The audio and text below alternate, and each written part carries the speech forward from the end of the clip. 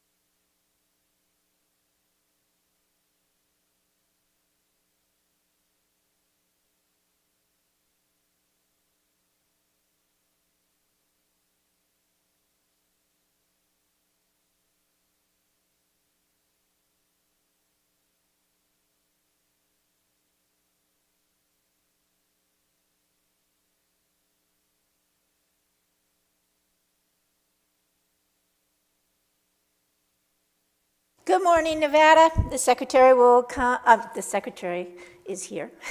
The Senate will come to order, and the secretary, if you could please call the roll. Senator Brooks. Here. Senator Cancella. Here. Senator Canizaro. Here. Senator Dennis. Senator Dondero Loop. Senator Ganser. Senator Goicoechea. Here. Senator Hammond. Senator Hansen. Senator Hardy. Senator Harris. Senator Kiekhaefer. Senator Orenshaw. Senator Parks. Senator Pickard. Senator Ratty. Senator Scheibel. Senator Settlemyre. Senator Spearman. Senator Washington. Senator Woodhouse. Thank you. Let the record reflect there are 21 senators present. Can we please rise for the invocation by Senator Joseph Hardy, please?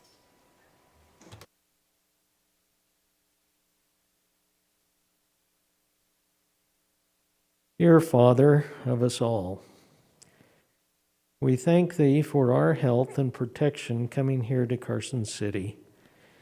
We are grateful for the trust that our constituents have placed in us as we humbly approach Thee in prayer. The problems we face were known by Thee before they occurred. We have hope and faith that Thou, who knowest the future, can show us mercifully how to deal with these challenges. We ask humbly to help us find ways to help, lift, and give hope to so many who are anxious, afraid, depressed, and unjustly persecuted. We plead for literal blessings of answers to our collective and individual prayers. We are weak and Thou art mighty. Please help us to give hope to the hopeless. Sincerely, as electeds, appointeds, and state employees, we pray that we may be saved by and through the name and power of our Savior and Thy Son. Amen. Thank you, Senator Hardy. Please remain standing for the Pledge of Allegiance. I pledge allegiance to the flag of the United States of America and to the republic for which it stands, one nation, under God, indivisible, with liberty and justice for all. Thank you. You may be seated. Order of business number 3, reading and approval of the journal. By previous order of the Senate, the reading of the journal is dispensed with, and the President and Secretary are authorized to make the necessary corrections and additions. Order of business number 9. Motion, resolutions and notices. Senator Canizaro. Thank you, Madam President. I move that the news media personnel, as noted on the list distributed to each senator, be accepted and accredited as members of the press, that they be allowed to use the appropriate media facilities in the legislative building. Thank you. Senator Canizaro has made a motion. Are there any remarks? Hearing none, all those in favor signify by saying aye. Opposed, nay. Motion's carried. And that concludes order of business number 9 at this time. Thank you. Order of business number 10, introduction, first reading, and reference. Senator Canizaro. Senate Bill number 3, introduced by a Senate Committee of the Whole, revises provisions governing governmental financial administration. End of bill. Thank you. Senator Canizaro. Thank you, Madam President. I move that Senate Bill number 3 be referred to the Committee of the Whole. Thank you. Senator Canizaro has referred Senate Bill number 3 to the Committee of the Whole. Are there any objections to the referral? If not, so ordered. And that concludes order of business number 10. Thank you. Let's return to order of business number 9, motions, resolutions, and notices. Senator Canizaro. Thank you, Madam President. I move that the Senate resolve itself into a Committee of the Whole to consider presentations from our agenda as noted for the K through 12 education budget presentation and suggested adjustments. Thank you. Senator Canizaro has made a motion. Are there any remarks? Hearing none, all those in favor signify by saying aye. Opposed, nay. Motion's carried. We will go into a short recess. Thank you.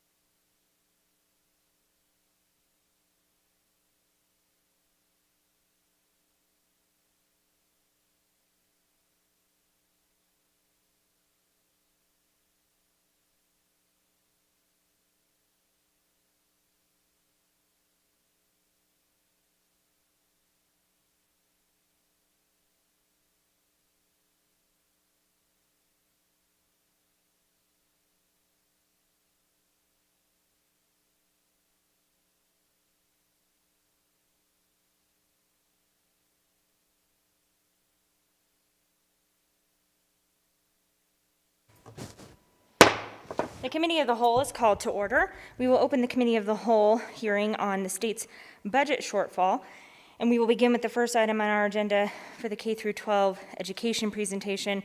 And we should be joined by our State Superintendent, Joan Ebert. And we will give them a moment to get up on the system. Good morning. Good morning. Thank you, Majority Leader Canizero, members of the Senate. For the record, my name is Joan Ebert. I'm the State Superintendent of Public Instruction. I'm also joined this morning by 3 Deputy Superintendents. Deputy Superintendent Gonzalez is in the Las Vegas office, and then in this room I have Heidi Hart as well as Dr. Jonathan Moore. You have the budget proposal in front of you, and the difficult decisions that you will make during this session are a direct result of the COVID-19 pandemic and our commitment to keeping the loss of life in Nevada as low as possible. The Nevada Department of Education was asked to identify $183 million in reductions for fiscal year 20 and 21. Last session, you passed Senate Bill 543, which created a pupil center funding plan. The goal was to increase equity, access, and transparency in our funding model and to bring in line with the realities of what today's students need. With your leadership, we are planning to pave a path toward a brighter future for Nevada's children during the 2021 session.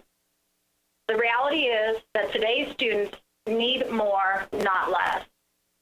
I still believe that we can create a brighter future, or I wouldn't be sitting here today. Reduced funding means we will have to think, spend, and plan differently than ever before. We need to leverage our collective capacity and resources to do what's best for students and educators in both the short and long term. I will share context about the decisions that were made and the priorities in Gorney School District, as well as Dr. Kristen McNeil, newly appointed superintendent of the Washoe County School District, and Director Rebecca Fiden, who is oversees the State Public Charter School Authority. They have also struggled through conversations, listened, and collaborated with each other to make difficult recommendations due to the circumstances caused by COVID-19. With this opportunity to address the full Senate at once, before I dig into the proposed budget reductions, I want to provide some context about this moment in time and what it means for public education in our state.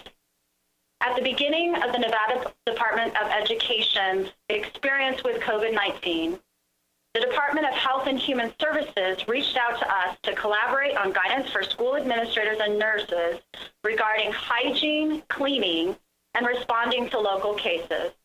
At that time, we had no idea that there was going to be school closures across the entire state and as well as the globe. The first guidance regarding COVID-19 was distributed to school districts on February 13th. 1 month later, on March 15th, I was on a call with the governor as well as superintendents discussing the options for statewide closure of school buildings. The health and safety of students, staff, and communities was top priority. The Department of Education immediately put into place a flexible approach for districts to offer what we called emergency programs of distance education.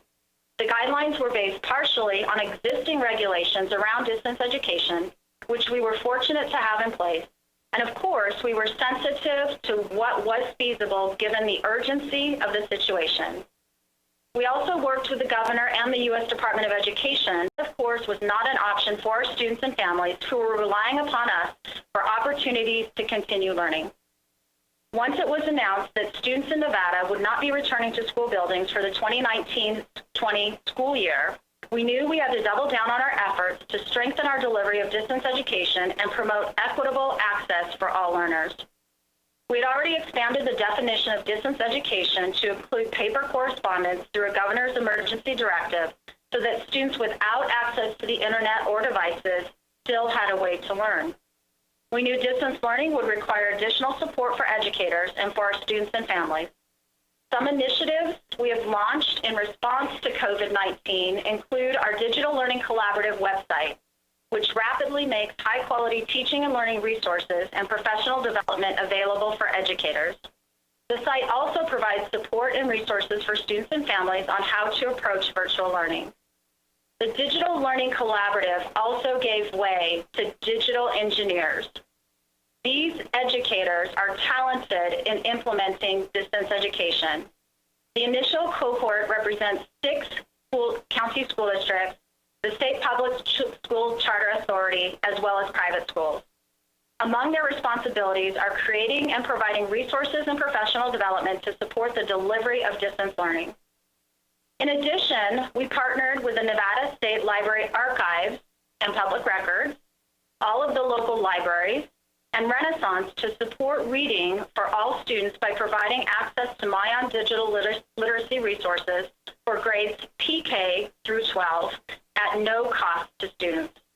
Through Mayan, students can access a library of thousands of digital books and age-appropriate news articles based on their reading level and preferences. And we've also been working alongside Director Brian Mitchell of the Governor's Office of Science, Innovation, and Technology to strategize on how to support schools and districts in continuing to expand access to the internet and devices across our state. In the midst of this very challenging time for students, families, and educators, our state is facing economic hardship, which is what brings us all together for this special session. The task before all of us as leaders is to make the best of an extremely difficult situation. Once it was clear that budget reductions would be necessary, I worked in close partnership with all 17 school superintendents, as well as the State Public Charter School Authority, to identify and prioritize these recommendations. Our methodology is as follows. We focused on limiting impact and promoting equity to whatever extent possible. We began by identifying and reverting unspent funds from fiscal year 20. Recognizing the significant work to provide continuity of education, we wanted to preserve the department's capacity.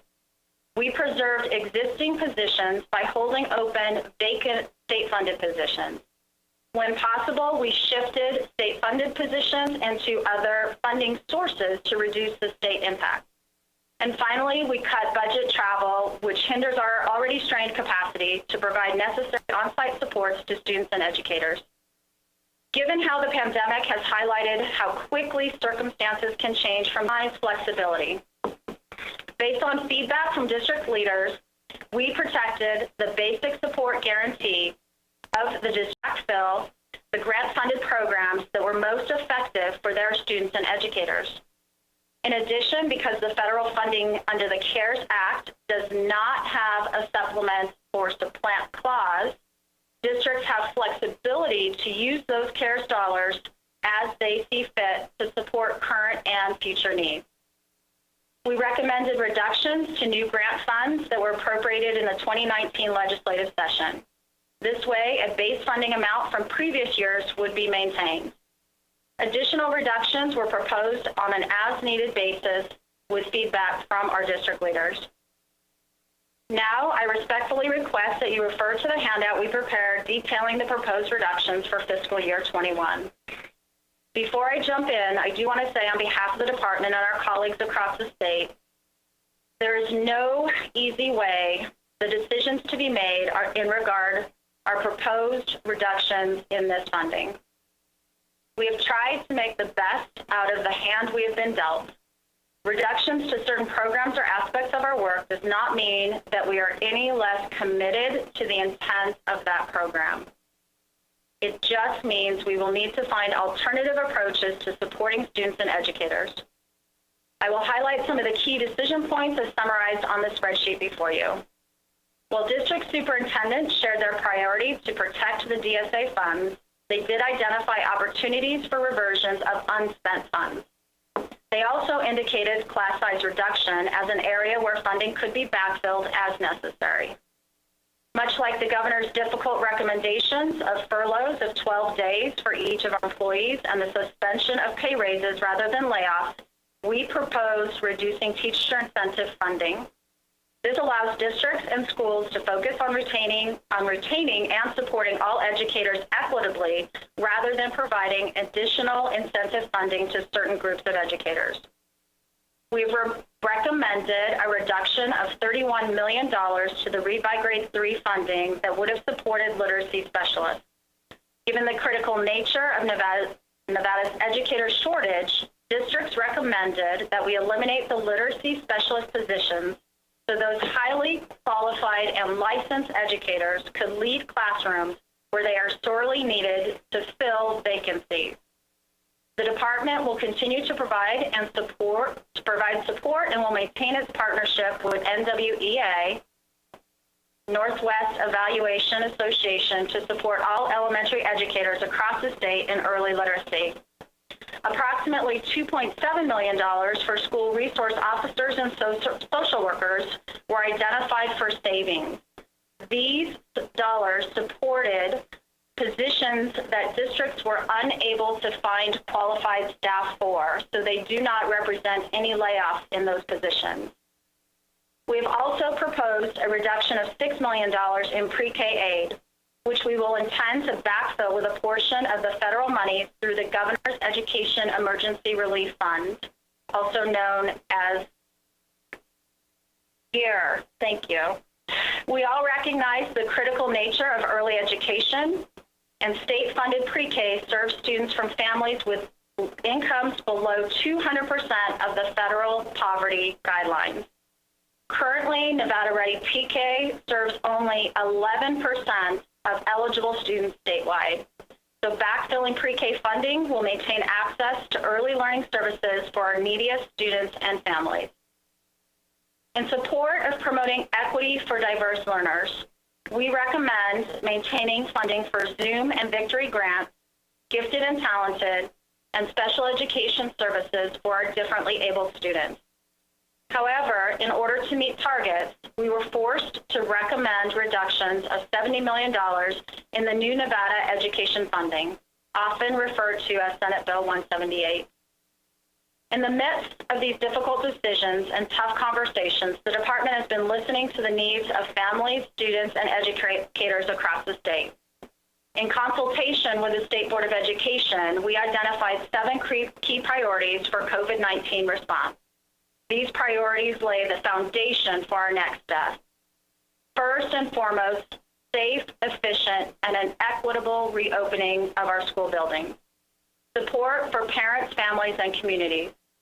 Social emotional support for students and our educators. Access to high-quality professional development, high-quality instructional materials, as well as technological capacity for our educators, students, and families, and adult education and workforce development opportunities. These priorities will also guide the awarding of any competitive funding in the short term. Under the CARES Act, Nevada received $117 million in the Elementary Secondary School Emergency Relief Fund, or ESSER funding. ESSER funding provides school districts and charter schools with emergency relief funds to address the impact of COVID-19. I'm pleased to let all of you know that those dollars are available to school districts as we sit here today. Federal guidance requires that we allocate 90% of the ESSER funds to districts and charter schools according to fiscal year 2019 Title I methodology, which amounts to approximately $105 million. Eureka County School District is the only school district that does not receive these ESSER allocational funds because they currently do not receive any Title I Part A funding. NDE recently released the request for applications for the 10% set aside of the ESSER application for statewide. That's approximately $11 million. This funding opportunity is for eligible entities to apply for funds to support high-quality professional development, high-quality instructional materials, and wraparound services to support students, families, and communities in the wake of COVID-19. All of these funds must be expended by September 30th, 2022. Districts and charter schools have significant flexibility in the use of these funds, including educational technology and connectivity, summer learning and after-school activities, addressing the needs of diverse learners, social emotional learning and support, and professional learning for our educators. Also under the CARES Act, Governor Sisolak and the state of Nevada received more than $26 million in the Governor's Emergency Education Relief Fund. GEAR funds are able to support educational institutions with emergency assistance in response to COVID-19. Under the governor's leadership, the department anticipates allocating $9.4 million to support school districts and charter schools with purchasing devices and connectivity, $4.6 million in support of the Nevada Ready Pre-K, $4.6 million in support of implementation of a statewide learning management system, $2.2 million in support of implementation of high-quality digital content across the state, and $5 million in support of a Nevada Educator Corps. We will continue to work closely with the governor's office and district and school leaders to assess and respond to emerging needs. Before I turn it over to my colleagues, I want to address the future of our public education system more generally. A lot of people now are referring to COVID-19 as the new normal. And what we need to recognize is that this is not normal. It's not normal for us to be able to hug our grandparents.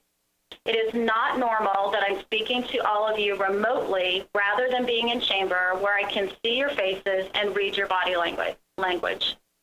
And it is not normal that public education is supposed to be the great equalizer and now contributing to greater gaps between students because of a problem that in many ways is outside of our control, and the digital divide. We need to get comfortable with this discomfort because we don't know when it will end. What I've been asking my team at the Nevada Department of Education to do is to focus on what is suddenly possible and absolutely necessary. At this moment, we need to promote equity for every single child. So what is suddenly possible? We've created an urgency for telecommunication providers to expand affordable access to families in need. That is just one example of business partners who are more motivated than ever to contribute to the future of education. We can find areas of opportunity to create flexibility in our policies and change how we think about accountability. For example, I've been a long proponent of competency-based education. We need to take advantage of this moment to implement new approaches to teaching and learning that will better prepare our students for their lifelong success. What is absolutely necessary? We need to provide our educators with professional learning experiences that can be immediately applied to their practice. They need just-in-time learning so they can adapt alongside their students. We need to engage our families consistently and in new ways. We can't just inform them, we need to involve them. Parents are not replacements for educators, but last spring they were our eyes and ears. If we expect parents to communicate with us, we need to invite them into our work early and often. Amidst this public health crisis, which created our current economic crisis, we are also having a national conversation about race and equity. As educators, it is our job to turn this into a teachable moment for our students and to lead. We need to fight for equity, we need to celebrate our diversity, and we need to lead with love. Focusing on equity means that we don't refer to achievement gaps, we talk about opportunity gaps. Opportunity gaps refer to the ways in which race, ethnicity, socioeconomic status, English proficiency, or other factors contribute to lower educational aspirations, achievement, and attainment for certain students. In today's circumstances, we are not talking about a loss of learning for our students during school building closures, but rather the need for additional support. Our students haven't lost anything. They were not given the opportunity and tools to learn. We recognize and must address that not every student has the same access to at-home support or means, like reliable food sources or stable housing. In distance education, that includes a lack of internet access or devices that can be used for learning. Some of this is about language, and language matters. Our children and their families are listening, and we need to lead the way and be mindful about how we tell the story of this moment and the opportunity it provides.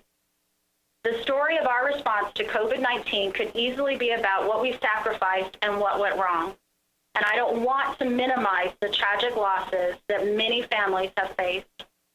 At this same time, this is a turning point in education, the time to focus on what's suddenly possible for the future. If we don't stand up in this moment of uncertainty and light the way with innovative changes that expand equity and inclusivity, then we are selling ourselves short as well as our students. Thank you. With the majority leader's permission, I would like to turn the time over to our district leaders to share comments, starting with Dr. Summer Stevens from Churchill County School District. Yes, please proceed. Thank you. Good morning, Madam Chair and the senators. For the record, I'm Summer Stevens. I'm the superintendent of Churchill County School District and the current vice president of the Nevada Association of School Superintendents. This association is comprised of all 17 school districts, and meetings are held on a monthly basis. The meetings are also attended by the State Charter School Authority. Since the events that began in March of this year, our group has met at least once per week, if not 2 or 3 times a week, to address issues collectively across the state regarding the closures, the financial impacts, and other pressing issues. We want to ensure that you understand where we stand on the reductions being presented today. This plan presented is a plan that our entire group of superintendents and the State Charter School Authority developed collaboratively alongside the Nevada Department of Education Superintendent Ebert and her team. This work, which occurred as part of the ongoing collaborative during the closure, was taken extremely seriously by the school districts. The collective group on more than one considered, as well as our district hearing from our own staff regarding concerns we might have, insights related to the proposed cut, and the impacts that we would individually face as districts. I want to note that this same process was used earlier in the spring with all of us and the Charter School Authority to work on what Superintendent Ebert talked about in terms of those reversions to cover the fiscal year 20 shortfall. In that instance as well, we worked together as a team to bridge the gap. The district leaders in this state have had to make extremely difficult choices. As you look at some of these cuts here, many of you worked tirelessly to bring programs to life, and now you may see them in these cuts being proposed. They are valuable programs, and we absolutely agree with that. They have helped Nevada's students significantly. In this time of severe financial constraints, the superintendents and the Charter School Authority have had to be very strategic in their reductions and ensure that we have the funds available to ensure what does take place in the 2021 school year, and it's best that we can provide for every single child in Nevada. We look forward to the future to find ways to once again build up the financial opportunities so that these programs can return, so that we are able to provide the numerous experiences to children that these programs were supporting. And we see these cuts as temporary, absolutely temporary, and we want to reinstate the budget as soon as possible. But more importantly, we want to continue to work on our budgets locally once the decisions are made to use what funds we do have to ensure that the students that are impacted by these program cuts are at the top of our list and prioritized. For the district leaders and the boards of trustees, flexibility is the key. We must be agile, and we have to be able to pivot very quickly in these times.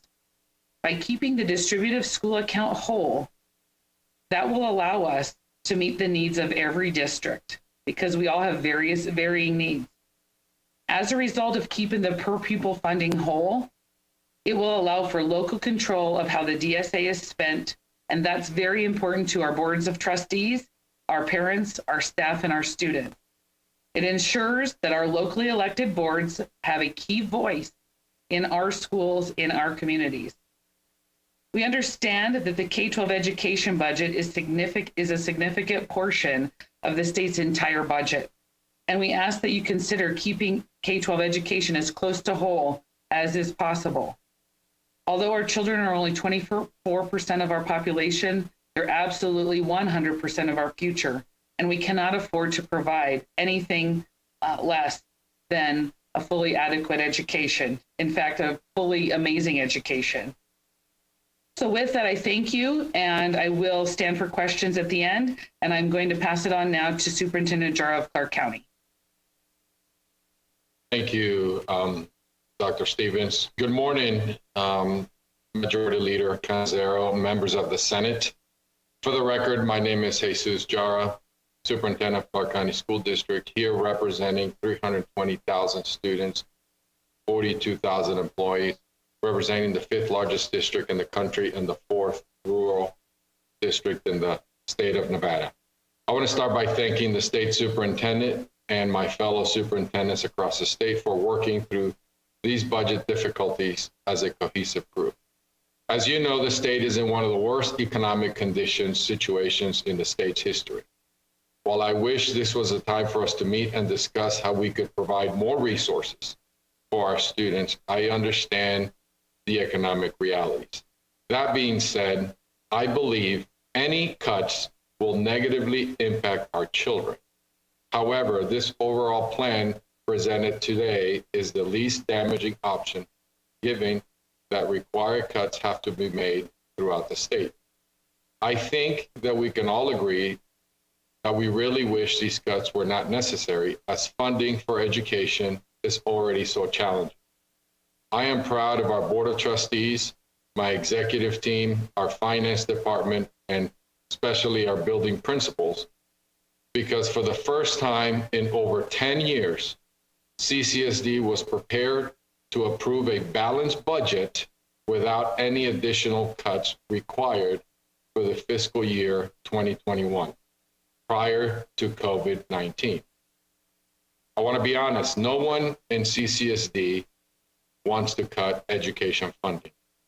I appreciate that there has been no cuts to the distributed schools account, because as we all know, that CCSD, look at our data, our children here in Clark County that represent 70% of the state have been under-resourced for decades, and our educators have been struggling to provide a quality education for all students due to the lack of equitable funding. And now COVID-19 has exploited the inequities that we already knew existed in our school. So I appreciate the State Superintendent for Public Instruction highlighting the pupil center funding formula as one of the goals to improve equity and access for all students, especially our children in Clark County. I would potentially support programs like this through our general operating budget.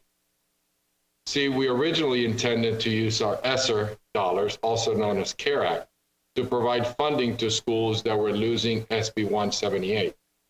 However, the greater need to implement a comprehensive distance education program under Nevada's Path Forward has required us to reallocate funding so that schools can reopen in the fall with the tools required to open safely for our students and our teachers. Another significant cut for CCSD is read by grade 3. In the 2020-21 school year budget, we have budgeted approximately 160 positions in schools, helping to ensure that students are really beneficial for our children.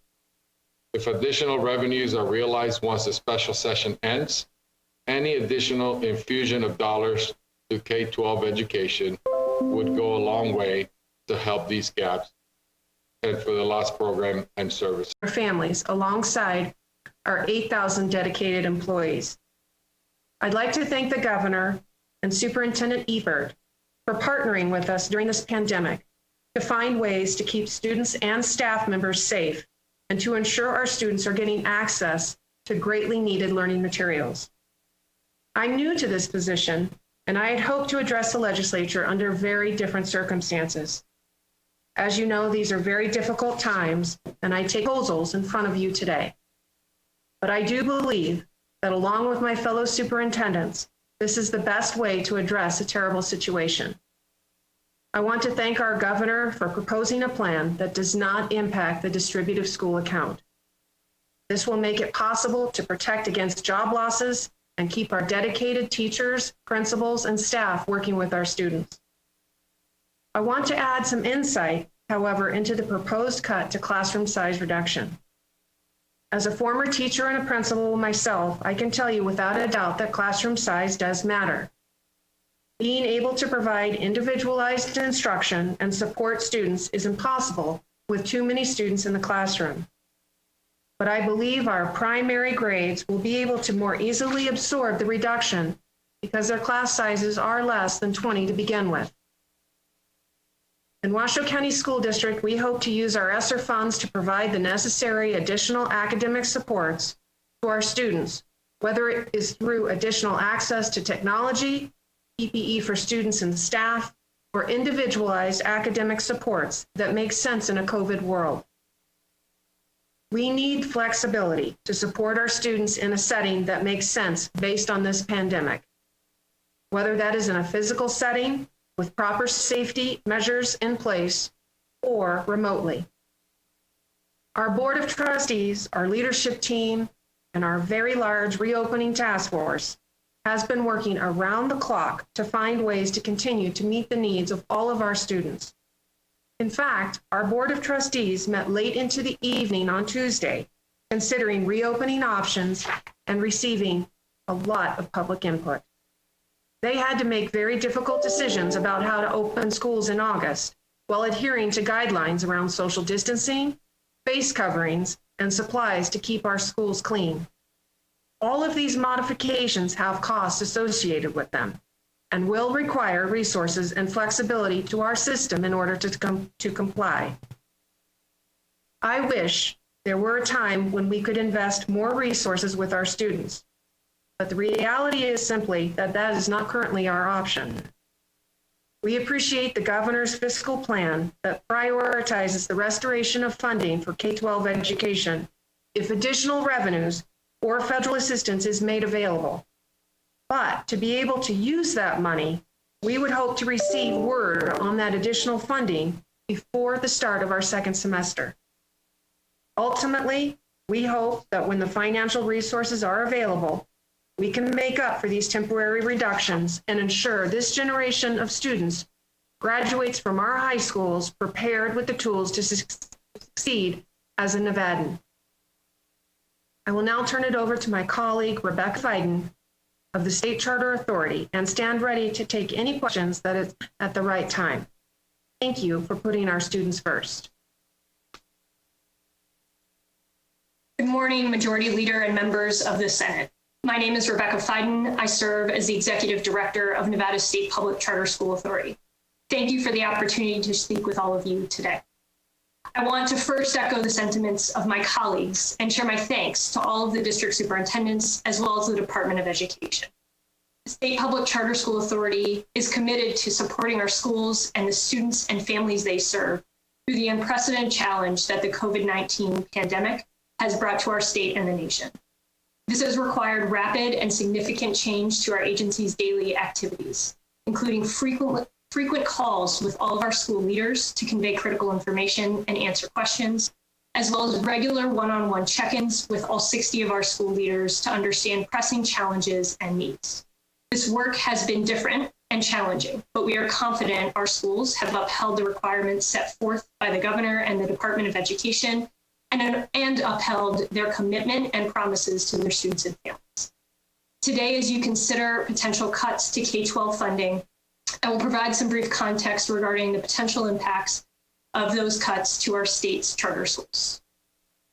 As you know, charter schools are funded through the same formula as our school districts. They receive per pupil allocations based on the county in which their students reside.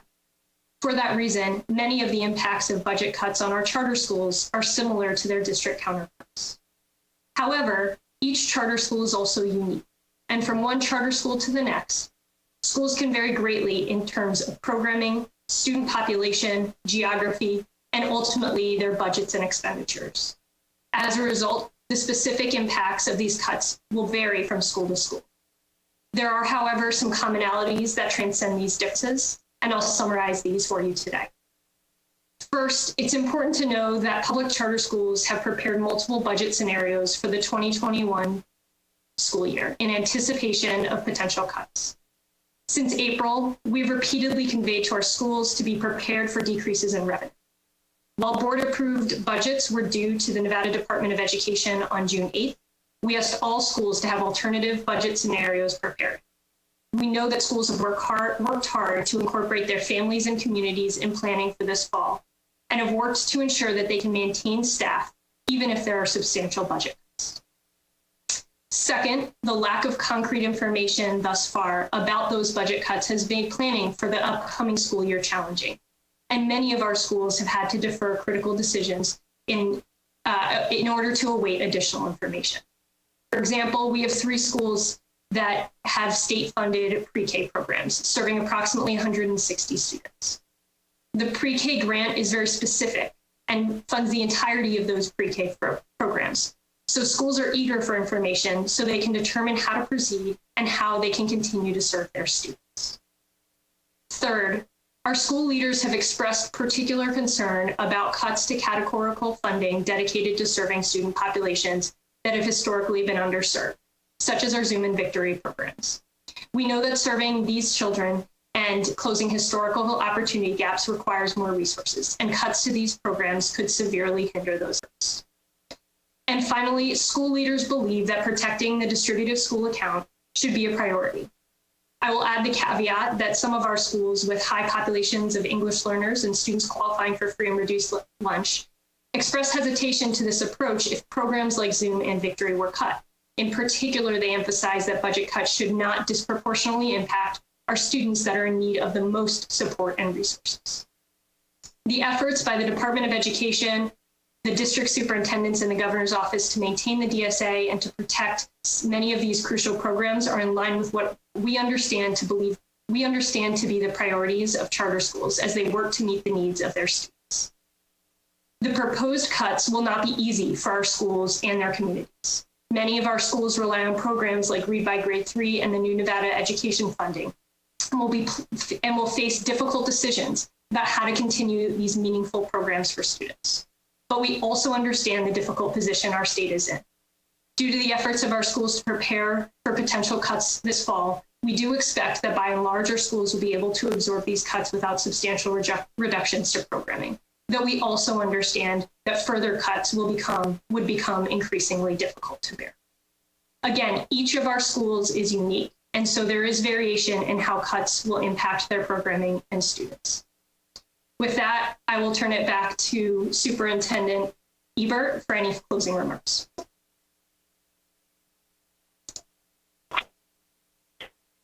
Thank you, Majority Leader. That ends our presentation, and we stand ready to answer questions of you in the Senate. Great, thank you. We will go ahead and move to questions from the committee, and we will begin with Senator Woodhouse.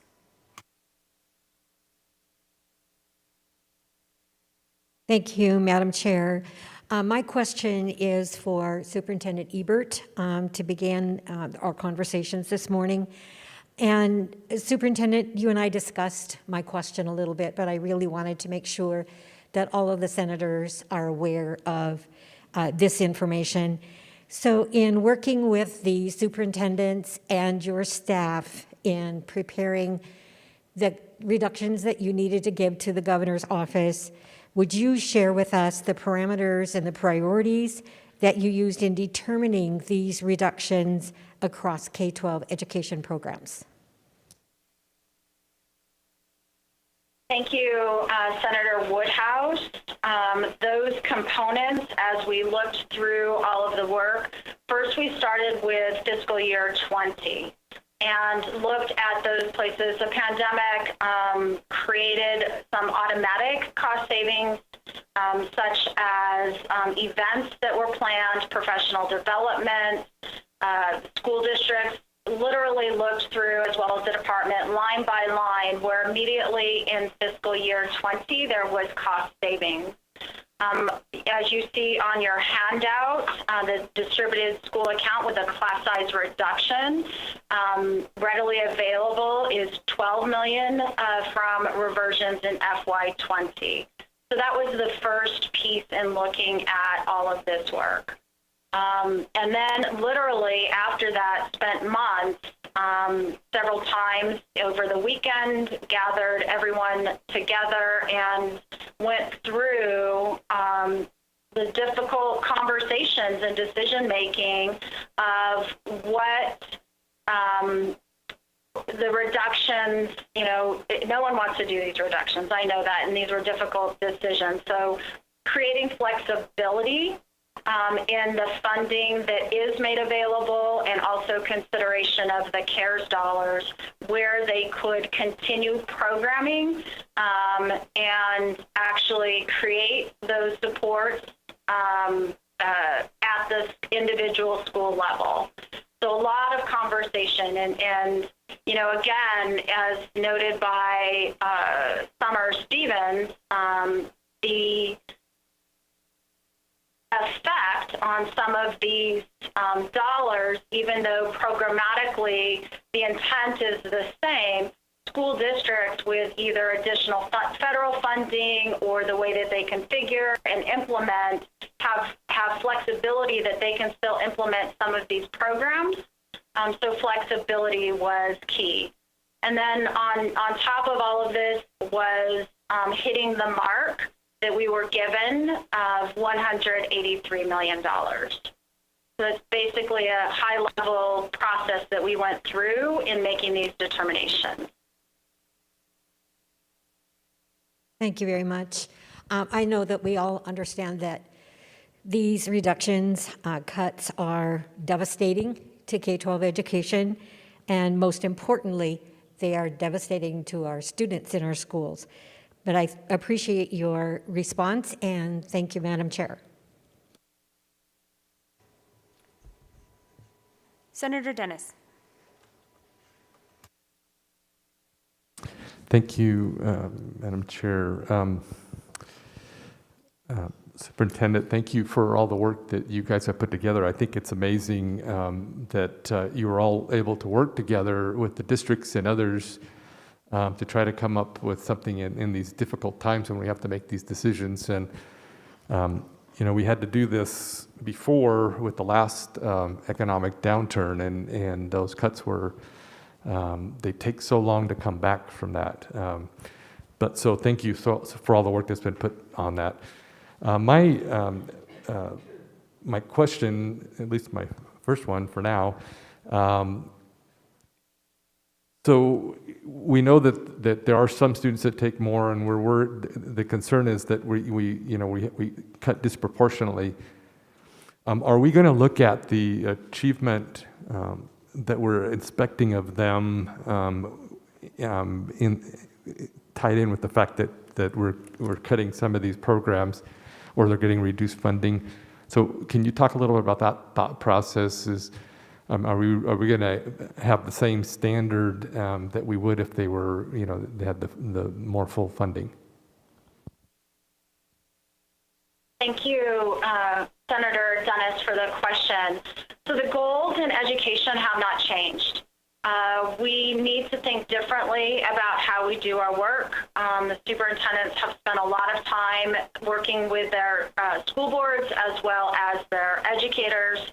I will tell you, it's not a matter of doing more with less. Our teachers, our educators, our support staff work extremely hard. I know you know that. They work long hours, and so how do we do our business differently with maintaining our expectations during this time? And when you add the expertise of an educator, you know the expectations that we want our students to have and know be able to do.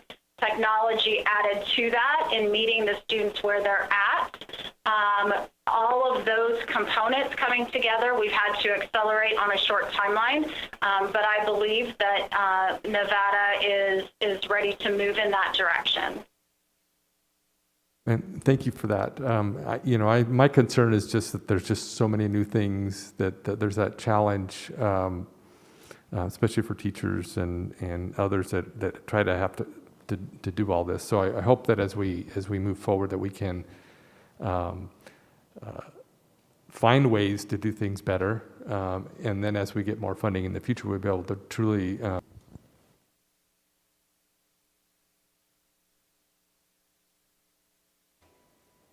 Senator Ornshaw. Thank you very much, Madam Chair. And my question for Superintendent Ebert or Superintendent Jara, whoever would like to answer it. I'm looking at page 3 of the handout. At the bottom of page 3, the funding for the new Nevada Education Funding Plan, and that comes from Senate Bill 178 from the 2017 session that my colleague Senator Dennis, Senator Woodhouse, and our late colleague Assemblyman Thompson and Assemblyman Diaz co-sponsored, trying to ensure more equity in our funding system, especially for English learners and kids in challenged schools. And I'm just wondering if that's eliminated, do you think there's any other way to try to help these kids who are benefiting from the hard work of the fruits of Senate Bill 178, trying to help pull them up? Thank you, Senator, for the question, and thank you, too, for recognizing all of your colleagues that supported Senate Bill 178. How it plays out specifically into school districts, I think you're absolutely right to be able to ask our leaders. You can start with Superintendent Jara, and all the other leaders are I know, prepared to answer how they will each approach this devastating reduction. Good morning, Superintendent Jara. For the record, it's a great question. As I mentioned in my opening remarks, Senator, one of the things that we're planning here, I do have a budget task force with our building principals here. So our current thinking is once we get a final budget number from the state and from the legislature, we are going to call our building principals in and have a conversation around our operating and general operating budget to be able to address the needs. You're absolutely correct. The funding for the SB 178 is critical for our children, so that is going to be one of our priorities here as a school system. We have some ways to do that here, but I'm going to rely on the leadership of our building principals to make sure that we provide some immediate support. And if I can go back to the comments made, our thinking when we went through the process, Senator Dennis, was that some of the requirements would go away with some of the grant funding that was in the cuts. So we do appreciate the flexibility as a school system, and as the superintendent, we are committed to do the right thing for our most vulnerable students. And this is Summer Stevens for the record. Here in Churchill, we've been working really hard to actually incorporate, which that anytime a grant's around, right, that's your goal, is to figure out what you're going to stop doing so that you can incorporate the best practices that you learn from the grant opportunities. So we had already been working on that to make sure we could embed the kinds of supports for our learners that we needed at the general fund level. Not quite there yet, but as Dr. Jara indicated, in Clark County, we are going to do very similar things where we are going to prioritize, once we know the actual cuts and where we stand on some funding, reconvening our folks so that we can prioritize and ensure that those slots are filled, as I stated earlier, to ensure that our kids that are at risk, that need the most supports, that we are providing that with the scale and the options that we have with the funds available. Thank you. This is Kristen McNeil in Washoe, and I concur absolutely with all of my colleagues as far as the possible loss of 178 funding. We're standing ready to get what our budget figures would be, reassessing what the situation would be. And in Washoe, much of that funding was for intervention strategies, used for stipends, after school types of activities, interventions during the day. We did not have many positions within SB 178 However, those intervention strategies are extremely important to make sure that our students are reaching their academic progress. Thank you. I appreciate the answers. I appreciate everything you're trying to do to help those children. I hate to see these cuts being made. Thank you, Madam Chair. Senator Hardy. Thank you, Madam Chair. This is for Superintendent Jara. I may have heard or misheard 160 positions with Read by 3, and then trying to find places for them in classrooms by redefining them as educators. How does that work? Is that something to do with the rainy day fund, for instance, that the locals have had, the local schools have had of unspent local funding, that obviously they would like to continue to be able to be rewarded for their foresight? Is that, I guess it's a multi-phase question, and teach me. Thank you. Superintendent Jara, for the record, Senator Hardy, great question. Basically under the 160 positions that we had allocated under Read by Grade 3 is working with our great principals in our schools that will be able to determine, as you know, what they do have some of their money, as we have, at least since I've been here, my CFO's been here, we've always guaranteed our principals that that's money that they will be able to utilize not only to balance their budget, but to serve their community.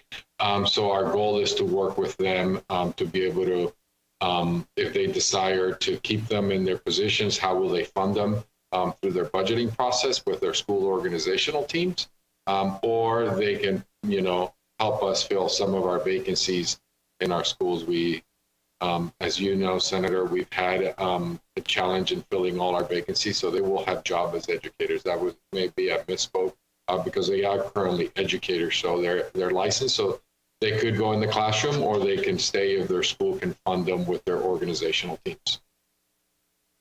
So your intention is not to take away the local funding that they've been saving up for this rainy day situation?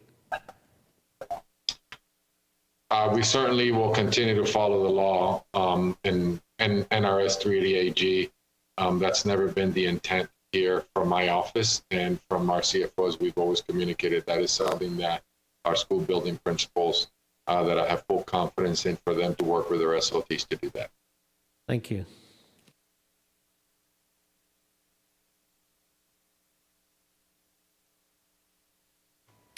Senator Rondero Loop. Thank you, Madam Chair. I have several questions, but I'll start with the first one, and that is, I know that some of the superintendents talked a little bit about your ESSER money, but could you isolate that information out and each one of you tell us what you plan to do with that money when you receive it?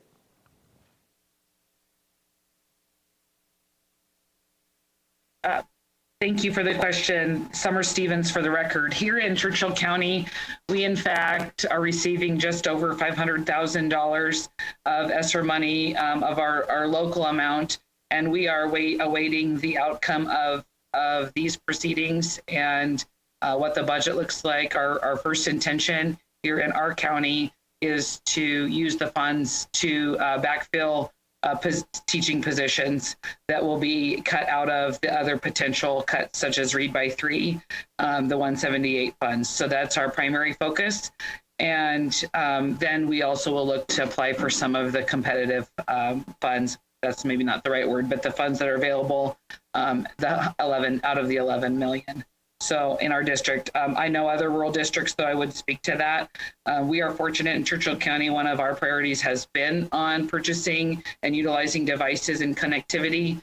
So if you were looking at our district, that we have approximately 3,500 students that we have one-to-one devices for, we know that for sure across rurals, they're looking at least the purchase of at least 3,500 devices plus replacement devices to try to get them up to speed. So they, in fact, may be using some of their ESSER funds for the purchase of technology. Thank you. So, Senator, Superintendent Jara, for the record, currently our projections in our budget proposal for our reopening additional Chromebooks, we still need about 96,000 Chromebooks to the tune of 28 million. Software for Chromebooks for lost and theft, about 1.7 million. Part of learning management support licenses, about 1.4 million. Professional learning for our educators, about 3 million for substitute costs, and professional employees. Instructional material resources, around 10 million. We're looking at Nevada Learning Academy for our teachers to create content for elementary, around 1 million. We are also our PPEs, our masks for our students and our employees to the tune of around 15 million. We do have some additional costs in transportation, cleaning supplies that we're going to look for in FEMA or come out of our general fund. And so we are basically, the costs that we have, it's more than we are projected to receive from the federal government, which is around $84 million. So very tough decisions to make here, but we're prioritizing equity to make sure that all children, as you know, Senator, our connectivity and access to technology here is something that, as I mentioned in my opening remarks, have been exploited by COVID. And I think we have some tough decisions and prioritize. We'll have that conversation with the Board of Trustees this evening as we move forward to hopefully open up our schools in the fall. This is Kristen McNeil in Washoe County. And for Washoe County, we're receiving approximately $9 million of ESSERS funding, and we have prioritized that around PPE, including facial coverings, as well as hand sanitizer, cleaning supplies for all of our schools, Wi-Fi hotspots. We've ordered approximately 3,500 Wi-Fi hotspots.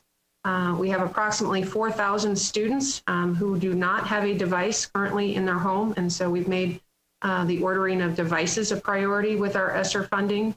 And then any other additional funding for ESSERS we will be using for academic and instructional supports and curriculum. Thank you very much. This is Rebecca Fiden with the State Public Charter School Authority. My apologies. The State Public Charter School Authority received approximately $4 million in ESSER funds. The majority of those were allocated directly to our schools on a per pupil basis, with a slight weighting for students that qualify for free and reduced price lunch. We additionally reserved a small portion of those dollars that may be allocated to fill specific grant gaps that may be created by budget cuts. We were particularly concerned about the pre-K grant as one example, that we reserved some dollars that we may then directly allocate to fill gaps created by budget cuts.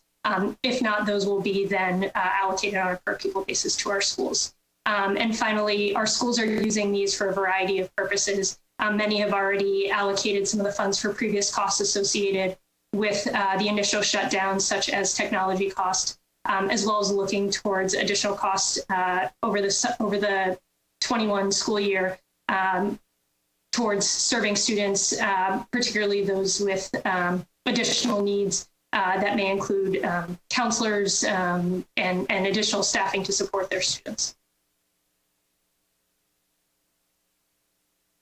Thank you very much. I guess an additional question, and this is just yes or no, from each of you. Have any of you received any outside community or business donations to help defray some of the costs with our technology that we need? This is Kristen McNeil from Washoe County. Thank you for the question, Senator. We have our nonprofits as well as Education Alliance. They've actually helped us to receive donations of computers. Many of our hotel and casinos, especially the Caranos, have donated thousands of keyboards, as well as communities and schools. So our nonprofits and our community has really stepped up to help us acquire additional devices, as well as AT&T Charter to help us with connectivity issues as well, and offering lower cost internet service for our families. Superintendent Jara, for the record, Senator, great question. Yes, we have received through the Public Ed Foundation donations that have come in from not only business community, but also from municipalities. And Dr. Summer Stevens, for the record, Churchill County, and in our community during the time of our closure, we have had great support from our city providing us with some hotspots for students, as well as our community-based, our county-based telecommunications company providing free internet during the closure in the spring to approximately 75 households. The concern moving forward, however, is that is not able to probably be sustained for the long term. So that's one of the considerations. You know, in the regular normal times of life, we use a lot of community-based hotspots. We could encourage kids to go to the library. People could use things in their neighborhood, in our parks where we have Wi-Fi. This is not the time to send people out to gather in other locations. So that's what we're thinking about moving forward, continuing the partnerships. And I can say our county has been very gracious in looking at their CARES dollars to look at the potential around a more countywide wireless access connectivity for a lot more people. So that's our partnerships at this time related to technology. This is Rebecca Feynman with the State Public Charter School Authority. We did not directly receive any donations of that type, though our schools may have. Primarily, some of our work has been to ensure access to some of the offerings that Cox has provided to low-income families, and we've worked to make sure that that information is accessible and that we've coordinated with them to ensure our schools have access to that offering as well. Thank you very much, and thank you all for your leadership during this most unusual time, and I will go back in the queue. Majority Leader. All right, thank you. Senator Pickard. Thank you, Madam Chair. And I want to echo my colleagues. I do not envy any of you in the positions you're in. These are always tough. Several of my questions were answered, so let me start with, I noticed in the budget we're canceling end of course exams. I know my colleague from District 2 spoke of measuring achievement. Can you explain, and I recognize we over-test our students generally anyway, but can you explain how we can assure that they're learning what they've been taught if we're canceling the end of course exams? Thank you, Senator Pickard. For the record, Superintendent Joan Ebert. What I would add to your comments is that we first look through what is required by the federal government. So you know that those pieces are part of equity, identifying, to your point, where our students are being successful and where they need additional assistance. So those components this last spring actually were waived. We don't know what will happen in the future, but we are having conversations of how that will play out in the spring. For the end of course exams, which you see here, they're actually state exams that we have administered. They're already in addition to what we administer for our college and career assessment, which is the ACT. So in this crisis, we felt that eliminating this assessment, knowing that we do have the ACT, that we still have metrics and have an understanding of how our children are progressing in education. Thank you. I appreciate that. And I hope that this will be a study in how we can reduce overall testing, which is both a burden on the students as well as the teachers.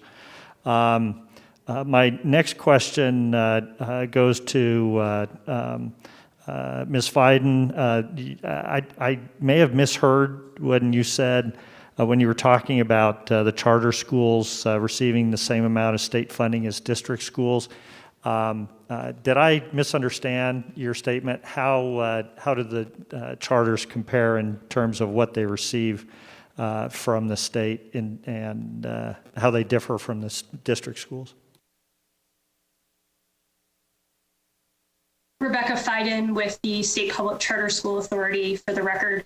Charter schools receive the same basic support guarantee as well as the DSA payment as our district counterparts. There are some variances when it comes to specific grants But many of the grants that the Department of Education releases or allocations from the legislature are also allocated to charter schools. So funding, while not exactly the same, the formula is generally comparable, and the funding is similar. All right, thank you. I appreciate that. And then finally, Dr. Jara, if you could expand a little bit on what we're doing in terms of the technology piece.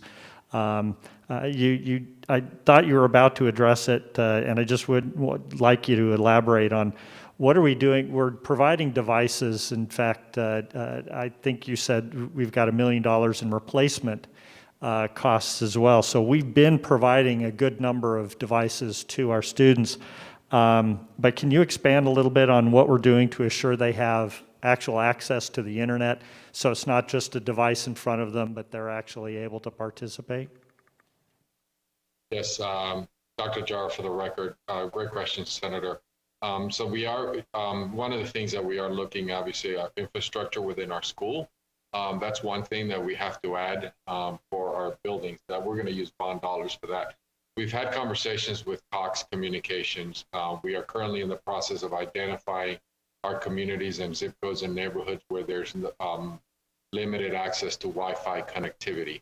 I know my board of trustees asked, and we will be bringing forward to the board what the cost would be for hotspots for our children. And so we'll be presenting that today. That I don't have the cost. It's about 27 million, I believe. Don't quote me specifically, Senator. But it's really around finding the connectivity for our children at home. So we have a multi-prong, I guess, approach. We're looking at what Cox Communication and other providers, and then also how we can help with either hotspots at a cost, because as part of the plan that we have to submit to the state, there's a requirement for that to happen. And I'll be candid with you and the members of this body that we don't have the funds, and hopefully the federal government allocates and passes the HEROES Act and more funding for our children, because that is a real issue on the connectivity for our kids. Thank you. I appreciate that. And I know that the district went so far as to provide mobile hotspots and things on a temporary basis in recognition of that critical missing link. So no, I appreciate the answer.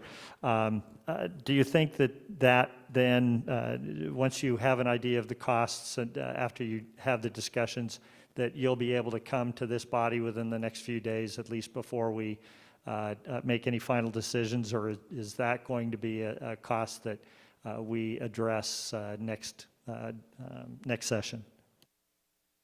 Dr. Jara, for the record, that's a great suggestion. We can most likely, we will presenting that to the board. I just don't have it in front of me tonight, so we can certainly get this to the body, to the Senate for possible deliberation. That would be greatly appreciated here at Clark County, and I know our families would really want supported as well. Sure, thank you, and thank you, Madam Chair. Senator Hansen. Thank you, Madam Chair. My question is actually to mainly the two superintendents for the two largest school districts, and that it revolves around the question of liability. Since the lawsuit was filed by the Culinary Union against the casino industry, there's been a wave of concern all across the state that any businesses that potentially could reopen face this huge potential liability. I'm just wondering how critical it is for the school districts to be able to get from our body, the legislature, some level of protection in some sort of a hold harmless type arrangement. Is that high priority to you guys? Is that a concern you have as far as the lawsuits go? Dr. Jara, for the record, Senator Hansen, that would be greatly appreciated from Clark County. Extremely concerned, and I appreciate the question. Yes. Superintendent McNeil, could you address it for Washoe County? Absolutely. Thank you very much for the question, Senator. We would absolutely be in full support of that. Obviously, the safety of our employees and our students is our #1 priority. And we would be in full support of that. So thank you for the question and thank you for the consideration of that. Okay, well, I just wondered how important it is for you guys to emphasize that to this body. I mean, is this something that you need right away? Is this something that you want to push off to February when we have a full session? Or is this something that, for cost purposes, especially with insurance and so forth for liability, is a high priority? It's critical for us to open schools, Senator. Yes.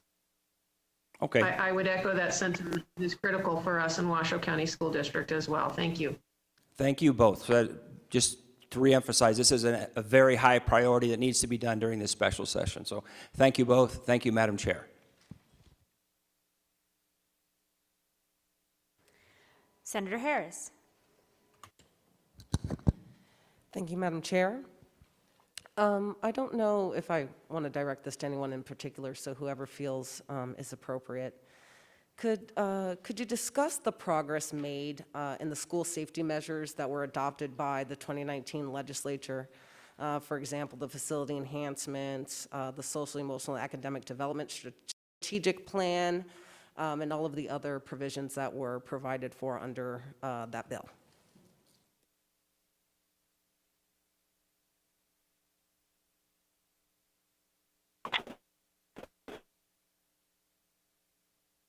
If I have to, we'll call on somebody. Superintendent Ebert, if you could start.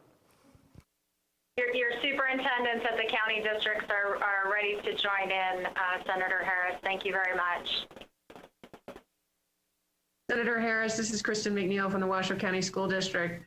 Thank you very much for the question. Our priority in the Washoe County School District has been for our safe school professionals, our social workers, and we do have those positions filled, and they have been extremely important for our schools to provide social emotional support for our students as well as for our staff members during this time. So thank you for the question.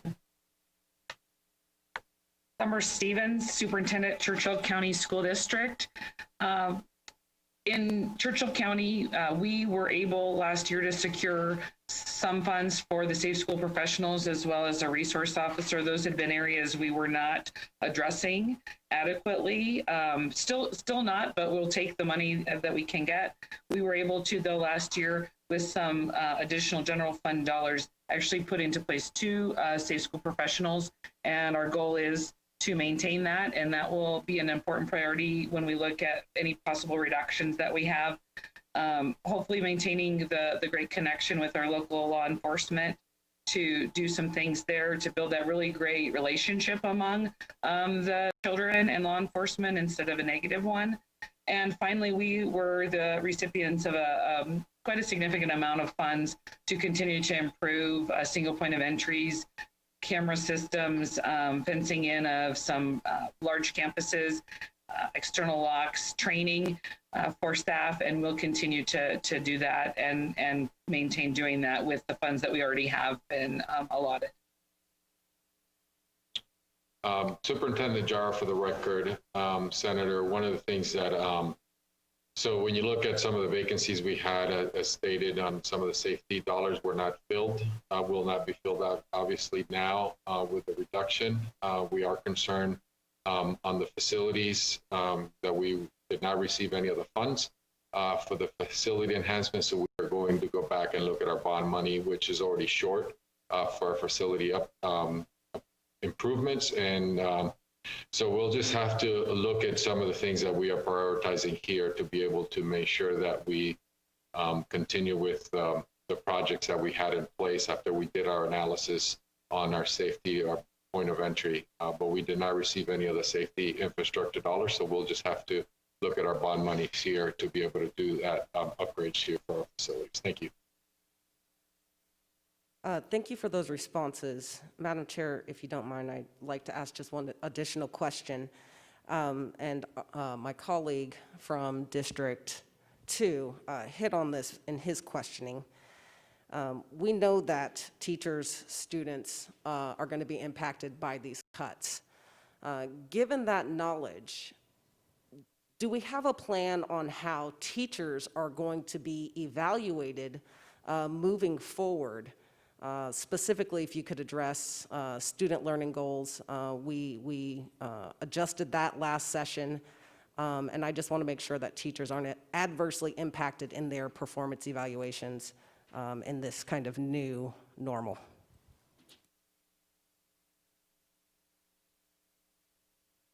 Thank you, Senator Harris.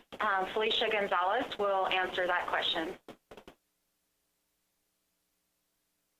Good morning. This is Felicia Gonzalez, Deputy Superintendent, Nevada Department of Education. For the record, for the evaluation of teachers, currently we, through the Teachers and Leaders Council, we have already convened a working group from educators across the state on how we can make adaptations to our current framework for evaluating teachers and administrators that are reflective of the types of environment that teachers may be teaching in. That includes a hybrid learning environment and full distance online learning environment. Once we have these recommendations, we will be presenting them to the district superintendents for review before they are pushed out. Thank you very much. Senator Scheibel. Thank you. I also have a couple questions if the chair will allow me.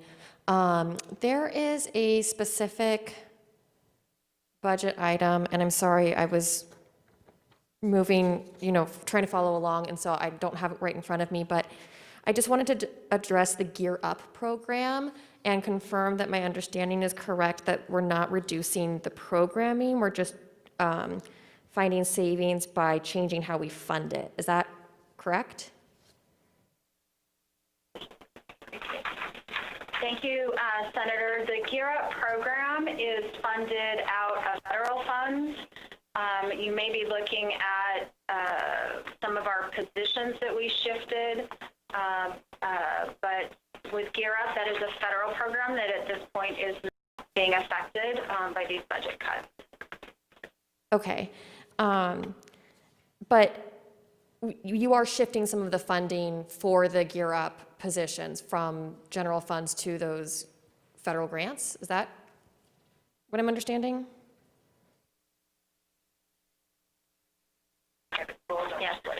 Yes, thank you, Senator. So what we're doing is taking a general fund position. We have a position vacant currently in the federal Gear Up program. So we're going to be taking a state-funded position partially and putting it into a partially into a federal funded position for cost savings. So generally, why aren't we doing that as a practice with every position that we can? Why does it take a review of the budget to recognize those areas where we can move people into federally funded positions instead of general fund positions?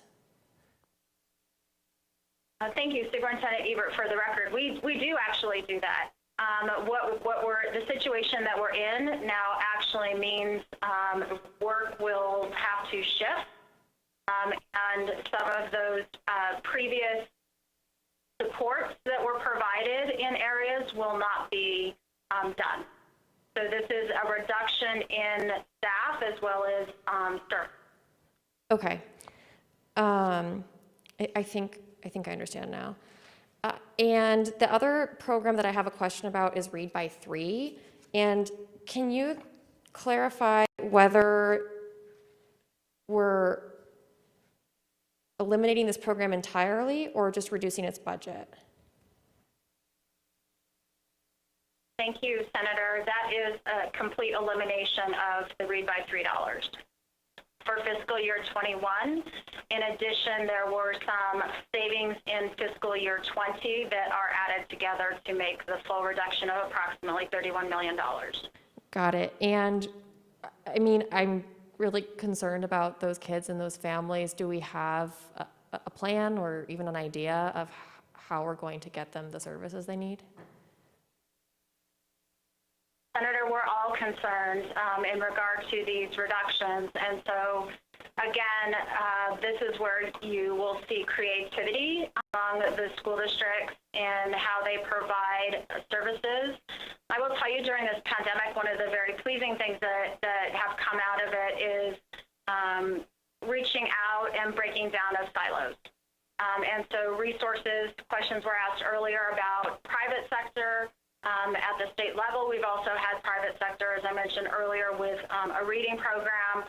And so, again, thinking differently about the work in this crisis, because we know that all of our students need to be served, but a budget reduction does mean that looking at things differently and how to reach those goals is a challenge.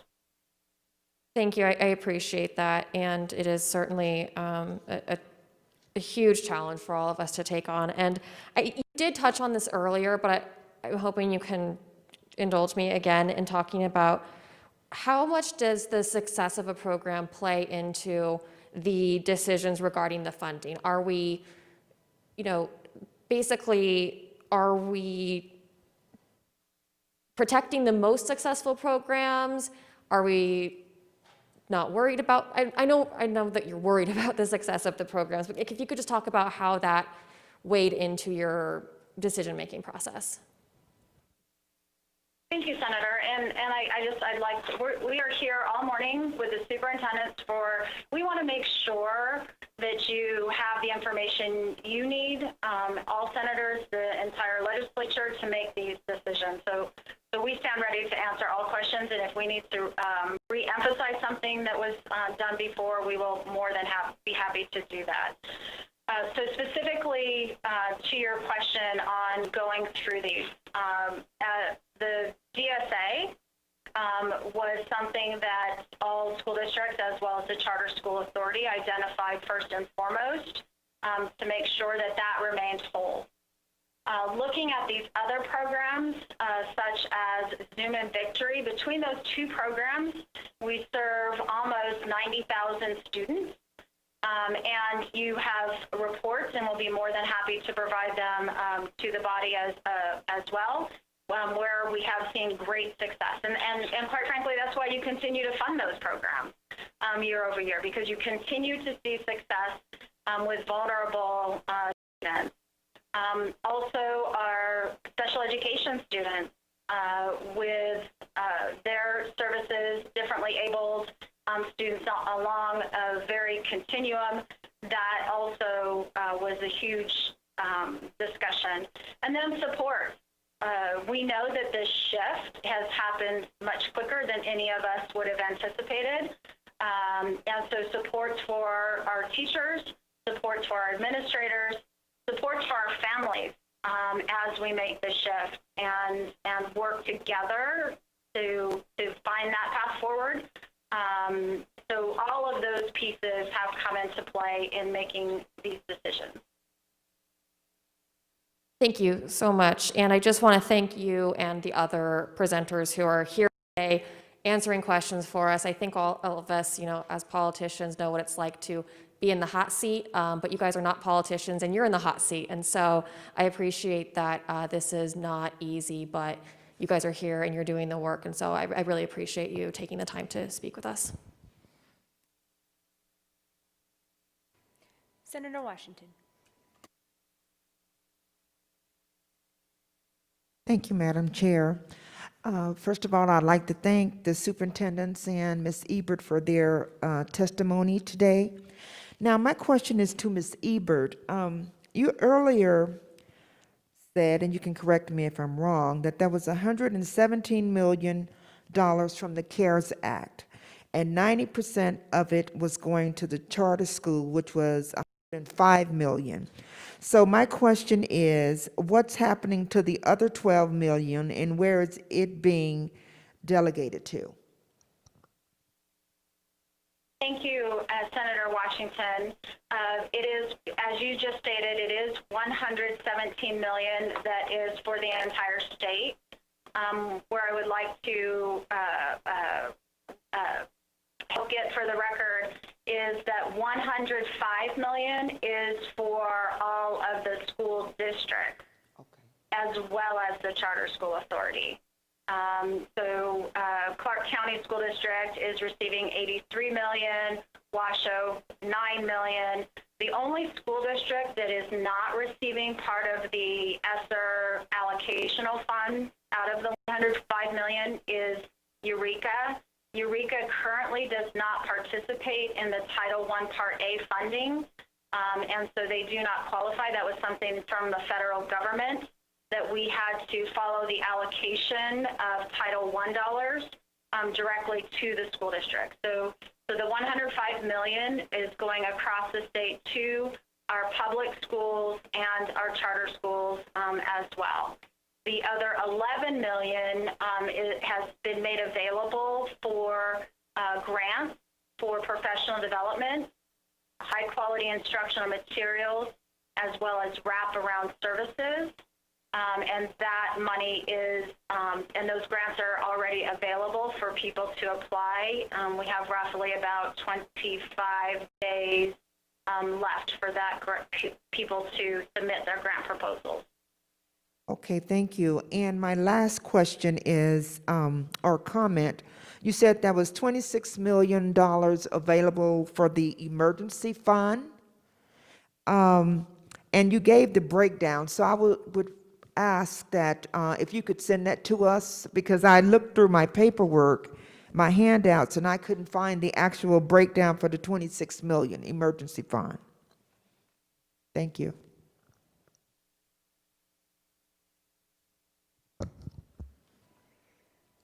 Thank you. Senator Spearman.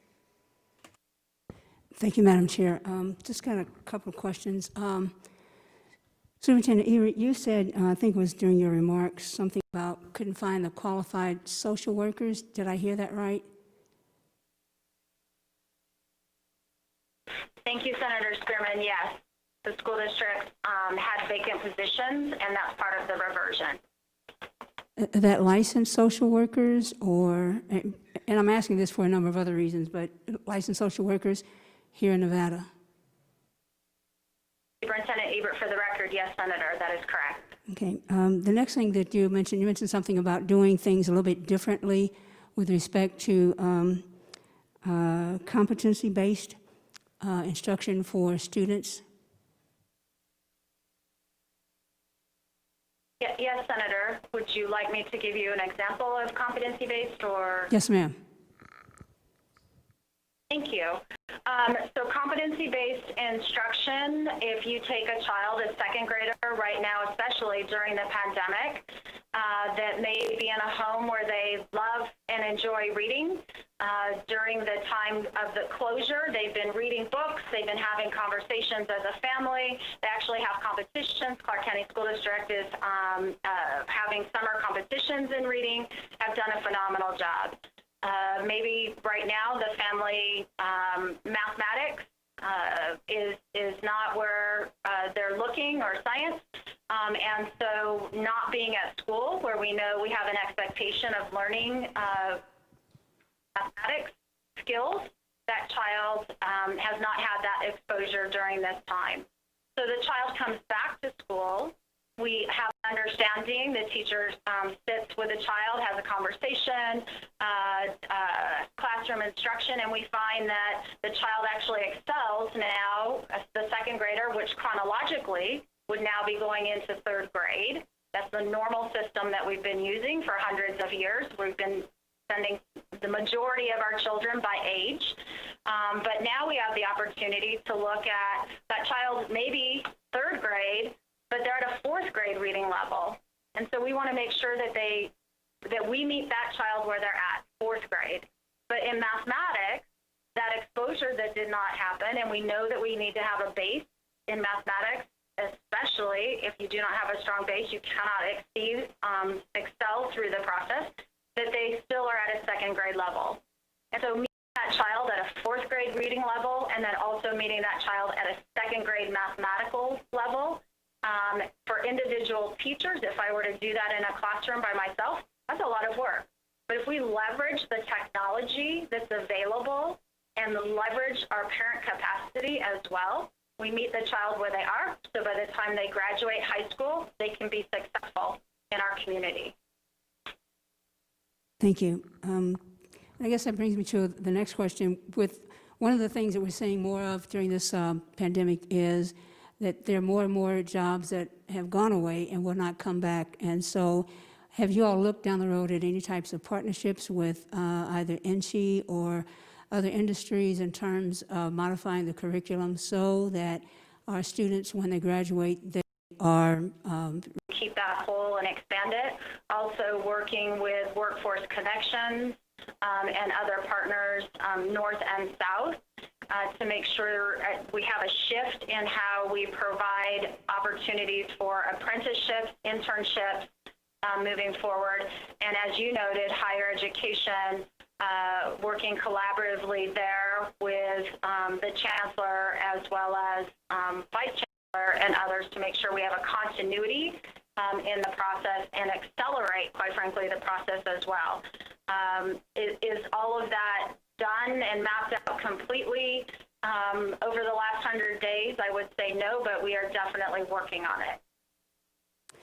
And then I want to shift gears for just a minute, and I want to go back to something one of my colleagues here from Southern Nevada about the, on page 3, the new Nevada Education Funding Plan.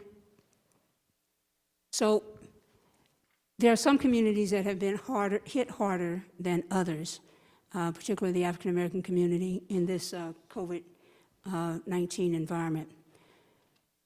One of the things that is happening is that more and more parents who are under stress of losing their jobs, there are a number of things that are happening in communities and in homes. So when we move forward to something, I don't want to go back to normal because normal wasn't that great, but I'm hoping we can move into something that will be better. But in a post-COVID environment, have you all looked at all at some of the effects, the PTSD, for example, that could be happening right now with our students? When we start talking about equity, children may start out at the same level, but depending upon their environment, that may accelerate their growth, and for some, it may impede their growth. So what are some of the things that you're looking at in terms of, and I'm thinking now, going back specifically to social workers, that you need to put in place, or we need to help you put in place, so that when students go back to school, the vicissitudes of this pandemic can be addressed and will not affect their ability to learn. And I'll go back to one of the bills that I had last session that really dealt with ACE, Adverse Childhood Experience, and it was a suicide prevention bill. Someone said to me a few weeks back, I think there were about 5 suicides. I haven't been able to determine whether those were students in the school district or whether they were people affiliated. But I'm thinking about the post-COVID environment. What do we need to have in place? What kind of building blocks, what kind of foundation do we need to have to make sure that there are wraparound services for emotional support for the students and for teachers and administrators? Thank you, Senator. For the record, Superintendent Ebert. As you were speaking, I will pull out first, any help that all of us need as we work through this. Working together is the only way we're all going to get through this, so thank you. A couple of notes that I took as you were speaking.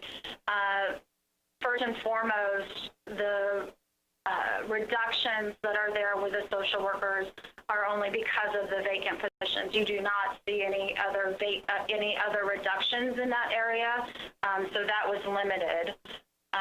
The social emotional supports, we have a phenomenal team, and I believe you worked with Director Christy Miguel, who leads with our Deputy Superintendent Gonzalez, and the social emotional learning. We as a state actually there's not a lot of things that we're at the top of the list of, but social emotional learning and multiple tiered systems of support, we have been working very hard as a state to make sure that it's integrated and breaking down of silos. I would give you Pershing County School District actually has been doing a phenomenal job. They've been working over the last 5 years in collaboration, the school district, the county, as well as the fire department, the families, and churches working in concert together and wrapping themselves around all of the children in need. As a whole, what I've done is asked that team specifically because of the numbers. As you noted, we know that these numbers are rising at a much higher rate than would have happened in February because of the pandemic.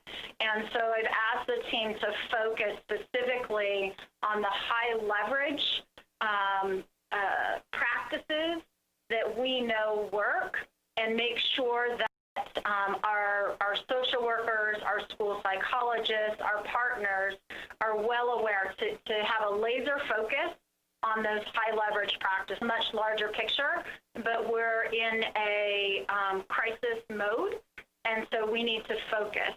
And that team is working on that. And what I would add finally to all of this is part of this shift, and the governor was gracious to allow myself as a state superintendent of public instruction to shift some instructional time to professional development.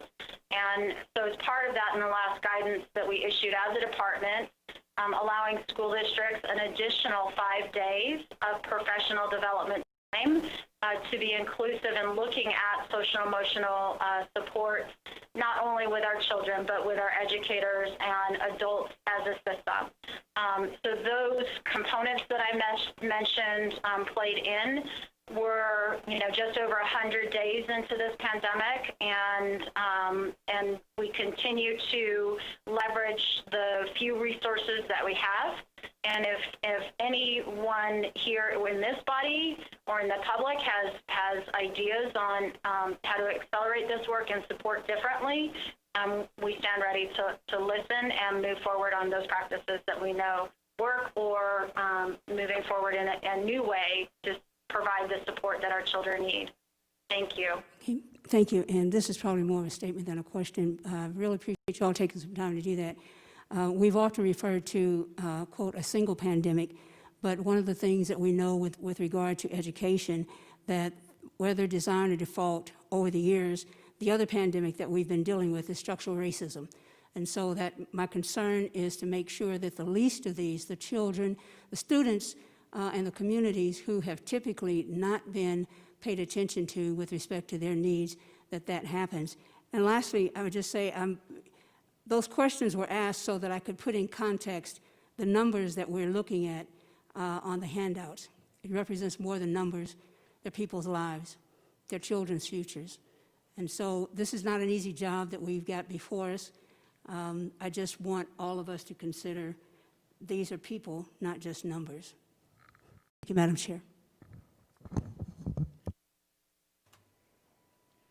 Thank you. Senator Hammond. Thank you, Madam Chair. Appreciate everybody's testimony today and really digging into some of these questions. I'm going to go back. I wanted to revisit a little bit. I think some of my colleagues have already hit this, namely Senator Harris, when she talked a little bit about the accountability. I know that you talked about a working group that you have when it comes to accountability for teachers and for administrators. I guess the only follow-up I would have, because I didn't hear that, is once you do have changes to that, I don't recall exactly the procedural steps. Does that need to come back before the body, our body, in order to affect that change? And of course, that wouldn't happen until the regular session next year. And so that's number one. And number two, I also want to go back and talk a little bit about the testing. I know that you guys are getting rid of the end of the course exams this past year because of, as Superintendent Ebert, as you mentioned right before you opened up the statements from your various superintendents from the other areas, you talked about what unprecedented times we're in. You talked about the challenges, and of course last year, as I guess evidence of that, we saw a waiver come from the federal government, and I think we took advantage of that, and we petitioned for that waiver and got it to remove us from the standardized testing at the end of the year, specifically the Smarter Balance exam. So I guess my question is, going forward, have you heard anything about a waiver for this year? And if you have, are we starting to engage? Are we applying for a waiver? And if we are, where does that put us in relationship to our vendor and the contract that we have with them? Are we renegotiating any kind of contract with them? And if so, is there a savings there that's not reflected in these budget cuts that we have before us right now? I mean, I know that testing, we'd love to look at testing overall and find out where we can reduce it, but obviously in some cases testing is good. I know that a lot of people would like to test some of the students coming back this fall and find out how much of a slide they've incurred, considering we always get a summer slide, but then there's the virus slide I think is also pretty real. And so I think in order to accomplish your goal, or what you mentioned earlier about competency-based, there is quite a bit of testing that needs to be done to kind of find out where students are. It's a little different than the standardized testing. I'll stop talking right now and allow you to answer those questions. I just want to find out where we are with the relationship to that. Good morning, Felicia Gonzalez, Deputy Superintendent, Nevada Department of Education. Senator Hammond, to answer your first question, the working group is currently working to see where the current NEPS can be adapted following other national guidelines, not changed. So there will be no structural changes. We just need to ensure that we can provide clear guidance on how district administrators can utilize this framework and apply it in the new in a blended hybrid learning environment and distance learning environment. So it will not have to, as we are planning, it will not have to go in front of the Senate. Additionally, I want to emphasize that once the recommendations are received or reviewed, we will be pushing it out to all district superintendents for review. That also includes that it will go to all NEPS liaisons in all districts, and for their review. We will work with quickly with RPDP and including with our own NDE staff to do online webinars so that all administrators that are utilizing the framework are prepared and are trained to utilize the current framework, however adapted to the new environment. Thank you. Thank you, Senator, and I will handle all of the questions in regards to assessment. And what I would like to start with is first and foremost that a balanced assessment system is about equity, right? We want to ensure that we know where our gaps are, what our children know and are able to do. So a balanced assessment system is part of an equity agenda and needs to be there. Going backwards in time, yes, I did apply on behalf of the state for a waiver for the spring assessments, which we were authorized by the U.S. Department of Education. Then immediately went to a stop work with our vendor, SBAC. In that respect, we had already administered the ACT, so we did not need to stop that contract. But on page 9, you will note there's almost $1 million in reversion there for cost savings out of FY20. I did have the opportunity to speak with the U.S. Secretary of Education and also with my colleagues, my peers across the United States. We would like to have an answer rather quickly on what assessment and accountability will look like for this school year. If we're going to move forward, we want to know that. If there is going to be a shift, we want to know that as well, so that we can redirect any dollars to support our students.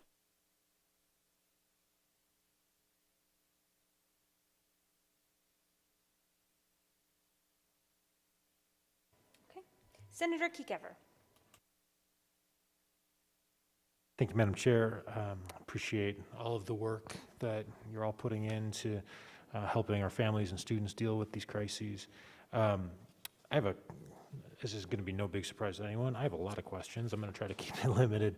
As it relates to Senate Bill 178 money, the new Nevada money, as well as the Read by 3 money, I know those are not distributed on a formula that's total student based. It's based on some other factors, and you don't have to give it now, but if you could provide us the impact to each individual district from those cuts, that would be helpful, as well as the number of students who qualify for services under those programs. I think that would be helpful and informative because it's not necessarily student population based. Additionally, for 178 money, there was a huge component in the legislation that we passed regarding family engagement and working with the communities to discuss how that money was going to be spent and how the programs were going to be implemented. Are there any plans to talk to those same community and family groups about how you'll continue to try to serve those students without these resources? Thank you, Senator Kiekefer. For the record, Superintendent Ebert, yes, we will provide you with those numbers. And I would turn to the superintendents to give you specific examples of how they're working with their communities to provide supports that were noted under 178. Senator Kiekefer, this is Superintendent McNeil from Washoe County. We've been able to utilize our reopening task force, and we actually have a subcommittee specifically around wraparound services and family engagement. And we've been able to put together, under the leadership of Delisa Crane and her team, a family newsletter that has been able to go out. It provides very specific resources in areas where families can go to receive resources, whether it is food security, whether it is internet connections, basic needs, social emotional supports, counseling services. And we've been able to put that newsletter out to all of our families on a weekly basis since we went into closure. In regards to the specific SB 178 funding and what we're able to do for family engagement, we'll be able to use federal dollars, Title IV specifically around social emotional learning supports and MTSS to make sure that our families have the information that they need. Senator, Superintendent Jara, for the record, the numbers here for Clark County, 54 million will be lost in SB 178. Read by grade 3 is 17 million. We will certainly, part of our, we put a delay in our plans with our principal because we are waiting on final decisions. So as soon as the numbers are finalized here for us, certainly will be key, as I've stated multiple times yesterday and today. It's just really our building principals who are closest to the ground. Will be working with them, Senator, to make sure that we provide the wraparound services as needed using our general operating budget and making some different decisions here. So just want to thank you for the question around the numbers. I appreciate that. And Summer Stevens. And I just would quickly add, I would repeat what the other superintendents had said, and we are building the loss of our funds for 178 and Read by 3. We are building those positions into the general fund to continue providing the services that we were providing with those funds. I appreciate that. For Superintendent Jara had previously stated that maybe there would be some relief in from the statutory expectations of implementation of some of these programs. Are you expecting us to change the language for Read by 3 or the new Nevada Education Funding Plan as a part of these reductions? Thank you, Senator Kiekefer. suspension of those, some of those requirements with the waiving of the dollars specifically in position, like for instance, the bill specifically states that the school districts must identify a literacy strategist. So all of those various components we would hope would be suspended with this shift. Okay, we'll watch for that in the legislation. I appreciate it. And in answer to a previous question, you were specific to say that particularly for Read by 3, the funding was being eliminated for fiscal year 21, not necessarily the program. I mean, is there a commitment to the Read by 3 program long term, or is this going to be a first major leap in eliminating the program in its entirety? Thank you, Senator Keffer. For the record, Superintendent Ebert. The formal components that you as a legislative body have enacted over the years for Read by Grade 3 have been greatly appreciated. And we know that in a system that having a strategist, having those supports, especially as a state, where the students that are new to our state, students that speak multiple languages, students that do not have access to materials at a pace and access that we would like to see them have. We know that these supports have been very important. Again, that does not change the goal of having because all of the data that you have considered as a body over time shows that if children are not able to read at grade level by read by grade 3, we know that there is a potential path and builds the prison pipeline. So as a state, we must continue ensuring that our students have access to the resources that they need, highly effective educators, and supporting our families in this work. The pupil-centered funding formula, we know, and that's not what we're meeting today, but if that moves forward, all of these grant-type programs, we would see those dollars shift if the legislator made the determination to do so. So those components in alignment and looking toward the future also came into play as these decisions were made. But I want to close with the high expectation of ourselves as adults to ensure that our children are at grade level at each and every grade, starting with pre-K. Thank you. When it comes to pre-K, I think there's a $6.4 million elimination, and then you indicated you would backfill it with about I couldn't exactly get the number right as I was scribbling it down. You're going to backfill it with some CARES Act. Does that mean there are going to be fewer seats, or are we going to reduce the amount that we're allocating for each seat for pre-K? Senator Keffer, for the record, Superintendent Ebert. So we're looking at, you are correct, $6.2 million reduction for fiscal year 21. We are looking to backfill it with 4.6 from the governor's dollars, the GEAR dollars. That leaves a delta of 1.6 million. Right now, at this point in time, we do plan on providing all of those seats. We are looking to school districts to see if they are going to provide all of it. We know that one school district may not be taking the opportunity at this point in time. And so our intent is to provide those seats and move forward with our partners. And we'll just have to see how that plays out as those dollars are made available. Thank you very much. Appreciate it. Thank you, Madam Chair. Senator Kinsella.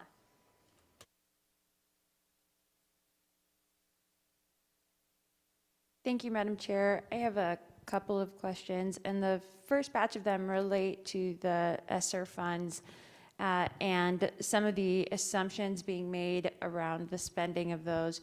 I'm especially interested in understanding, and I appreciate that Superintendent Jara went through and outlined the line items that the dollars will be spent on. I'd like to hear a similar outline from our other presenters if possible, but I'm especially interested in two items. The first is how the 96,000 Chromebook hole was identified, and the second is what kind of assumptions are being made around PPE usage and necessity.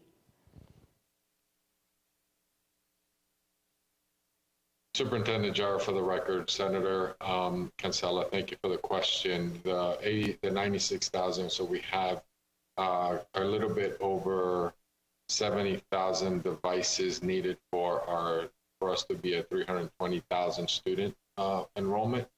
Then we added about a 5% for us for replace them lost or broken. So then you don't have an issue if a device breaks, so we can give a device back to a student. So we have a cushion that we will have in inventory because I know the supply chain is challenging at this point because everybody across the entire country or world, they're buying devices at this time.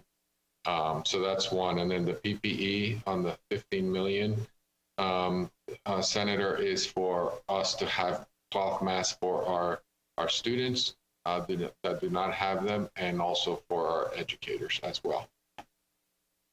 Thank you.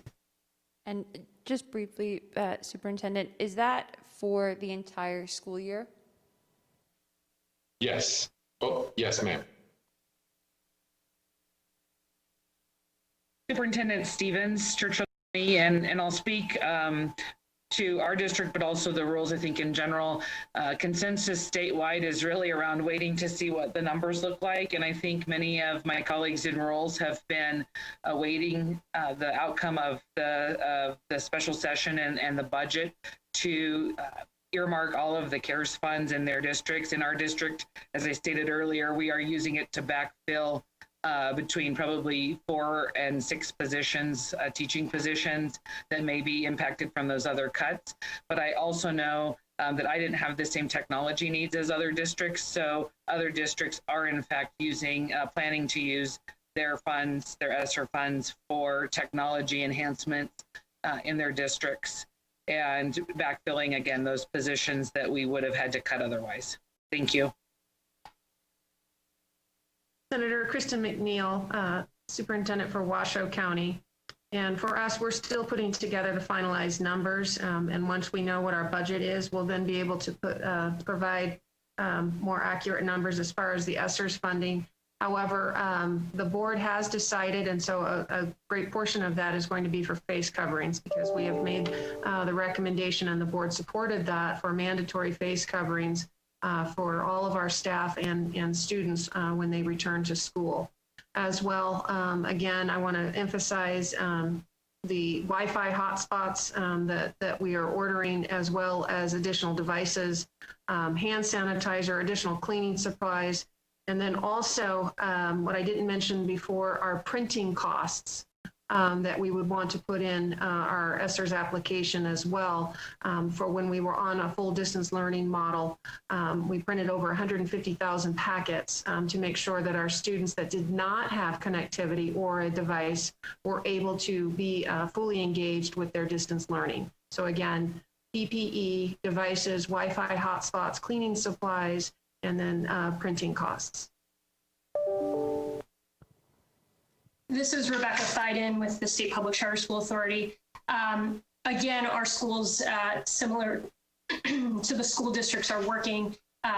They've put forth plans. I expect that they may have to amend those plans given the decisions made during the special session. Many of them have put aside funds, as I mentioned earlier, for technology and connectivity costs. We're also seeing significant costs going, or funds allocated towards PPE, as well as cleaning supplies, as well as maintaining existing positions, a number of them dedicated to individuals in the mental health profession. My understanding is we were allocated $4.6 million, and thus far the funds can be used going back to March of this year. And so thus far, about 350,000 of those are on dollars spent, and the remainder is looking ahead to the upcoming school year. Thank you. That's very helpful. And for clarification, the ESSER funds have already been dispersed or have been allocated and not dispersed? Thank you, Senator Cancela. For the record, this is Superintendent Ebert. They have been allocated. The school districts need to submit their request to finalize those funds, but they are allocated to the school districts and ready to be drawn down. Thank you. And my next batch of questions, one question, thought is, Superintendent Ebert, you gave a really articulate description of the diversity within our state and within our districts. And I'm especially interested in making sure that as we are crusading into this new frontier of digital education, that we are mindful of the need to ensure that materials are put out in a handful of languages, namely in Spanish and Tagalog in the South, but certainly throughout the state, so that parents are able to do the work to interact with students. And I'm curious as to whether or not, in anticipating the changes that will come about as a result of cuts, that those costs have been considered, because they are certainly ones that I think are really important to ensuring that students are successful. Thank you, Senator. Yes, all of our materials need to be accessible in multiple languages. I can tell you at the state level, a contract was just finalized for all state entities to be able to use translation services for our documents. So that is made available. We also, at the state level, set aside dollars which prior to we had not been translating our documents as much, as I learned. And so we actually have, at the state level, there is a very small portion available, made sure that we set aside those dollars for us to be able to translate documents so that they are accessible to the public. I would also like to note that there are several private entities that have stepped up to help us in the interim translate some of our documents as well. And then to the individual school districts, actually in the guidance that was issued to the school districts, there was a specific metric that was used based on the language within their communities, because it varies across our state, that they provide documents in multiple languages as well. Thank you. And I just have one final question, and it's been discussed a bit in what is in our discussion around assessments. I'd like to dig a little deeper on that and ask specifically about remediation. So once we have been able to assess and identify where students are at, it's, to me, undeniable that despite what are Herculean efforts on behalf of our educators and staff across the state, that the change from in-person to digital learning creates challenges that may lead to students not hitting the benchmarks they need to. And I'll just speak from personal experience as someone who finished their last semester of law school online.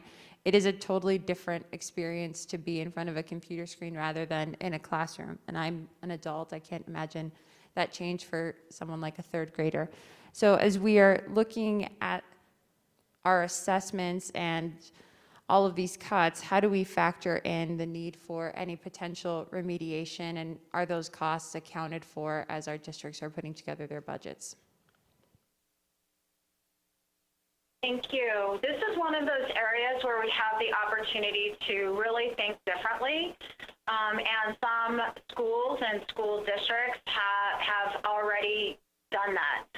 So to your point of after assessing and having an understanding of where our children are, school districts districts are doing something differently that they have not done, and that actually some schools within our state are continuing practices that actually are supportive in this pandemic. So I will give you a few examples. One is looping, and that is where a teacher, again, I'll use the second grade example. The second grade teacher had a full course load when the pandemic hit in March. When the students come back, they actually are back with that same teacher. Social emotional components are hit there as well. And that teacher was the one that was with them up until March 16th. And so they are really well positioned to know that child. So that is one practice that I know some of our schools and districts are implementing.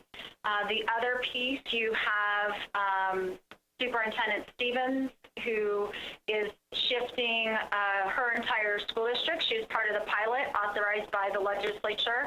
And instead of opting in with a few schools, which the superintendents on this call, Superintendent Jara as well as McNeil, have schools that are participating currently in competency-based. Superintendent Stevens and her team shifted the whole school district. And this is where the technology can be supportive of learning. I will say that I've been in distance education for over 2 decades now. I have always stated that it is not, at one point in time, the legislature was contemplating a requirement, which some of the states did, that required all students to participate in distance learning. But this goes to meeting our children where they're at. It was successful when I was the principal of the virtual school. We had students that were extremely successful. Miss Teen Nevada needed to have a flexible schedule. She was able to earn a diploma from a school in our state and travel and meet the needs. There are other students that found a home in distance education. They felt disconnected in the environment they were in, but felt very comfortable in distance ed. I would say that's not true for every single child. So we need to construct a learning environment that is supportive of our children, are supportive of our families, to be able to have them be successful, to be able to create that home and that life in the future when they graduate from our schools. Thank you.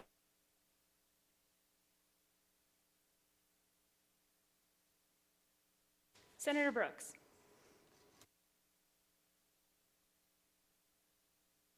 Thank you, Madam Chair. Good morning, Superintendent Ebert. I just wanted to ask you a few questions about adult education. I see that we're proposing through reversions and cuts a little over $1.2 million, and I would like to know what the total budget is statewide for adult education before those cuts. Thank you, Senator. It was $13 million prior to the cut, but we're verifying that. I'll move forward. With adult education, offered for recommendation reversion is the enhancement that the legislature authorized this last year. So the enhancement was the 1.2, made the determination that, that would be offered as a reduction. What I can tell you, we're actually scheduled at this point in time to do a presentation to the Legislative Committee on Education. And the data for that program, we increased about 7 percentage points in success across the state, and that's thankful to our corrections institutions and as well as our school districts. So we've seen success recently in the last few years with our adult education program, and I will see, do we have the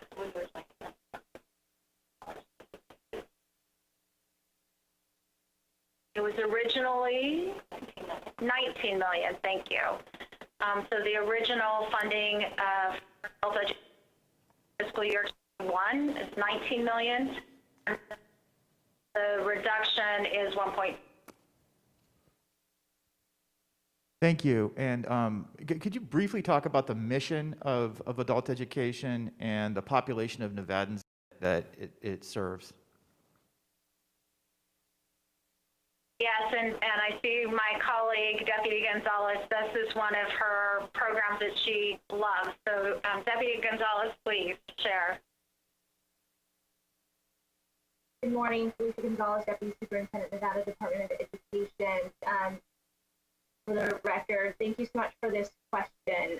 So this funding supports adults, but also adults that are trying to achieve their high school equivalency and or their high school diploma, adult high school diploma, while in incarceration. As of 2019, we were able to serve over 15,000 students that were enrolled in either, once again, our adult high schools within each of the school district and or in our corrections facility. As Superintendent Ebert has already told you that since 2016, we've increased almost 7 percentage points in we are in these adults earning a high school diploma or a high school equivalency, which is very important for not only our recovery, but for our economy and their success. We do about approximately 85% of the adults that do participate in adult education. 85% of them are English as a second language students. And so this is a high population of English language learners that we are happy to serve through this funding. Thank you. Thank you. Thank you. Like so many other Nevadans, my life got off to a pretty rocky start, and like so many other Nevadans, I was able to change that course and succeed due largely because of the work that adult education does. So I appreciate you being able to maintain the majority of the budget of adult education and also seeing your great successes you've achieved. So thank you.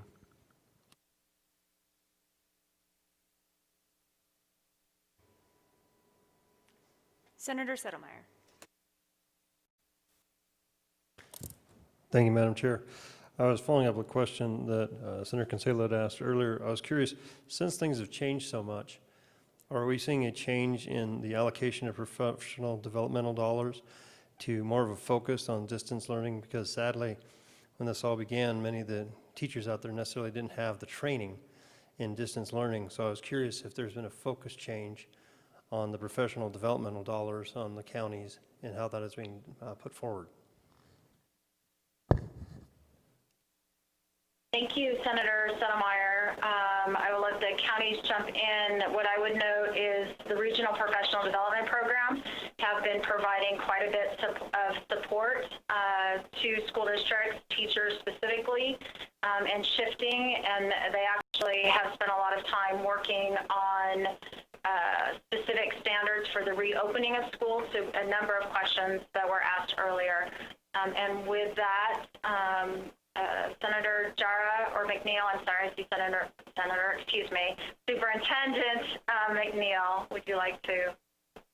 Yeah, Dr. Jara, for the record, Senator, we allocated $3 million in our budget for reopening schools from our ESSER dollars. We also, in our proposal to reopen our campuses, if and when and how we do this, we allocated 10 days for professional learning for our educators, because you are correct, as we closed and throughout the summer, we knew that teachers needed some more support, and actually our students and our parents as well. So that we are presenting to the board this evening is that Wednesday, because of our social distancing and how we open schools and we're going to operate on that Wednesday, we are going to provide professional learning for our educators to make sure that we continue, obviously, stay in touch with our kids, but also provide and invest in all our educators or teachers and our building administrators. And the last thing, we've been ongoing, throughout the summer have also been providing professional learning more on a voluntary basis because, it's just been, we don't have the resources to pay them to come, but it's summertime. But that's something that we have been doing here in Clark County since closure. Thank you. Senator Settlemyre, Kristen McNeil, for the record, Superintendent for Washoe County. So in Washoe County, we have been able to offer a full suite of professional learning services, especially over the summer, in order for teachers to also gain recertification credits as well. And then in going into our new school year, what we were able to do, our school board approved our recommendation to have 5 additional professional learning days. And so our teachers will also be able to have professional learning around the use of our student data management system, Infinite Campus, how they would be taking attendance, the use of Microsoft Teams. We heard that our teachers wanted some more professional learning around that. But also importantly, I want to stress the time for our teachers to have also time in their classrooms for planning and professional learning communities. And they have asked to have additional time for that. So our professional learning focus will be around professional learning communities, how our teachers are communicating, whether in grade levels or across departments, but to really give them that time in the classroom in order to set up and make sure that our students have what they need when they enter those doors on August 17th. And Senator Settlemyre, Summer Stevens for the record.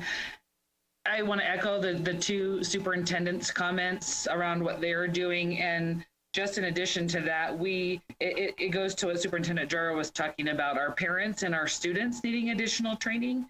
We do have students, digital natives, but it doesn't mean in the way to use the tools for learning. And so part of our back to school PD, along with things that they both spoke about, will be around building the instructional opportunities to teach and have kids teach them on ways to use the tools, how to write an email, how to respond to an email, how to manage a calendar electronically. Some of those basic pieces that we, I think, made assumptions that kids knew, and some of our adults don't know either, but we're going to keep working on that. And I did want to just reinforce, Superintendent Ebert talked about the RPDP component of the connection. She talked about that early and how they're enhancing the work, but the work that they've been doing, we have a number of staff members because of that great cooperative service that are able to take part in those trainings that we just locally could not financially afford to do over the summer. We have staff taking advantage of those, and I hope that those kinds of efforts continue with the use of the service agencies. Thank you.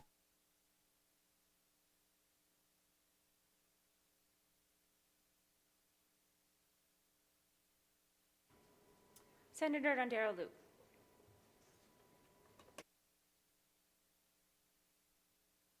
Thank you, Madam Chair.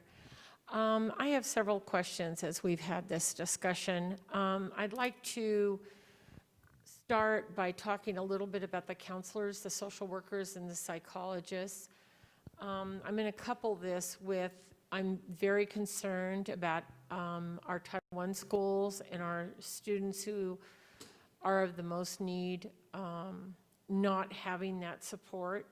But I'm also concerned about all the students who have been home and maybe only come to school 2 days a week and need that continued support. So I'd like one of you to address that, are those people going to be part of the school safety teams? And if so, how are those roles going to be absorbed and what's going to happen? So I don't know who that goes to, but if you could talk about that a little bit, and then I'll follow up. Thank you. Thank you, Senator Dondero Luke. I would just take one step back to the components at the department before turning it over to the superintendent. Focusing our O'Surley office has spent a lot of time with the multi-tiered systems of support and triaging. That's what we're doing. We have a structural issue, and so we're triaging at this point in time those supports. To give you specifics, I would turn it over to the superintendent as far as the hybrid models that they will be deploying. Superintendent Stevens here, Churchill County School District. We are, again, as I stated earlier, some of those cuts that are proposed in the plan won't be cutting the positions that we do have. And we actually have a very focused back to school plan that is around our very first reentry with kids, being around not academic content, but about social emotional wellness, about agency, about supporting them on a number of fronts. And just really, it's really a reentry plan for our staff as well. The training is going to be for the adults, then building the plan for students that does include our safe school professionals, our school psychologists, and our school counselors. And we actually have a collaborative of all of those folks that work together throughout the school year, and they will continue to do so. And you did have a question about school safety teams, and all of those folks are part of our ongoing teams. And in our county, we have something called the Youth Working Group so that we can have a county collaborative to support the youth of our county. Thank you. So Senator Superintendent McNeil from Washoe County, for the record, I will just reiterate what we've all testified for today is one of the reasons why we're supportive of this proposal is that it does keep intact those very critical positions as far as our school psychologists, our school counselors, as well as our social workers.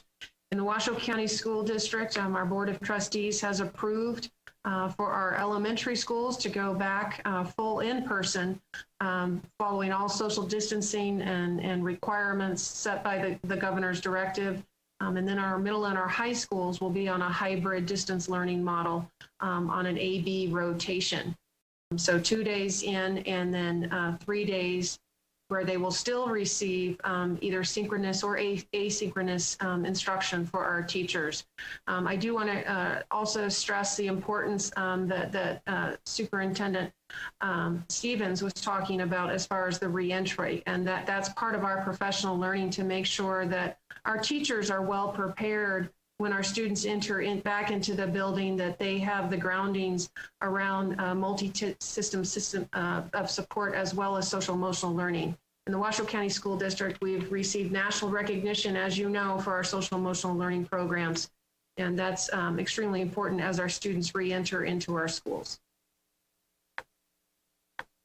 Senator Dr. Jara, for the record, one of the things that on the safety grant, some of those dollars, those are positions that were vacant. So our efforts right now is certainly not to go and make any reductions, certainly work with our building principals to look at that once we receive final budget from this body and from the legislature. So certainly work with our school building principals to make sure that we address some of the needs of our students. We know how critical this is for us as as soon as we close schools up and saw that there was a huge gap, we deployed our wellness staff members really to go out into the community and final numbers of students that we did not identify was about a 2% of our children. But our team has continued to remain vigilant within our not only our wellness checks, but contacts throughout the summer as well, having social workers and staff continuing the wellness checks for our families. And then obviously as they continue and reentry very similarly as you've heard from my colleagues, Dr. Summers and Dr. McNeil as well. So very similar programs. One of the other things for our staff, which is very important to note, that last year, our board of trustees approved an EAP program to support all our employees through support system. So that's been continued. We've had it for our teachers, support professionals, or all our administrators throughout the district. This is critical. It has impacted all of us differently. So we have some of the adult support systems, but then also for our students. Thank you very much. As someone who has worked very hard to make sure that our counselors are doing the right job in our schools and are identified properly, I think critical is a very important word at this time in these most unusual circumstances. So I would absolutely implore all of you to make sure that those very critical positions stay in those schools the best we can. Moving on from that, but coupling with that a little bit more, is I'm concerned about our special needs students, our autistic students, for example, and how we're going to work with them when we only have school 2 days a week. So I was wondering if maybe you could address a little bit of that for us. Senator Superintendent Jara, for the record, one of the things that you're correct, that is a challenge. That's one of the things that actually this morning we discussed that with the Council of Great City Schools. I know that we are resurrecting, if you will, the funding for the federal government, the HEROES Act, and some of the other funding that's needed for us, for our students with special needs. One of the things that we're looking at, and we are going to have virtual office hours. I know that our speech pathologists, our occupational therapists, all of our special services are going to continue that process, for our students with IEP. So that is a concern of ours. We also, I'll be candid with you, we're trying to find ways to bring them in 5 days a week. Some of our students with our largest gaps, we just due to our class size and our building space, as you know, how challenging it is here in Clark County. It makes it difficult for us to be able to bring our kids in 5 days a week. So there's going to be that virtual contact, whether it's phone call, Google Meet, and other ways that us to provide the services with our teachers and our students. Senator, for the record, Krista McNeil, Superintendent of Washoe County. So for Washoe County, this has been a challenge to provide specially designed instruction for our students with special needs. However, being identified in a vulnerable population, we have made the commitment to provide in-person services if the parents or the guardians would like to have their students within our schools to provide those services on a 5-day model. Our special needs students will be included within that population, and so they will be receiving specially designed instruction within our schools if their parents so desire.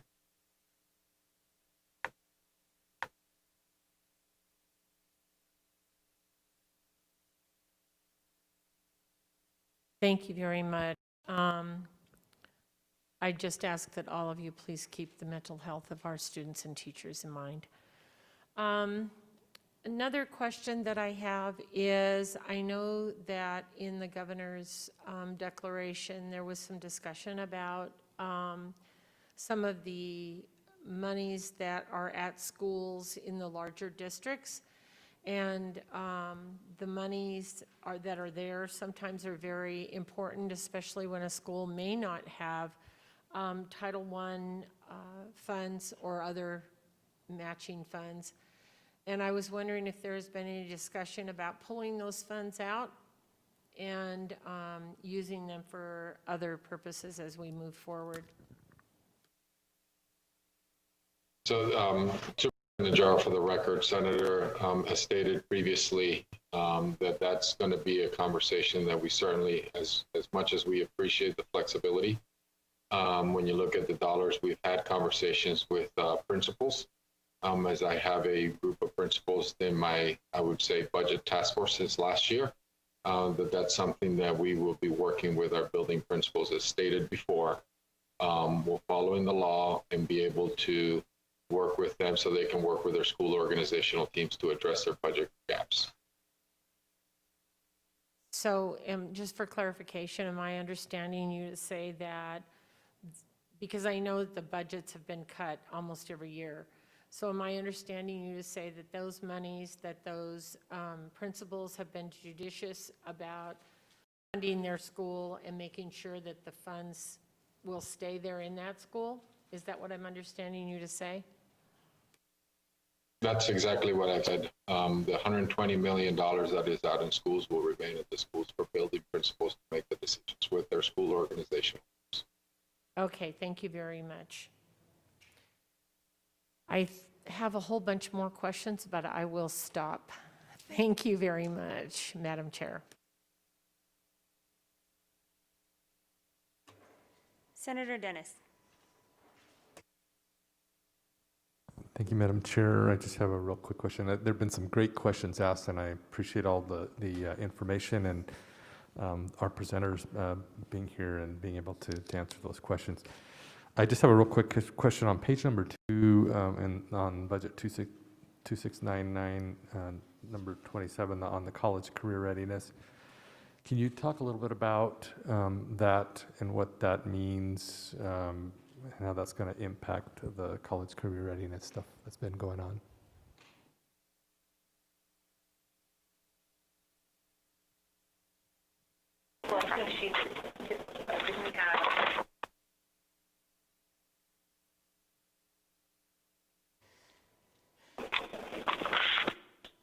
Deputy Superintendent Gonzalez, are you available?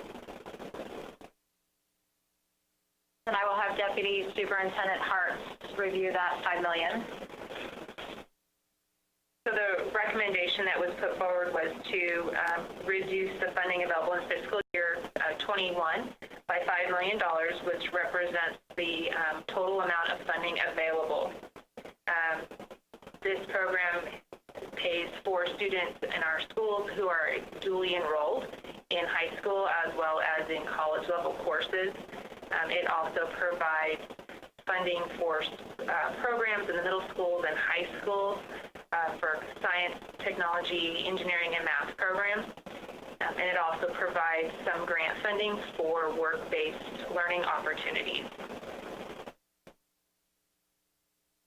So you're saying in 21 that those would all be eliminated, or at least the funding for all of those would be eliminated?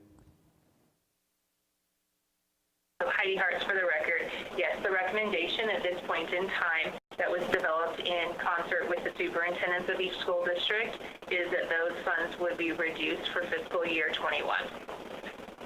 Okay, and so on the that was the dual enrollment, right, that you mentioned, where they're taking that, like the Jump Start. Heidi Hartz, for the record, yes, that is my understanding that that's what that program is intended to do. Okay, thank you.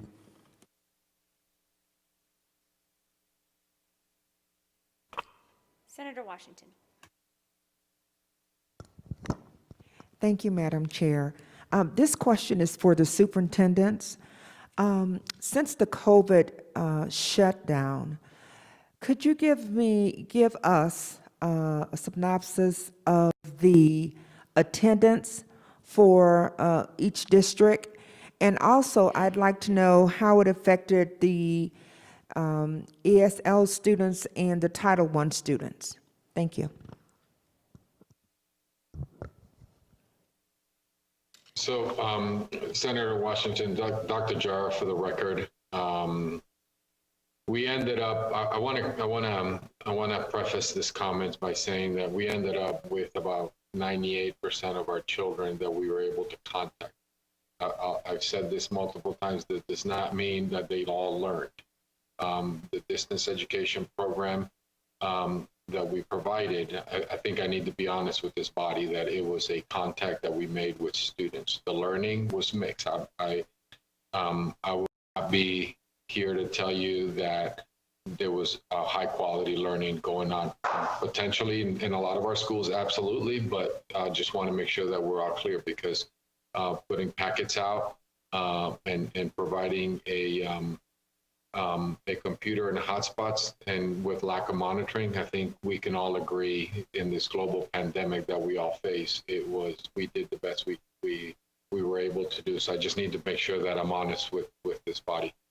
That's my concern. That's my biggest concern as a superintendent when our children return, that we have a lot of catching up to do.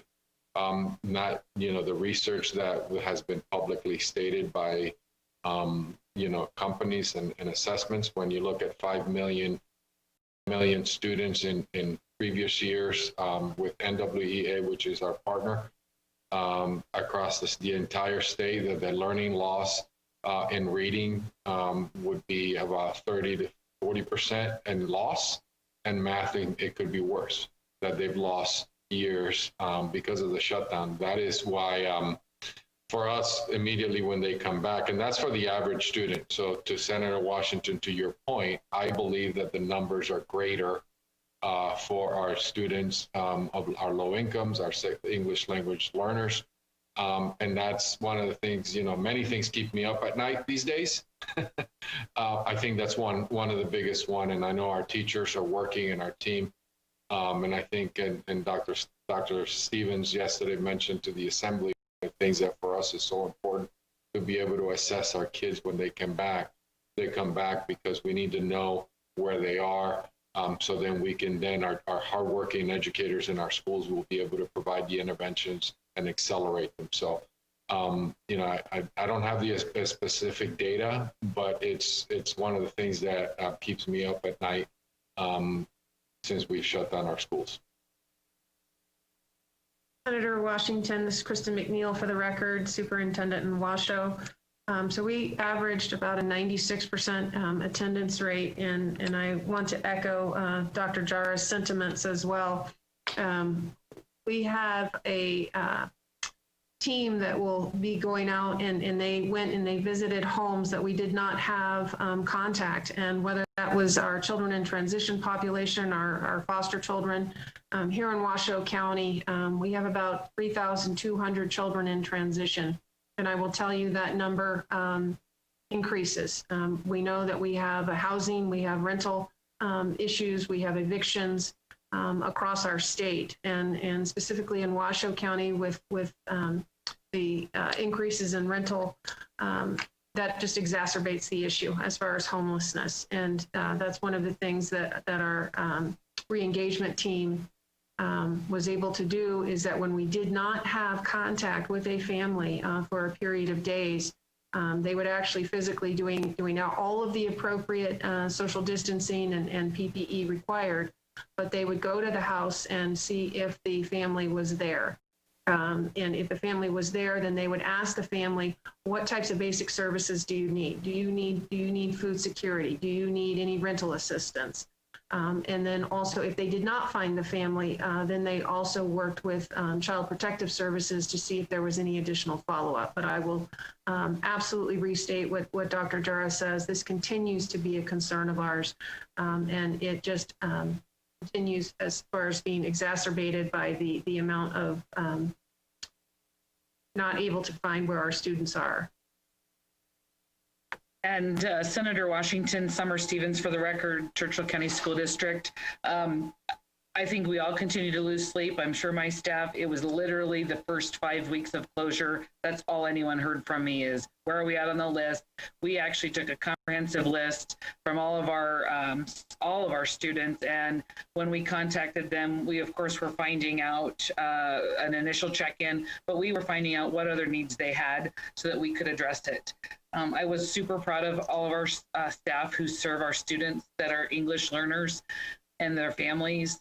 They actually made extremely great efforts and had really good success connecting with those families and providing support. And we actually were able to make sure that they were all connected. So we got a lot of students graduated that were doing some final online things to graduate. And so super proud of our staff and our families and our students in that regard. So we did a lot of reach out, same thing for our students with special needs. Our students, we had teachers that continued to provide the daily interventions for reading via the electronic means. And I'm going to reiterate with the attendance was really more about trying to find a way to connect. And certainly we want to be safe, but we also need to understand some of our kids don't communicate with us in the ways that are the normal communication strategies for adults. And so that's one of the things moving forward. Should we need to go to a full closure again, we need to be really mindful of connecting. And we talk about meeting people where they are academically. It's also meeting people where they're at in communication modes. And so we'll definitely want to do that and find better ways. And I'm going to be honest, the department, and part of the expectation moving forward is better communication on our parts as districts to take attendance and engage those students. And so it's a multi-way street that we're going to do a better job also as systems to engage and ensure that attendance piece with kids. We can't say, well, they just didn't call in or they just didn't pick up my call. I left a message. So what? What else are we going to do? And I appreciate the department's ask of us in our reopening plans that we really need to work to strive to have daily contact if possible. It won't be possible always, but I really think it's a great place to try to attain. Thank you. Rebecca Feiden, Executive Director of the State Public Charter School Authority, for the record. Senator Washington, when we aggregate the data for all of the charter schools that we sponsor, we saw attendance above 95% for the majority of weeks during the school closure period. We did see attendance trail off a bit in late May, but by and large, we saw pretty strong attendance rates. We certainly give that credit to our schools for their efforts.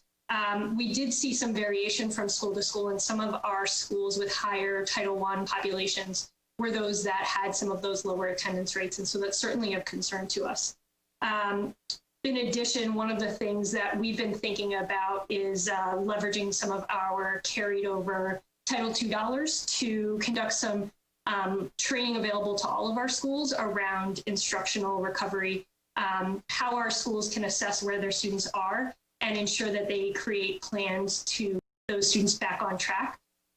We want to make sure that if a child missed part of third grade, that doesn't mean that we don't push them to teach fourth grade standards, but we also have to understand the gaps that may have been created during the spring. And so we're working potentially with some partners to provide some of that training to our school leaders to ensure that's top of mind for them as they think about the needs of their students this fall. Thank you.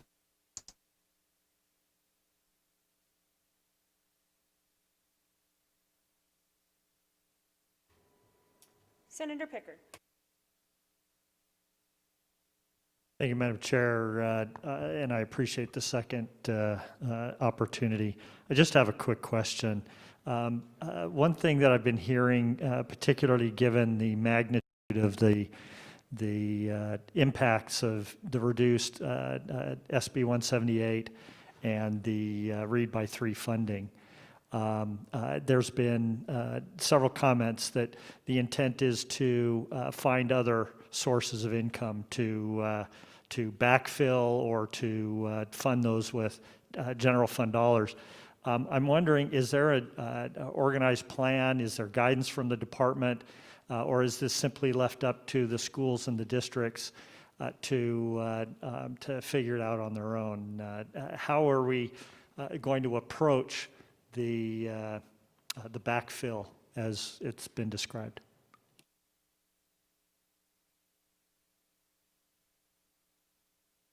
Thank you, Senator Pickard, for the question. For the record, Superintendent Ebert.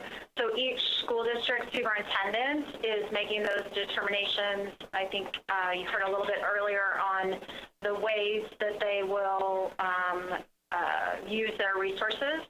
And they're each different, but with the same goal of having our children educated. Thank you.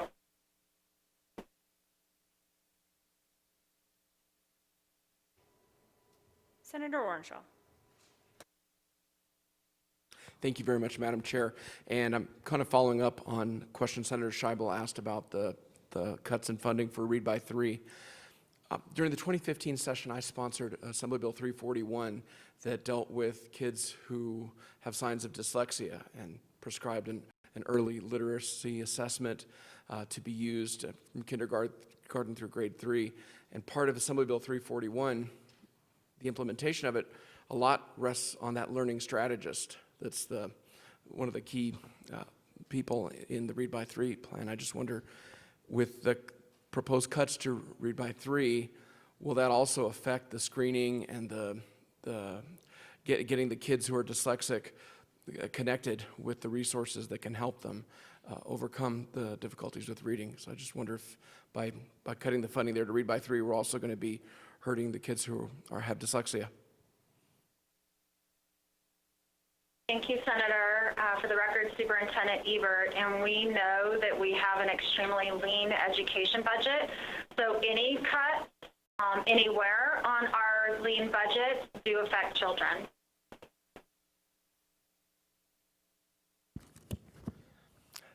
Thank you. Could the superintendents from Washoe, Clark, and Churchill also comment on how it might affect kids with dyslexia, if the chair will indulge me?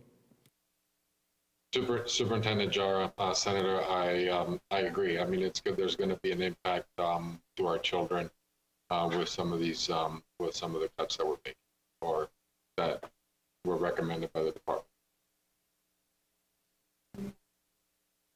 Senator McNeil from Washoe County. I would agree. We will, obviously, through the MTSS process, we will still be able to provide support as far as identifying students with dyslexia. So that will not change. But as far as the intervention strategies, we will do the best that we absolutely possibly can to make sure that our students are receiving the supports that they need. But it is going to be a challenge.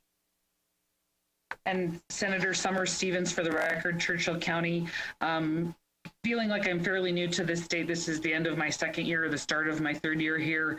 I'm not familiar to the extent that the other two may be around the legislation that you spoke about. But certainly, as I stated before, I know that many districts are working to ensure that they either have the interventionist still in place or that those folks are going back into the classroom. But I certainly take note of your concern. And I know locally, and I'll take back to the superintendent group to ensure that we're not missing that piece with dyslexia. Thank you.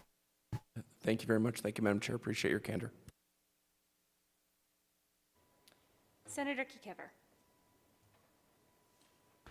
Thank you, Madam Chair. I had a question as a follow-up to, I think, Senator Dennis's questions regarding the college and career readiness. You'd indicated that those were cuts that were going to be specific to dual enrollment. Does that mean those classes are no longer going to be offered, or are students going to have to pay for the college enrollment fees that are associated with that, or are these programs going to be eliminated entirely for this fiscal year?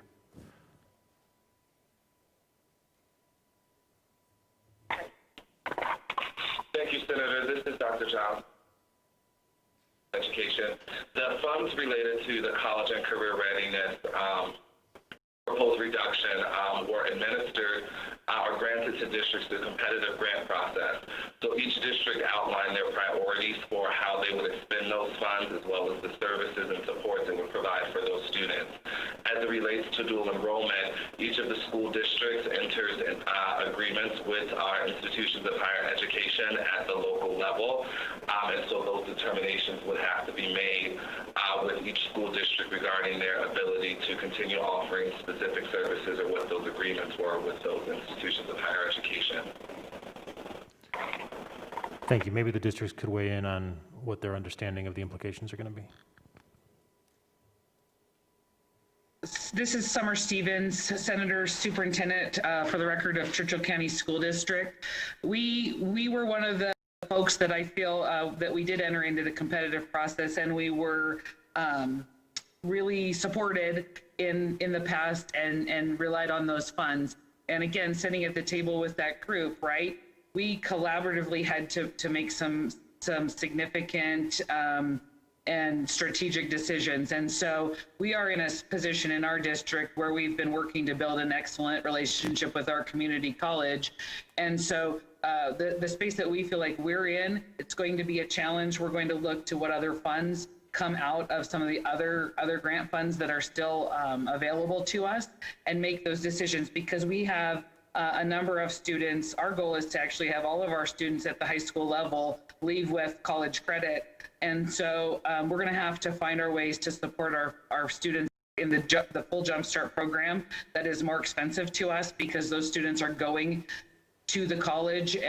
But we've been able to have a great partnership with Western Nevada College, and we actually have some reduced tuition rate that we offer a lot of what we call concurrent enrollment classes from our teachers, our high school teachers on staff that are also accredited able to teach with the accredited model at the college for a reduced rate. And we're going to look to increase those opportunities so that our students can continue to get those credits. But also this impacts the AP funds as well, the advanced placement funds, from my understanding. And we're going to have to look at how do we support our kids as we've worked to increase. I know that Clark County did some increase to their AP course enrollments, and I don't know if they'll be impacted at all. I'll let him maybe speak to that. But we're also just going to proceed with our work-based learning, just more hands on deck. I happen to work with that particular area. So I'm going to work to ensure that we continue providing work-based learning opportunities to our kids. And I'm just going to pick it up. So that's some of the realities for us, I think, at this point. Thank you. Senator Keffer, Superintendent McNeil from Washoe County. So we will absolutely be able to continue. We have a very robust relationship with Truckee Meadows Community College, and we'll be able to continue with our dual enrollment. And in fact, our dual enrollment classes have become very, very popular with our high school students, especially around the areas of CTE, career technical education. So we will continue to do that. I think for us, probably the biggest issue is going to be sharing more of the cost, unfortunately, with our families as far as what those dual enrollment credits cost. So that's going to have to be something that we have to take a look at as we put these plans into place. Can you give a quick idea what that might be for a family? I know you can get a reduced rate from the colleges, but I don't know exactly what that is on a per credit basis. And then I look forward to hearing from Superintendent Jara as well. I can get you those rates, Senator Keffer. I don't have them here right in front of me, but I can get you those numbers, absolutely. Superintendent Jara, for the record, Senator Keffer, one of the things that when we looked at this budget reduction, we felt that it was a minimal impact. However, minimal impact to this program. We have a great relationship with CSN, Nevada State College, UNLV, and I think some of these things our schools already pick up within their budget in our high schools for costs. We also use federal dollars or Title I money as well, and we use for the AP. And I think as Dr. Stevens mentioned, Clark County has been increasing the AP enrollment using some of the federal dollars for the AP and IB exams as well. So it's just a matter of maneuvering some of our federal dollars for that. But the partnership with our community colleges, CSN, Nevada State College, and UNLV, is something that we're going to have to go back to the table. My biggest concern has always been that our children here in Nevada, I think, appreciate the legislature funding this because this is a barrier for some of our neediest families. So our schools do a really good job in trying to eliminate that. So we're going to just try to continue to prioritize this for our students. I appreciate that, Superintendent. I'd just say that if we're going to be pushing some of these costs onto students, that's creating sort of a disproportionate access condition for some of our students, and we need to be particularly mindful and careful of that. Thank you. Thank you. I agree. Thank you, sir. Senator Woodhouse. Thank you, Madam Chair. I want to thank all of you, Superintendent Ebert and the other four superintendents. We've had a really robust conversation and discussion this morning, and these cuts, as I know we all agree, are devastating to our student population and their families. One of the things that is key in my philosophy is that K-12 education is what prepares our students for life, for a good family life, for college and the workforce. And all of these cuts are the kinds of things that set our students back. So it's very difficult in dealing with this. And two of my colleagues have addressed, for example, the dual credit programs.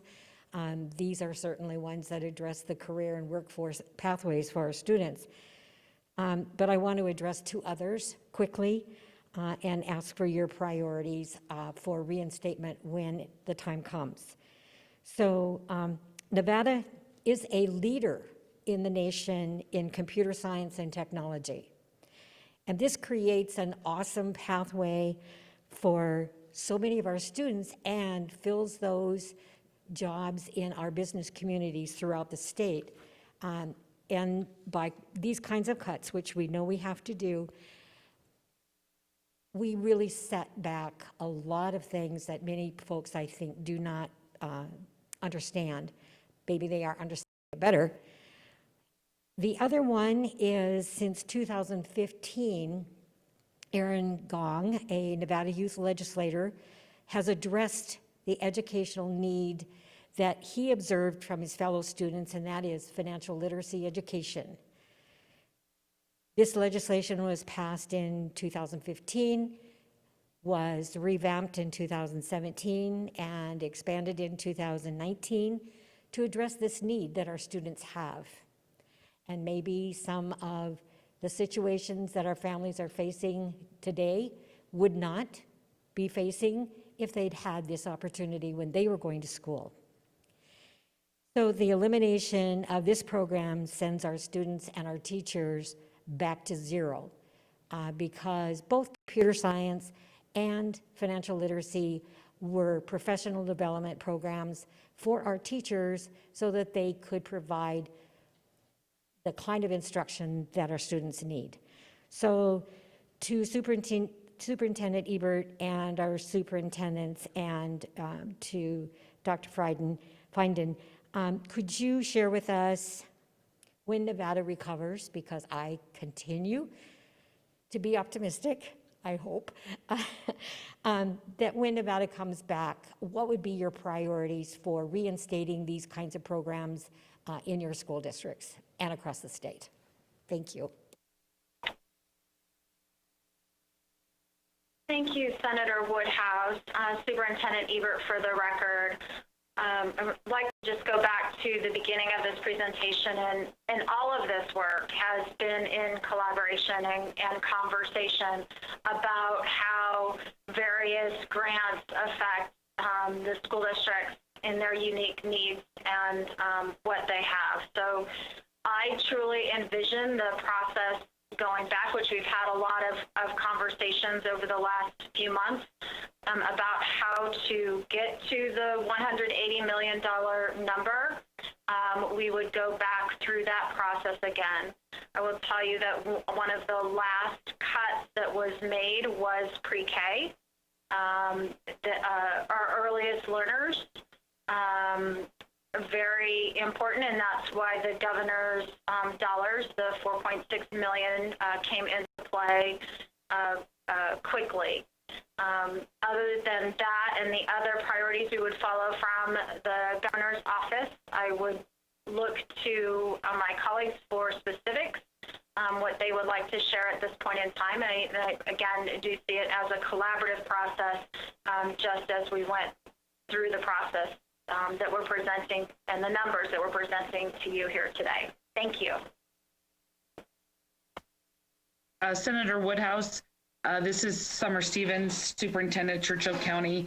As I stated in my opening piece, right, we know that these are very important programs for our kids. And I want to assure you that, in fact, those two particular questions in our district are really already for computer science through the program and are going to be hitting the ground running with that endorsement. So that's fantastic, and it will continue.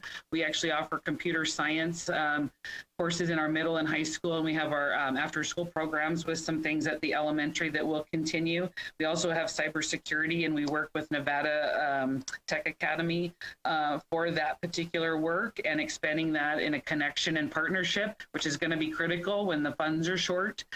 partnership with our Churchill County Library, who also is partnering with them to bring in the components for the Network Plus, A Plus, and other testing. And then in financial literacy, we actually, our board adopted to have financial literacy as a graduation requirement, starting with our class of 2023. So that is in place, and our teachers that work in that area actually have sought out other grant funds to support the ongoing training down the line, down to elementary level. And so that's going to be in place in the coming year, and then increasing our enrollment for that graduation requirement. So I wanted to let you know that those are really important to us. And when that funding comes back, it only makes it more robust.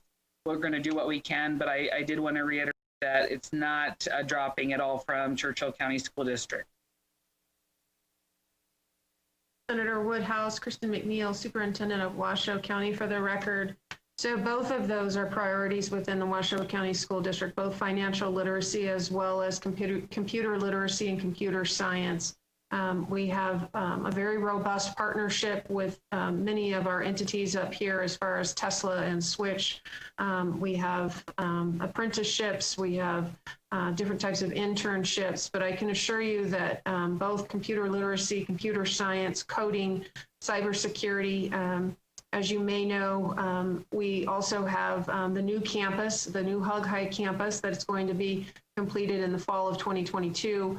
And we are looking to put programs for cybersecurity and coding within that, as well as our board just approved additional programs for the conversion of the old Hug campus, which is now the Debbie Smith CTE Academy.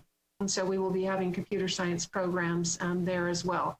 For financial literacy, while we don't have the textbooks at this point in time, we are on moving ahead with the implementation of the programming for school year 2022.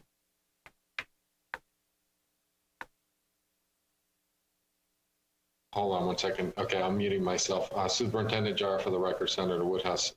We are continuing with our computer-based computer science program. That's going to be something our schools will obviously, continue to offer through their own budgets. As far as financial literacy, Senator, last board meeting, we signed an MOA with looking at this expectation that with junior achievement, who is going to be a private nonprofit partner with us, and they will be providing financial literacy for all our secondary schools at no cost to the district.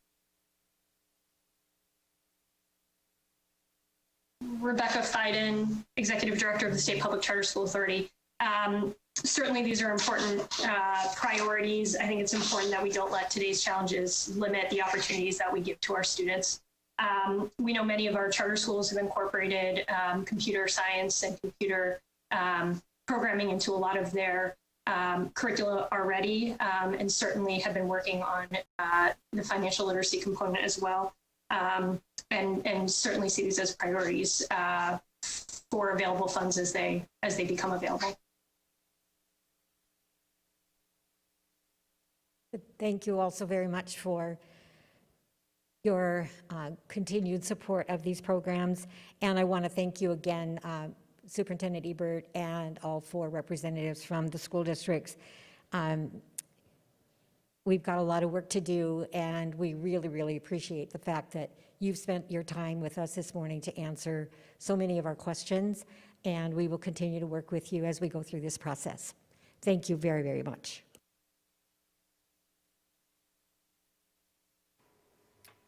Further questions from members of the committee?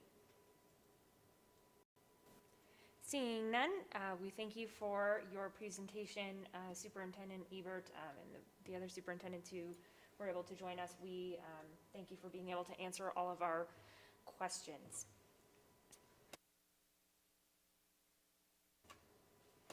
Thank you, Senator.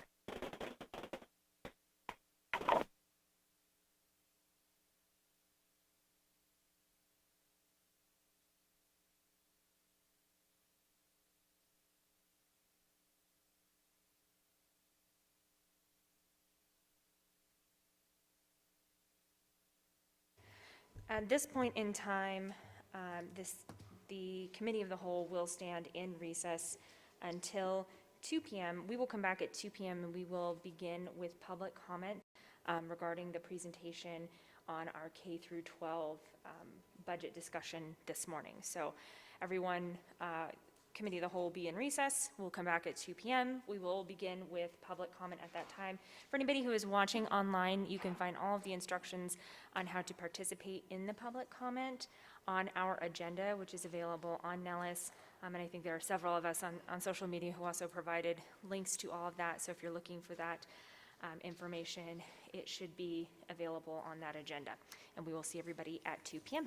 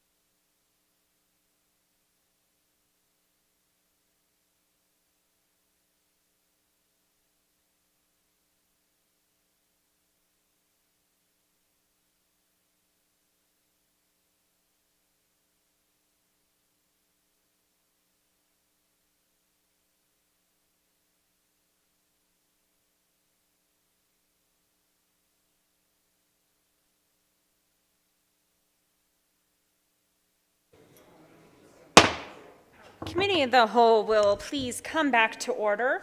And I want to thank everyone who has been patiently waiting to give some public comment. Had to get everyone back in here and a few logistical matters to attend to. So thank you for being very patient with all of us. We definitely want to hear from all of you, and this will be our opportunity to do so. We will be having public comment on our K through 12 presentation this morning and going into this afternoon. At this point, there are instructions on the agenda, which I mentioned earlier, where public testimony can be presented. We will have public testimony presented by phone at this point in time. And so please refer committee members to the agenda for the directions, or excuse me, for everyone online, to the directions for the dial-in. For those of you dialing in, you will be entered into a queue of other callers waiting to testify. You must stay on the line until it is your time to speak. Otherwise, you will lose your place in the queue.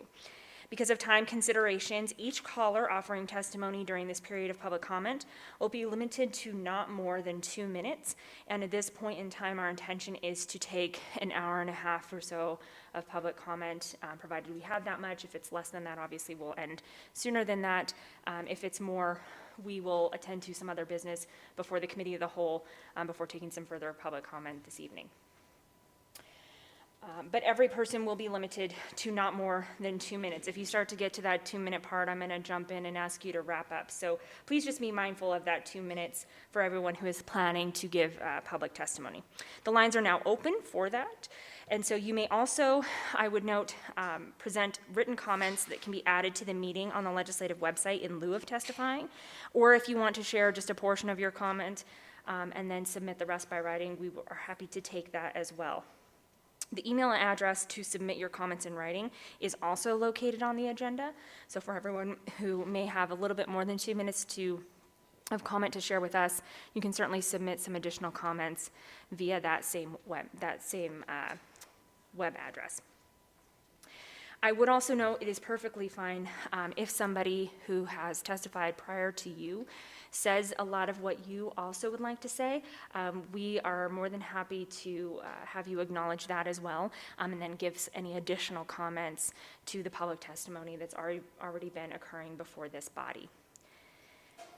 I would also ask, and it is sometimes a little bit difficult to hear inside of this room on the phone.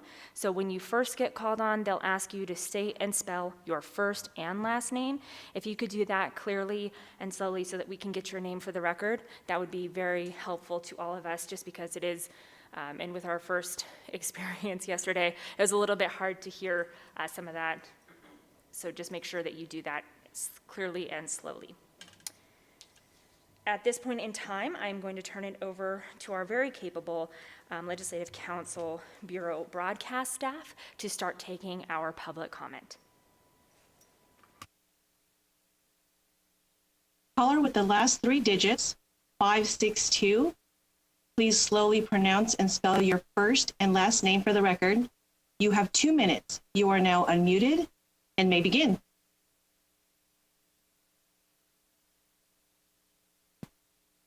Hello, everyone. My name is Alonzo Thornton, and I am a psychiatric nurse at Desert Regional Center, an Army veteran, and a member of ASHME Local 4041. DRC is a residential center for severely disabled adults. My coworkers and I help some of the most vulnerable Nevadans with some of life's basic tasks, including hygiene, diet, and the monitoring of their physical, medical, psychological, and spiritual well-being. DRC remains an essential service in COVID-19 pandemic, and as a 24-hour facility, our work will continue to remain essential. Yesterday, you heard from leaders from DHHS on the hard cuts they are forced to make in the healthcare program. For reasons known only to individuals deciding what resources we will receive to continue to save lives, the health and well-being of American citizens have been placed at the bottom rung of our support systems in favor of continued economical prosperity for those who need our services the least. In some circles, this is referred to as acceptable losses within the mission. This should not be if the mission is to serve the public. As a frontline worker, these cuts make our already difficult jobs harder. We are already working with the barriers of resources. Since the pandemic started, I've had to purchase my own personal protective equipment to ensure my family, our clients, and my fellow coworkers are safe.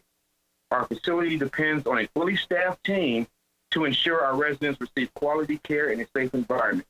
Blanket furloughs put our clients and fellow coworkers at risk. We are all on the same road to recovery from this pandemic. Now is not the time to inflict more harm on the most vulnerable of our communities by cutting services or by furloughing workers or cutting our pay. You have already hired professionals with experience with pandemic and situations like this. Utilize us.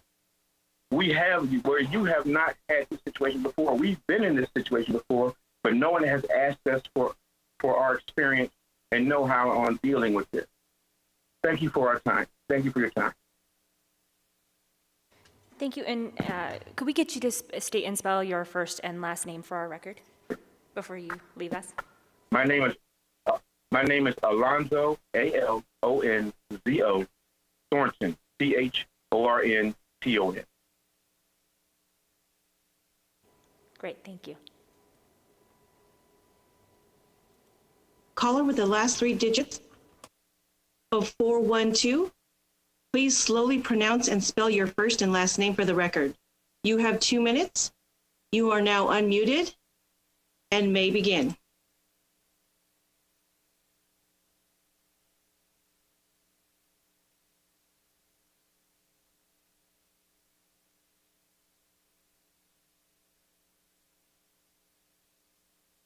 Caller with the last three digits, 412. You are now unmuted and may begin.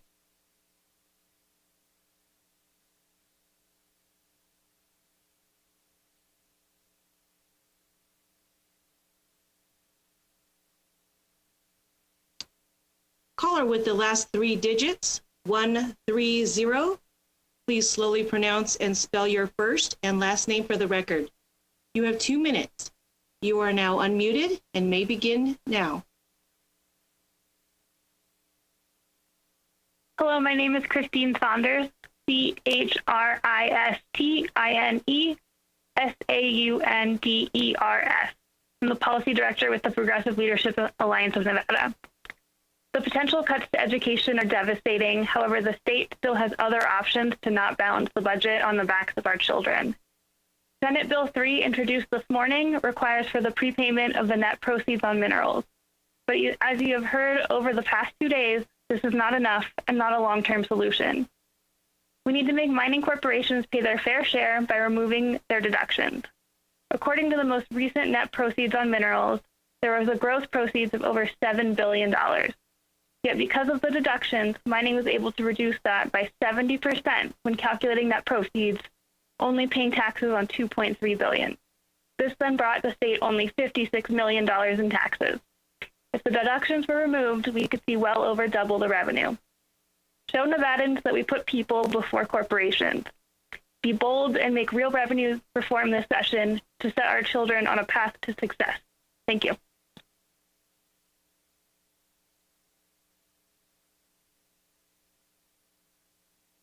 Caller with the last three digits, 092.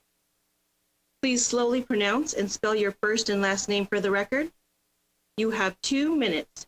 You are now unmuted and may begin. Good afternoon, Madam Majority Leaders and members of the Senate. For the record, my name is Alex Bybee, ALEXBYBEE, and I have the honor of serving the mission of communities and schools of Nevada. First, on behalf of our CEO and Board of Directors, we offer our empathy with those who have been elected to serve amidst one of our state's most challenging times. We thank you for your service, offer our gratitude for the thoughtfulness that went into these budget recommendations, and lend our support. Ultimately, we are pleased to see the preservation of base funding and Victory and Zoom funding, which allows for increased supports and interventions for low-income students and our bilingual learners. In addition, we humbly request that this body make every attempt to preserve SB 178 funds, which is a critical funding source that bring us closer to equity, particularly for our Black students, who we know stand at the intersection of systemic racism, which has been laid bare throughout the pandemic, and movement towards justice of the recent months. Given that our systems, education, healthcare, housing, and otherwise failed to adequately meet the needs of our students of color, as evidenced by the gaps in statewide graduation rate data that show Black students are 12 points behind their peers, graduating at a rate of 72%, while the statewide average is 84%. The preservation of these funds is essential in this moment. Now more than ever, we need to ensure that these critical wraparound services, interventions, and the social emotional needs of our children are met, particularly those who are experiencing trauma, whether directly or secondhand. We stand ready to partner on the relief and recovery efforts to ensure that we continue to educate and graduate all of Nevada's students. We are in this together as nonprofits, the government, citizens, and industry. As our state superintendent said this morning, we have to leverage our collective capacity for our students. Thank you for your listening ear.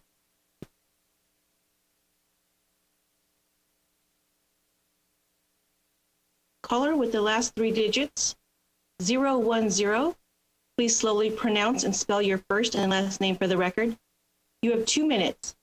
You are now unmuted and may begin. John Vellardita, V as in Victor, ELLARDITA, Executive Director of CCEA. COVID-19 exposed the race and class inequity in two delivery systems in our state, education and healthcare. The hardest hit populations are working class minorities. Over 100,000 kids were disenfranchised when CCSD closed down. None of them had the means or the home environment to do distance learning. The governor's proposed cuts to education and healthcare hit that same population that has been victimized since COVID-19 arrived. Are we going to make cuts in education that target the most at-risk population? For those kids, it will be a lost education. No doubt it will contribute to the school-to-prison pipeline. The governor came out yesterday and said he doesn't want to lead on revenue. We took a poll recently. The public's expectation of their government is that they want leadership in times like these. Senator Settlemyer, you care about our state and our people. You are a principled man. Don't allow others to pigeonhole you into being a contrarian. Senator Keycamper, you know this budget. You know the revenue structure. You're a solutions guy. Help this discussion around sound policy and not politics. Senator Hardy, you have a record of doing the right thing when times call for good policy. Like several of your colleagues, you supported Governor Sandoval's commerce tax. Senator Cancela, you know there are other solutions. Your heart has always been in the right place when it comes to the disadvantaged, as you did great things in healthcare. Senator Ratty, in 2019, you were smart on moving a policy discussion on reforming one of our revenue streams, property tax, but politics buried that. And Senator Spearman, in 2015, you were bold and told Governor Sandoval that you had a plan to raise revenue and introduced it, but your party was not in power. And finally, Senator Canizero, please do not prosecute this agenda. Help lead with an alternative. Build a bipartisan approach to find revenue solutions, at least short-term ones. There are enough smart people in this chamber to do great things for our state. Thank you.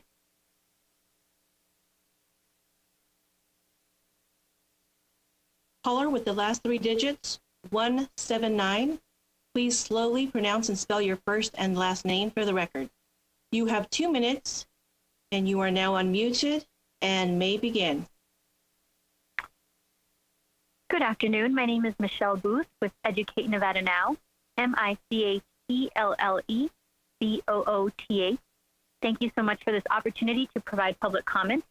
ENN stands with other organizations who have called for the need for a serious discussion on developing a reliable and adequate revenue structure to meet the needs of Nevadans. We understand you are faced with incredibly difficult decisions. Public education, like other essential government services, were already struggling to serve their communities prior to these proposed cuts.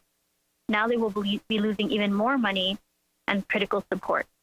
As it relates to education, cuts to SB 178 and other programs will directly impact the classroom, specifically for some of our most vulnerable students. We urge you to follow through on the call for short-term emergency measures. But even then, this cannot be the new normal for our state. Nevada crumbled during the times of national economic crisis. After more than 10 years, public education funding still hasn't achieved pre-Great Recession levels when adjusted for inflation. We cannot wait another 10 years only to find ourselves in a similar situation. It's time to build a foundation that will not only help us weather the next crisis, but finally puts us on a path to meeting the objectives we all agree will make our community stronger, such as equity for students and economic diversity. We appreciate how difficult this moment is for you, and we offer our full support in addressing the inadequate revenue that makes our state so vulnerable. Thank you.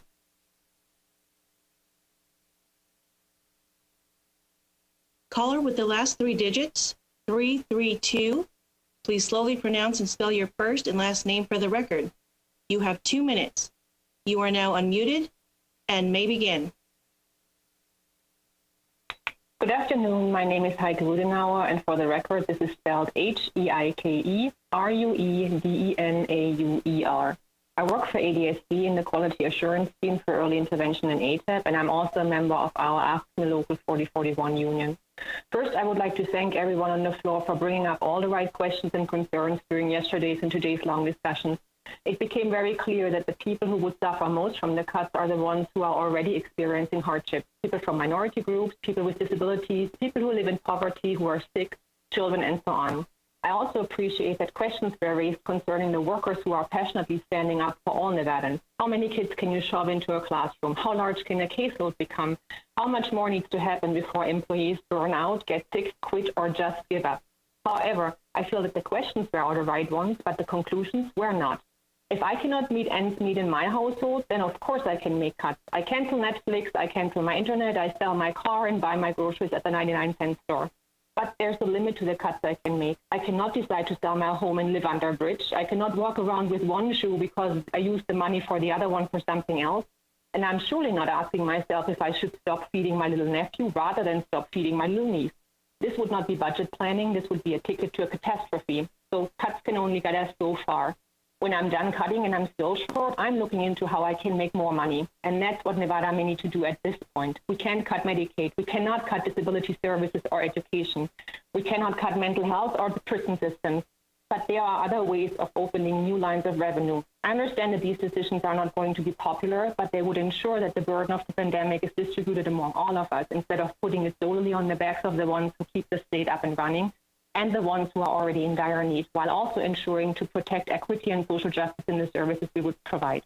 I hope that all of you are going to be brave enough for doing things differently this time around because we rely on you. And face it, we only do what we have. If we only do what we have always done, then we also only get what we always get. Thank you for listening. This is Heike Rudenauer.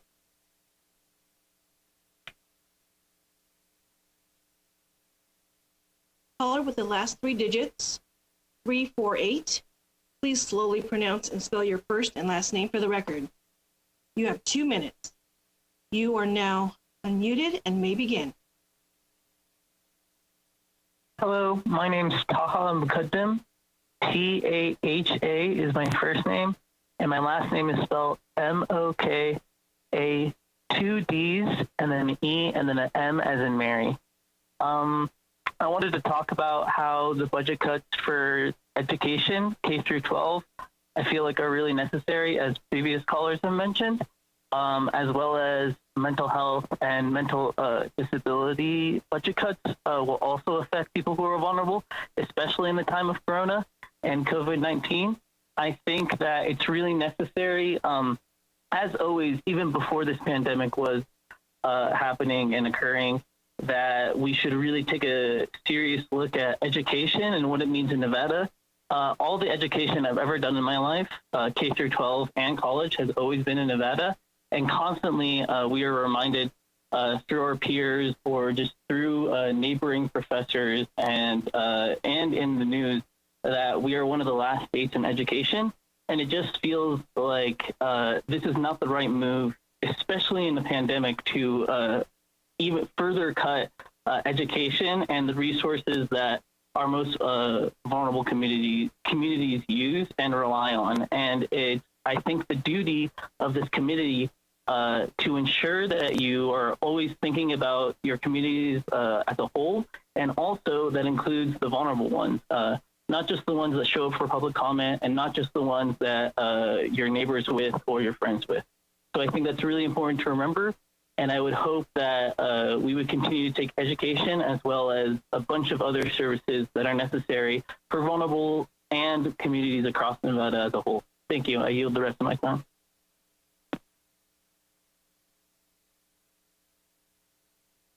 Caller with the last three digits, 438. Please slowly pronounce and spell your first and last name for the record. You have 2 minutes. You are now unmuted and may begin. Madam President, distinguished senators, for the record, my name is Jim Frazee, Jimfrazee. I'm a classroom teacher in Clark County. I am also the incoming vice president of CCEA, the largest educational union in the state, representing the professionals responsible for educating 72% of Nevada's children. I understand in this special session, there are limits to what you can do, but you must fully understand what your actions mean. I am here to tell you what the real world consequences will be. In Clark County, the cuts you are voting on will mean the elimination of over 835 educational positions in what are already the most overcrowded classrooms in the country. Last school year, I had a class with 43 students with only 41 deaths. And today, during the pandemic, where lives depend on social distancing, you are proposing with these cuts that I have even larger classes. You must stop this one step forward, two step backward approach to funding public education. Other states also face budget cuts because of this pandemic. They have prioritized their budgets to reflect their values. Utah and Florida, just to name two, have not balanced their budgets on the back of their children. In fact, they have increased education funding, taking a more long-term view. Our students, parents, and educators are no longer willing to be sacrificed for budgetary convenience. The clear message that you and the governor are sending with these cuts is that Nevada is closed to new businesses and the opportunity that comes with an expanded economy. We need new revenue going forward to rebuild Nevada's economy. When Governor Sisolak says he will not lead on new revenue, what he's saying is that he will not lead, period. Our state needs bold leadership, willing to work in a bipartisan way to rebuild our economy. I thank you for your time.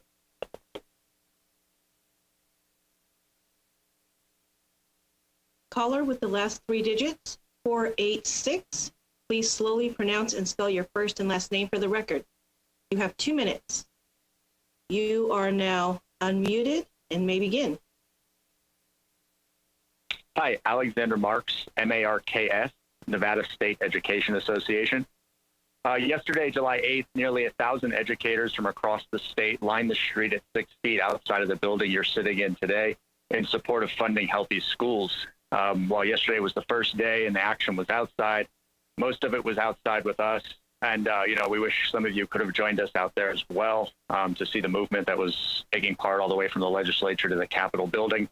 There's so much at stake right now to not make our voices heard, and we're just incredibly proud of our members who made signs and literally lined the street in support of our schools. The legislature, as we all know, has been equipped with plexiglass, free available hand sanitizer, masks, hands-free faucets, top-of-the-line HVAC systems, and enough room to keep 63 legislators safely distanced from each other. Every school building in this state should receive that type of care before reopening. The future of Nevada's recovery runs through our schools. Cuts to education will compromise our ability to safely reopen, which will jeopardize the safety of students, educators, and our communities. There is no return to normal, nor should there be. The state's approach to revenue in the past was never sufficient, and it certainly will not be when we are dealing with a crisis and moving in a post-COVID-19 world. Further defunding public education without a plan for new revenue is not an acceptable answer.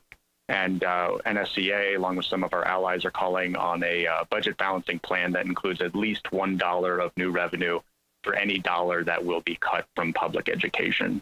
Thank you.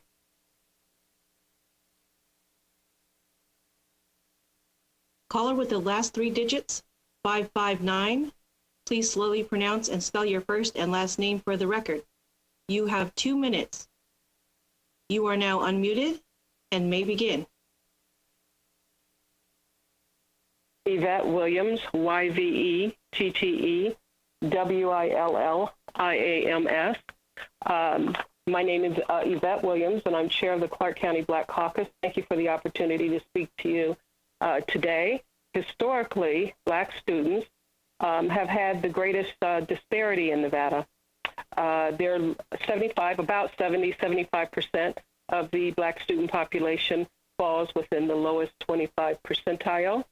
And not only that, they also have the least amount, and also, by the way, the only racial group in Nevada who is underrepresented in accessing CTE programs, magnet and CTA programs, AP courses. They're over-disciplined and racially isolated on campuses. And the only two programs that really go directly to impacting a larger majority of African-American students are the two programs that are on the chopping block, SB 178 and Read by 3.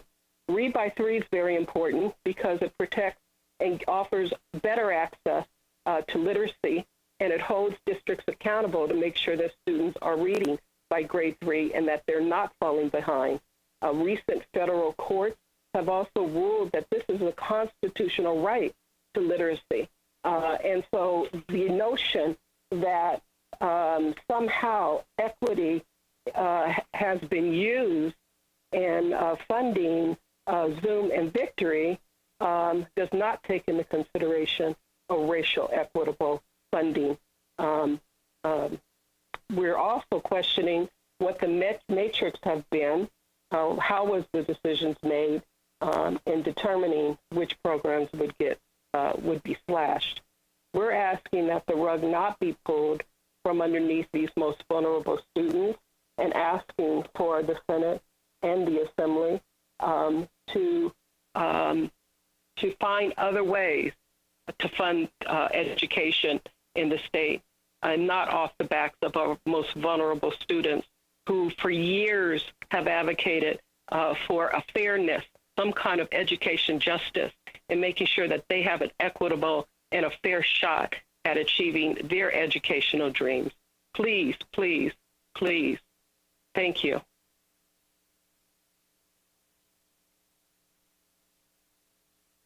Caller with the last 3 digits, 560.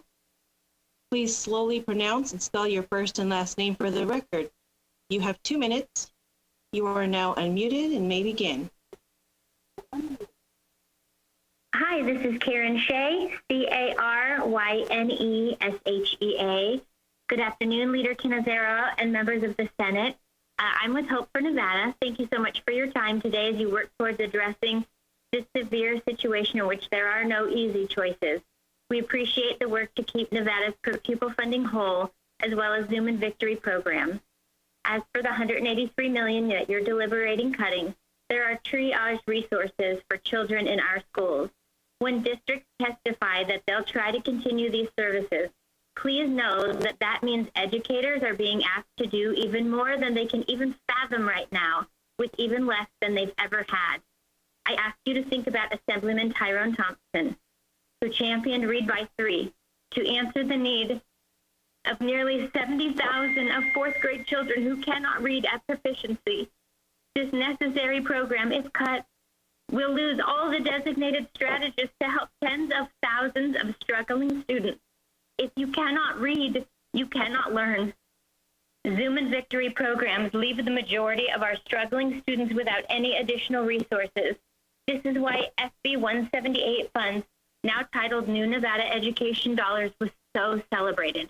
In finally providing targeted intervention services for our lowest performing students in our state, removing this money now compounds the struggles for students who are disproportionately students of color and experiencing poverty, and the same students that will struggle as schools open with virtual education in the fall and beyond.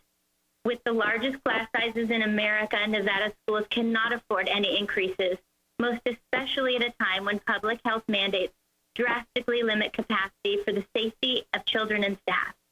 We ask you to consider changing the narrative for our state and for the legislative body. We ask you to collaborate as one body to fix chronic and devastating systems that pillage from our future to get by in the present.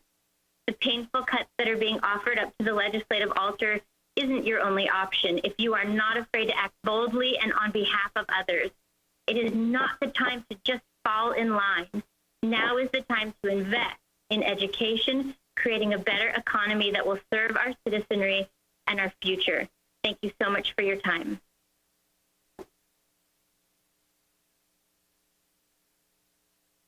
Caller with the last three digits, 739. Please slowly pronounce and spell your first and last name for the record. You have 2 minutes. You are now unmuted and may begin.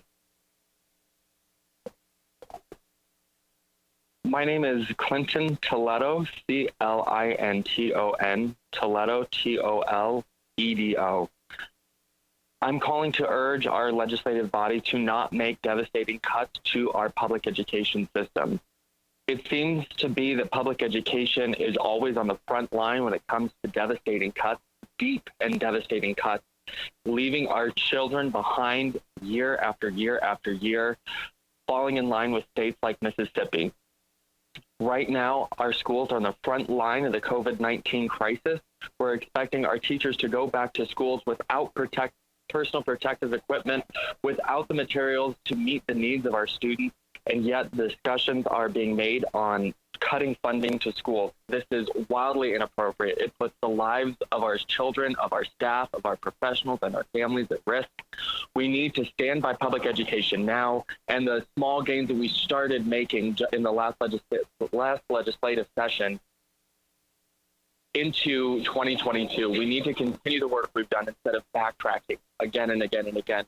Right now, we can make a statement to the rest of the United States and to our communities that we value public education. We value our educators, and we value the children of the state of Nevada. Do not make any cuts to public education, period. Thank you so much. Caller with the last three digits, 577. Please slowly pronounce and spell your first and last name for the record. You have 2 minutes. You are now unmuted and may begin. Chris Daly, CHRISDALY, Nevada State Education Association, the voice of Nevada educators for over 100 years. While the public has been excluded from the legislative building, there is too much at stake to just stay home. That is why hundreds of educators lined the street yesterday chanting, "Be brave, be bold, new revenue is the way to go." Any budget balancing plan should include at least $1 of new revenue for any dollar cut, a shared sacrifice. We recognize raising revenue is not easy, but not doing so will make it impossible for schools to follow state health and safety guidelines when reopening. For example, Nevada has the largest class size in the country, and the $18 million slated for cuts should otherwise be used to help schools figure out distancing in overcrowded classrooms.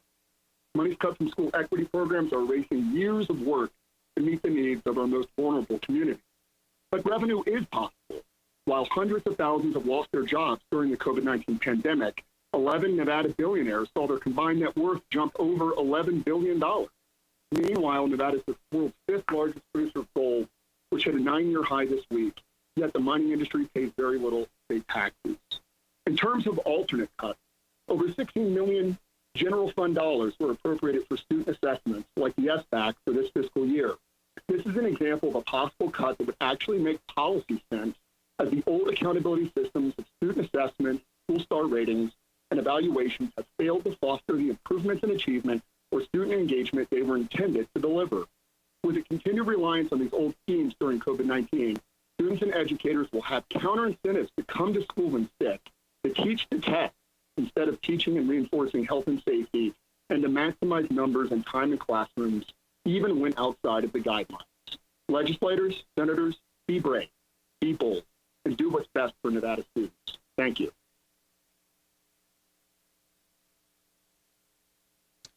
Caller with the last three digits, 687. Please slowly pronounce and spell your first and last name for the record. You have 2 minutes. You are now unmuted and may begin. Marie Nisus, MARIE, CCA President-elect of the largest education union in Nevada. Madam President, distinguished senators, for many years, the children of Nevada have been shortchanged due to a lack of resources or not having a fully certified teacher. Now, as we face one of the biggest challenges impacting public education, the governor is looking to make drastic cuts, and he does not want to lead on raising new revenue.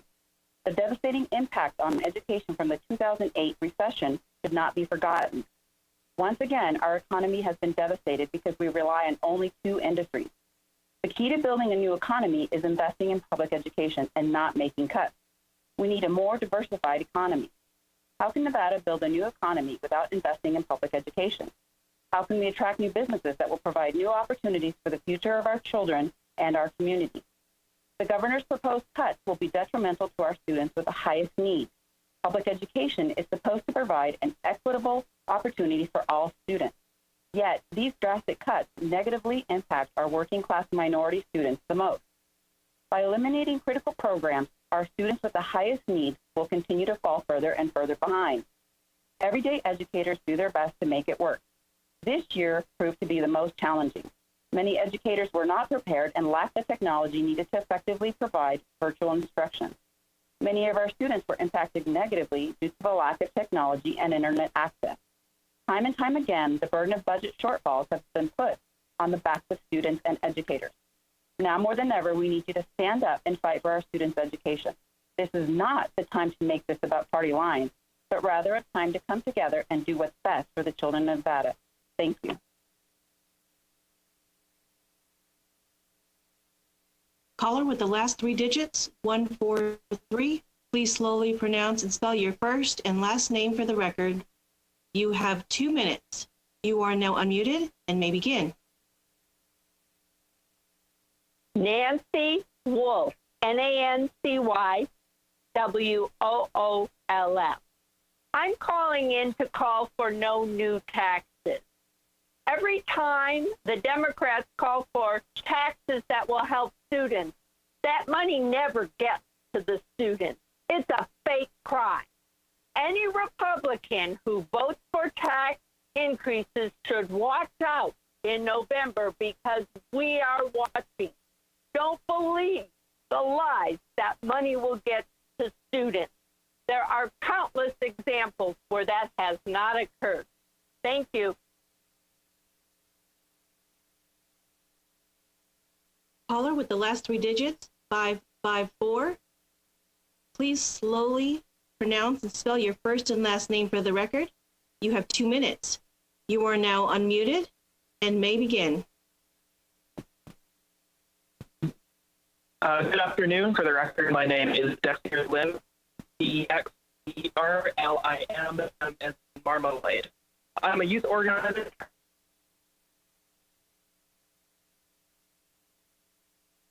It would be difficult on their own, let alone with them occurring in tandem as they are now. So I'm calling to urge you to tackle both by making our minds pay their fair share. It's been unjust for far too long already, and there's no better time to do it. I am asking my legislators, if you paid barely 1% of taxes like Nevada mining corporations, would that be fair in your opinion? And would you just expect your constituents to accept that sort of avarice without protestation? Mines ravage our unique ecosystems and don't even contribute a fair amount in return. The mining deductions are right there, and you have the power to remove them. So please do the right thing rather than slash like our healthcare, education, and our transport. Please show your will to protect both the environment and our people, and that in the Nevada community, we will all contribute our fair and honest food. Thank you. Hey, you could hang on the line for just a moment. You were kind of breaking up there. So if you would like, I don't know if it might be easier for you to try and give us that comment again because it was really finicky, or if you wanted to call back in, we would be, of course, happy to take that, but I think it was a little hard for us to hear as you were cutting in and out.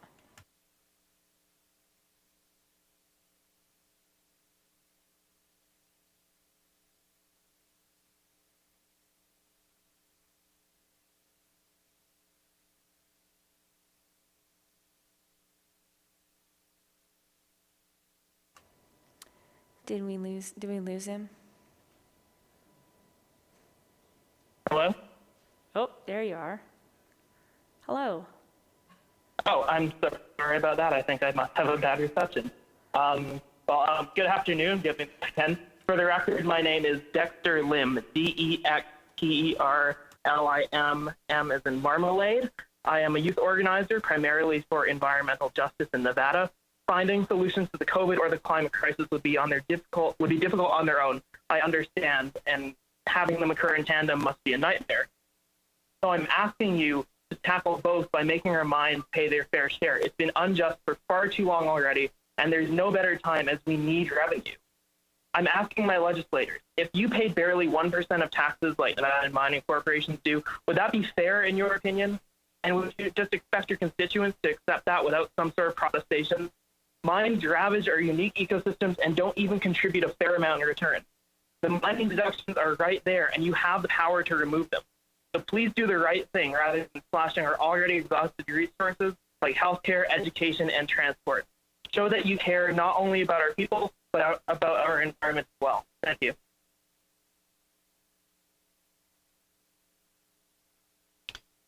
Caller with the last three digits, 403.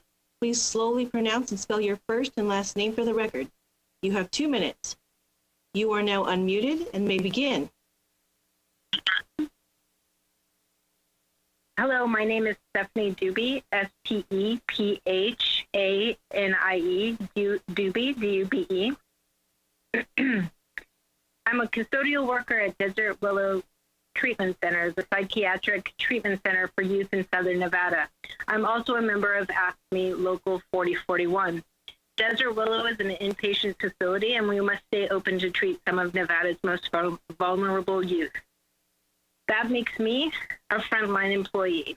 I've continued to show up and do my part to ensure these young people get the treatment they need in a safe and clean environment. The economic impact of the COVID-19 public health crisis will be long-lasting in Nevada. Public services and public services workers like me will be hard hit when difficult budget decisions are made this week. We've been here before.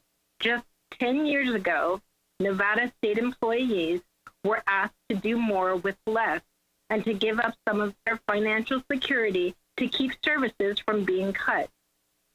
State employees have always been asked to make sacrifices, to give up some of our pay, which I want everyone to know we definitely are not overpaid, while corporations have enjoyed over $1.6 billion in subsidies over the past 10 years, including $60 million in 2019 alone. Last session, Governor Sisolak vetoed cuts to corporate subsidies. But now the governor can work with you, the legislature, to make corporations share in the sacrifices. Our communities deserve better. Thank you.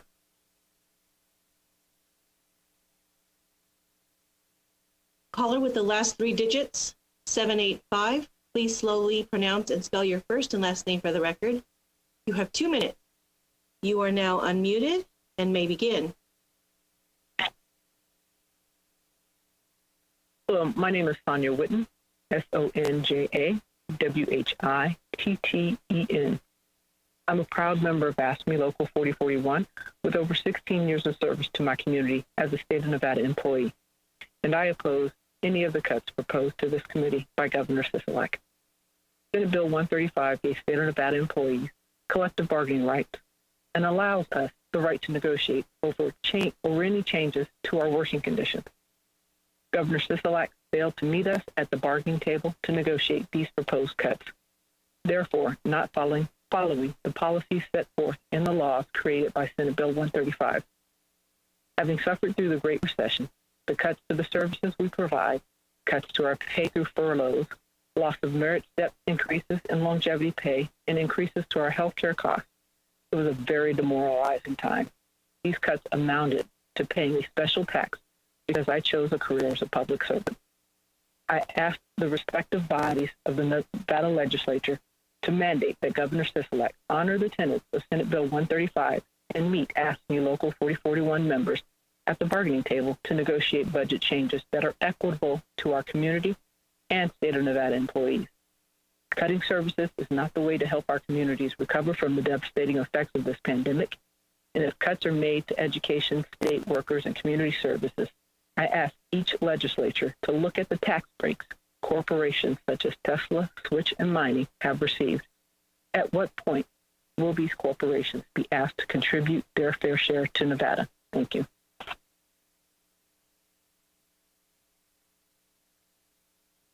Caller with the last three digits, 805. Please slowly pronounce, spell your first and last name for the record. You have 2 minutes. You are now unmuted and may begin. Hi, my name is Lakin Kelly. First name Lakin, L-A-E-K-Y-N. Last name Kelly, K-E-L-L-E-Y. I call as a concerned citizen of Las Vegas. I attended K through 12 here and college, and I was also reminded regularly how bad my education was here. It makes me feel disadvantaged, and there are far more disenfranchised individuals than myself. I want to emphasize the importance of education and its cascading effects on the prosperity of our society as a whole. We are 45th in education in the country, according to U.S. News and World Report, and so I have absolutely no idea why education is even considered for future cuts when it needs more funds to begin with. It's absolutely unacceptable moving forward, and it's as easy as that. As a Vegas native, I love our city, but it's hard to justify having children here without quality education for them. Please ask Mining to pay their fair share to assist this budget gap. It's past time for this. We are taxpayers and we want education. Be brave. Thank you.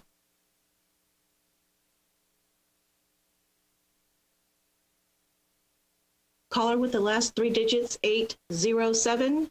Please slowly pronounce and spell your first and last name for the record. You have 2 minutes. You are now unmuted and may begin. Thank you. My name is Sylvia Lazos, S-Y-L-V-I-A-L-A-Z-O-S. I am on the Education Committee for the Nevada Immigrant Coalition. And I first want to express my gratitude and my pride that the Nevada Senate has been so thoughtful and so thorough in thinking about this education budget. It is a difficult budget. There are many cuts there that none of us want to see.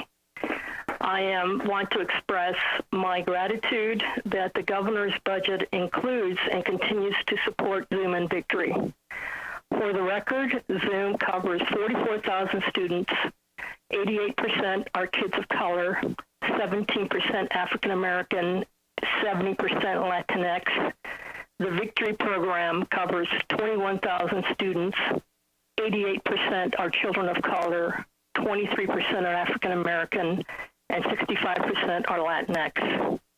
I want to emphasize that these are children who are in the poorest zip codes all over the state, all the way from Winnemucca reservations to our prime six schools in Clark County to Hug High Schools that has currently one of the oldest high schools in the state. And these children, because of these programs, have been given the opportunity to succeed. The Department of Education has 3 times found that these programs are making significant progress and giving these children significant opportunities. These are schools that previously had failed and now have been turned around. Tyrone Thompson's own Valley High School is now a 3-star school. We ask you to continue to support Victory and Zoom. I am proud of the support that we have received over in 2013 and 2015 that was bipartisan for this program. Senator Dennis, Senator Woodhouse, Senator Dondera Loop, Senator Orenshaw, Senator Parks, Senator Spearman, Senator Hammond, Senator Hardy, Senator Keffer.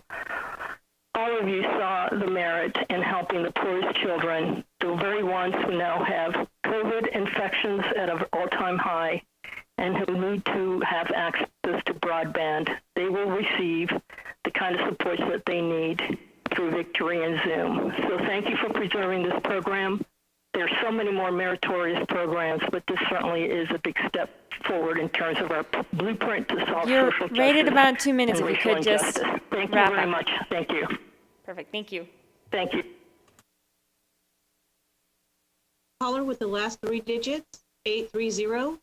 Please slowly pronounce and spell your first and last name for the record. You have 2 minutes. You are now unmuted and may begin. Autumn Tampa, AUTUMNTAMPA, speaking as an individual. I echo my fellow education speakers, and I thank you for the opportunity to testify. The COVID-19 global crisis has impacted the entire world and has left no country and no state in our union untouched. It is heart-wrenching and disconcerting. It is scary, it is confusing, and it has damaged our economy. The Nevada State Legislature is faced with critical decisions that will impact every Nevada resident and citizen, including many who are not able to speak for themselves: senior citizens, the disabled, the mentally ill, the homeless, and our children. As the representatives of the citizens of Nevada, you have the formidable responsibility to protect the safety and well-being of all Nevadans. You will need to make sure that the homeless, senior citizens, and the mentally ill are all cared for. And you will need to stabilize the economy while keeping our children safe and ensuring that they get the best possible education that the COVID-19 crisis allows. I have worked at Clark County School District for over 21 years, and never has there been enough money, steady revenue to do the job that it is required to do: educate our children. To safely reopen Nevada schools, it is critical to have safety protocols in place and adequate personal protective gear and supplies to keep children and those that teach and oversee their education safe. This all takes money. As you consider this budget, please remember our children. I ask the following. First, that you keep an open mind and an open heart. Next, that you consider the most vulnerable and needy with greater weight. Then, that you consider the long-term impacts and consequences versus the short-term gains and goals. Please think outside the box and set aside political agendas when considering cuts. And, even though unpopular, create sources of additional revenue to cover this shortfall and the one to come. Thank you.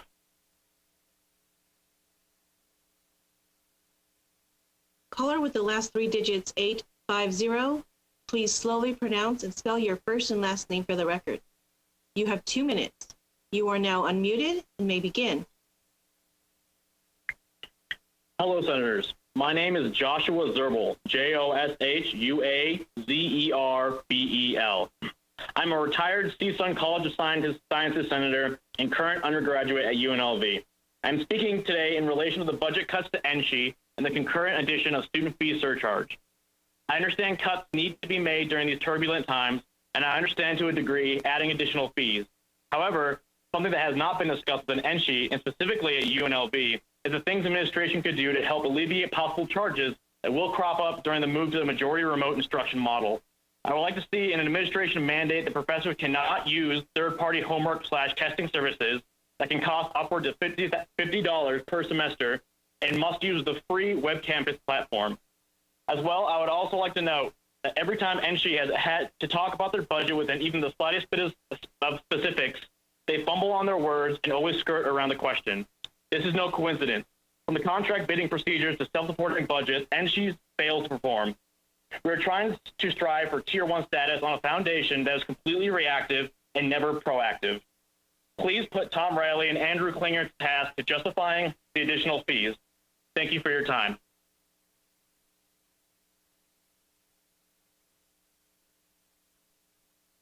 Caller with the last three digits 874. Please slowly pronounce and spell your first and last name for the record. You have 2 minutes. You are now unmuted and may begin. My name is Rebecca Garcia, REBECCA-GARCIA. I am president of the Nevada Parent Teacher Association and a parent of 3 school-age children. As you participate in this special session, you are faced with immense challenges and decisions that will be difficult. Today, I ask that you, our elected leaders, protect public education for our children and make critical decisions to invest in Nevada's future. The proposed cuts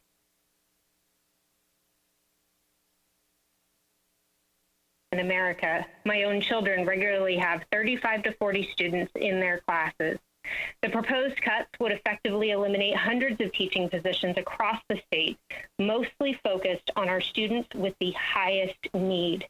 It is virtually impossible to meet public health mandates now and will become less attainable. In the current public health crisis, it will cost more, not less, to effectively and safely deliver instruction to students this fall. And yet, a decade after the Great Recession, Nevada education still suffers from a 17% deficit in unrestored cuts from the last recovery. While these cuts may be seen as the least painful of the choices, trimming the already meager school budget will still impact students and strip away many of the gains put in place by this very body in recent sessions. The proposed cuts would substantially undermine supports for reading, a vital key to learning, and critical interventions for our lowest performing students. These cuts would fall disproportionately on the same children for whom distance learning has been impossible and are the most at need. As the chair of 2 SOTs in Clark County, these cuts aren't just numbers on a page to me. They are my children's teachers and services that my kids have relied on during distance learning and look forward to when we return. At this critical time, our kids need more resources, not less. Every child in every zip code across Nevada must receive the educational resources they need to succeed in school now and in their future life. This special session will be over quickly, but now is the time to invest in education for our children, for our economic recovery, and for our future. We stand ready to work with you and support efforts that serve all children in our state. Thank you.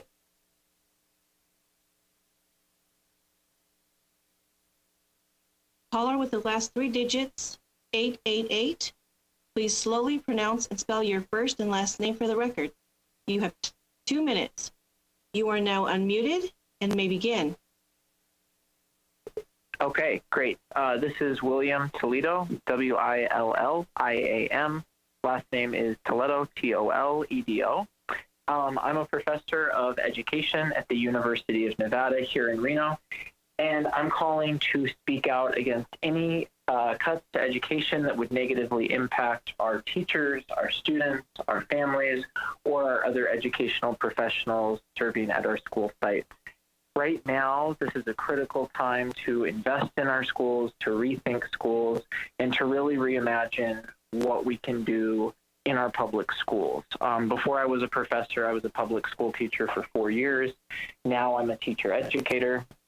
And working with WCSD, which is our local school district, is a highlight of my career. I still am deeply invested in our schools and our classrooms. And it's discouraging to me to see that the educational budget is number 2 on the list, right under Health and Human Services, which is also discouraging, of something that we need to cut. We're asking more of our teachers, not less. We're asking more of our families and our students in terms of trusting districts and school boards to make really difficult decisions in the age of COVID-19. And in my opinion, I first of all don't think that schools should be reopening. And if they are reopening, even in a hybrid model, my biggest request is that we invest in personal protective equipment, PPE, for teachers and for students, because we need to keep our everyone in school safe. We also need to make sure that we don't touch teachers' salaries. Teachers are already underpaid and overworked, and that money cannot be touched. We can't ask teachers to take furlough days or other educational professionals. And if we're on a hiring freeze, that also concerns me, because we'll be reducing the number of students in classrooms and we won't have qualified adults to teach them. So my biggest request is that any cuts to education not be ones that impact our classrooms, our teachers, or anyone else at our school site.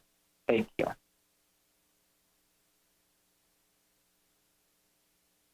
Caller with the last 3 digits, 448. Please slowly pronounce and spell your first and last name for the record. You have 2 minutes. You are now unmuted and may begin.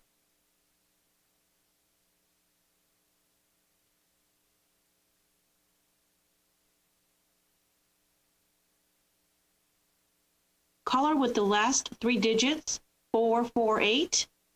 Please slowly pronounce and spell your first and last name for the record. You have 2 minutes. You are now unmuted and may begin.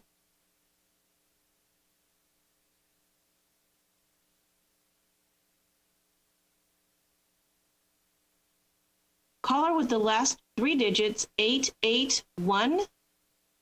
Please slowly pronounce and spell your first and last name for the record. You have 2 minutes. You are now unmuted and may begin.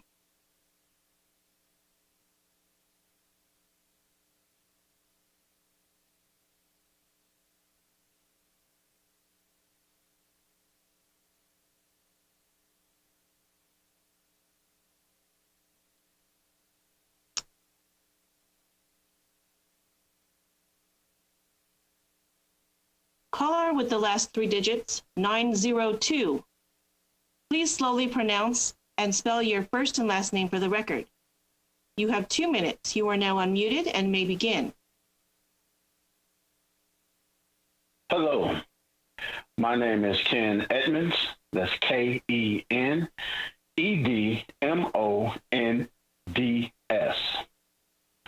I am a developmental support tech at Desert Regional Center and a proud member of ASME Local 4041. Yesterday, you heard from the Department of Human and Health Services administrators about how cuts to this agency will hurt those the most vulnerable in our communities. At DRC, I work with some of the most vulnerable in our communities, Nevadans with severe developmental, intellectual, and mental disabilities.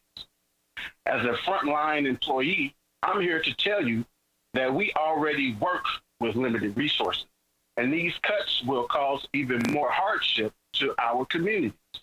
Cuts are not the only solution.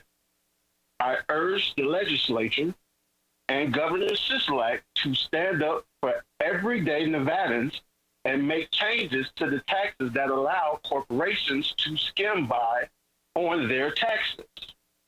When times are tough, it's always our communities that take the hit with cuts to services. This committee has the power to make sure that corporations share in the sacrifice and to pay their fair share in taxes. Thank you for your time.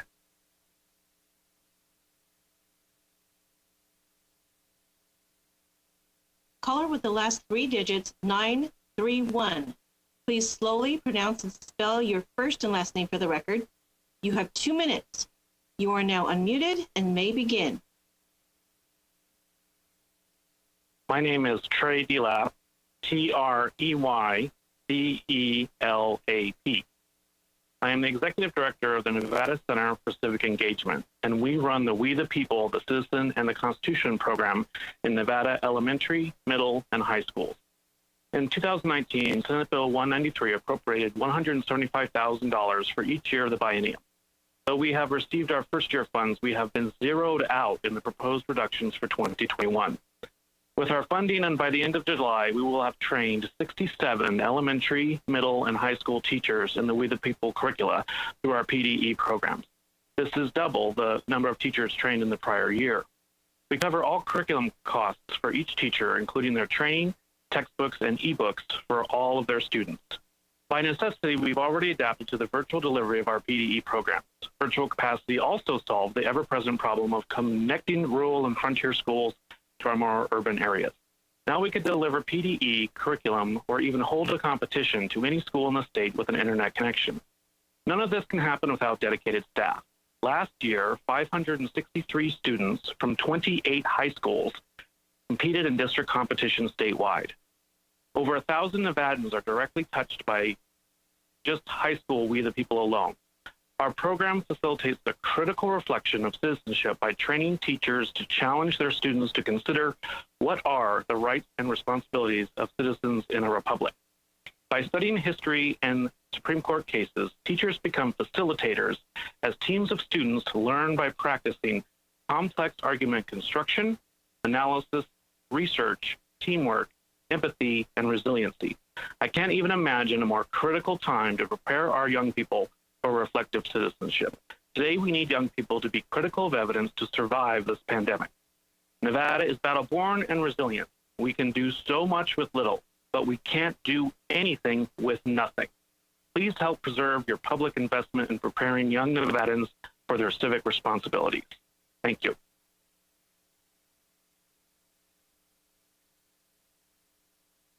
Caller with the last three digits, 448. Please slowly pronounce and spell your first and last name for the record. You have 2 minutes. You are now unmuted and may begin.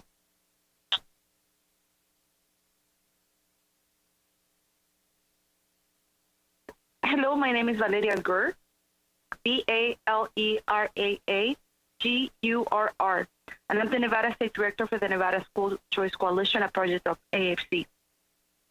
I am a first-generation immigrant, and my mother did not know how to read when I was growing up. This meant for me that she couldn't help me to do my homework, and I was bullied at the school because other kids will make fun of me because I was not understanding what I was being taught.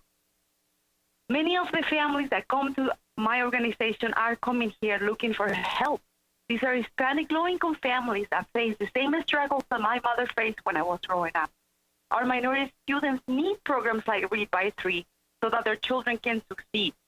Our organization is joining the efforts of many other state advocates in the state against cuts for the K-12 education system. We should be using this crisis as a reason to expand our investments in education. Other states such as Utah, Florida, California, and Indiana not only avoided cuts for K-12 education, but they have actually increased funding. Florida even expanded their school options for vulnerable communities. Please don't make cuts. Invest in our communities that need it most. Thank you. Caller with the last 3 digits, 881. Please slowly pronounce and spell your first and last name for the record. You have 2 minutes. You are now unmuted and may begin. Yes.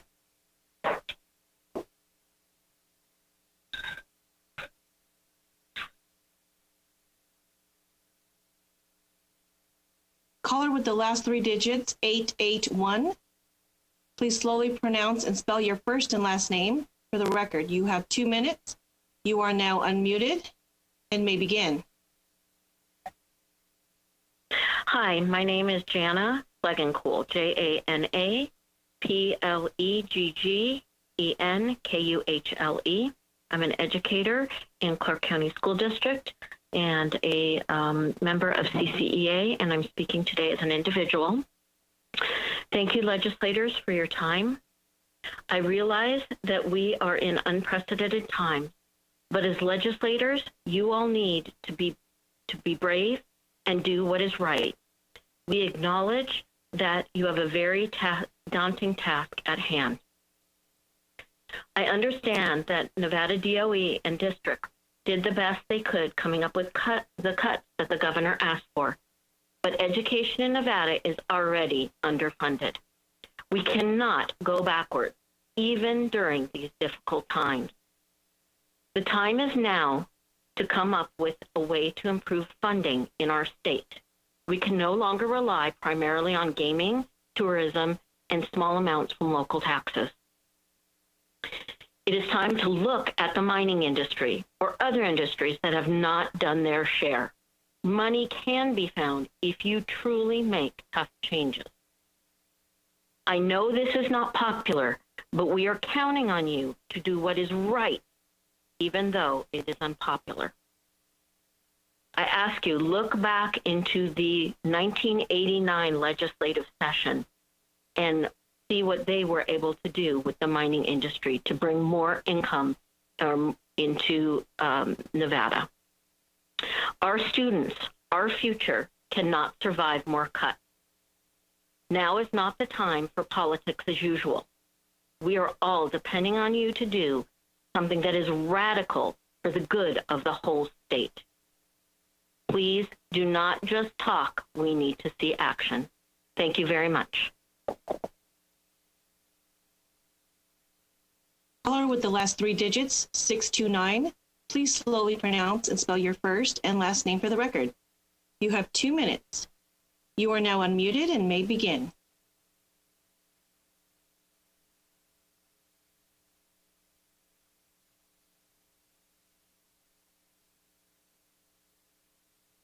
Caller with the last 3 digits, 629. Please slowly pronounce and spell your first and last name for the record. You have 2 minutes. You are now unmuted and may begin.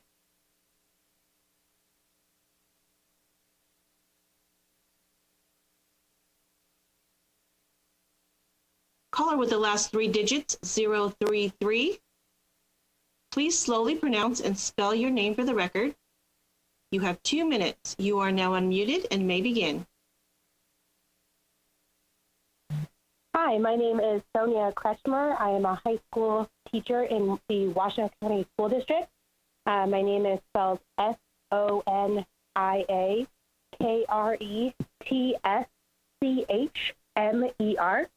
I'd like to thank you for your time today.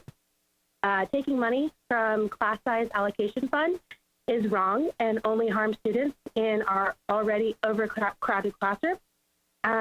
Instead, the funds should be taken from SLOs and other assessments, as these are not an accurate reflection of student learning, especially during the hybrid model. Furthermore, teachers have more on their plates than ever before. We now have added duties like cleaning our own classrooms and developing new and innovative curriculum to students attending a hybrid model this coming school year. Although I do not agree that taking any further funds from education is the right move, if this must be done, it does need to take place from areas that will not affect the learning of students during this difficult time. Assessments during the best of times are overlapping and unnecessary. Results are not given in a timely manner, and therefore these do not give teachers accurate information about their current students. Therefore, keeping these assessments during these unprecedented times would be detrimental to the education of our youth and be a further strain on our already overworked teachers. Finally, I would like to echo a previous comment that new revenue needs to be included in these discussions. A one-for-one dollar raise for every dollar cut needs to be a priority for the state of Nevada. Thank you for your time.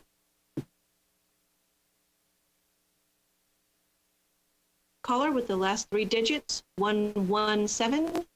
Please slowly pronounce and spell your first and last name for the record. You have 2 minutes. You are now unmuted and may begin. My name is Michael Gus. My name is spelled Michaelguss. I'm calling because I took a look at a report that was done for the legislature in the last biennium. In FY 2016 alone, the Governor's Office of Economic Development abated over $1 billion in taxes to corporations. Now that's over 10 years, so that was like $100 million annually. But they did that every year for about a decade. I've worked in economic development in that decade. Maybe not at that level because FY16 was higher for various reasons, but still, that's a lot of money. And I think these cuts are horrible. And I think a fair solution is to ask the people who've received tax incentives to pay full taxes for the duration of the pandemic in exchange for if it lasts a year, if it lasts 2 years, then they get a year. If it lasts 2 years, they get 3 years or 4 years or whatever. So they get 1 year extra for every year that they pay taxes now on the back end. It doesn't actually raise taxes for my Republican friends in the state Senate. It doesn't. It actually cuts their taxes over the long run. I think they would just refi their bonds and refi their loans.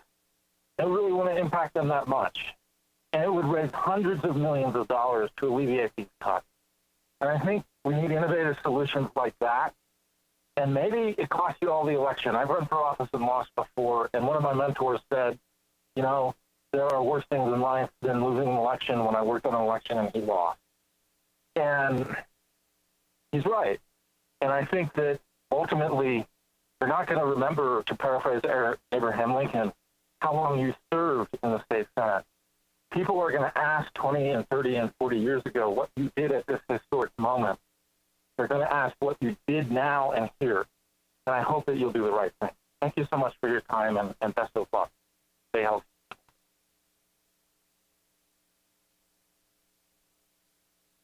Caller with the last three digits, 344. Please slowly pronounce and spell your first and last name for the record. You have 2 minutes. You are now unmuted and may begin. Hello, my name is Karen Neidhold. I'm a teacher in the Washoe County School District. My name is spelled C-A-R-Y-N. Last name is N-E-I-D-H-O-L-D. Nevada leaders, it's time to get creative. Every point of the education budget should be directly impacting the classroom and keeping our educational system afloat.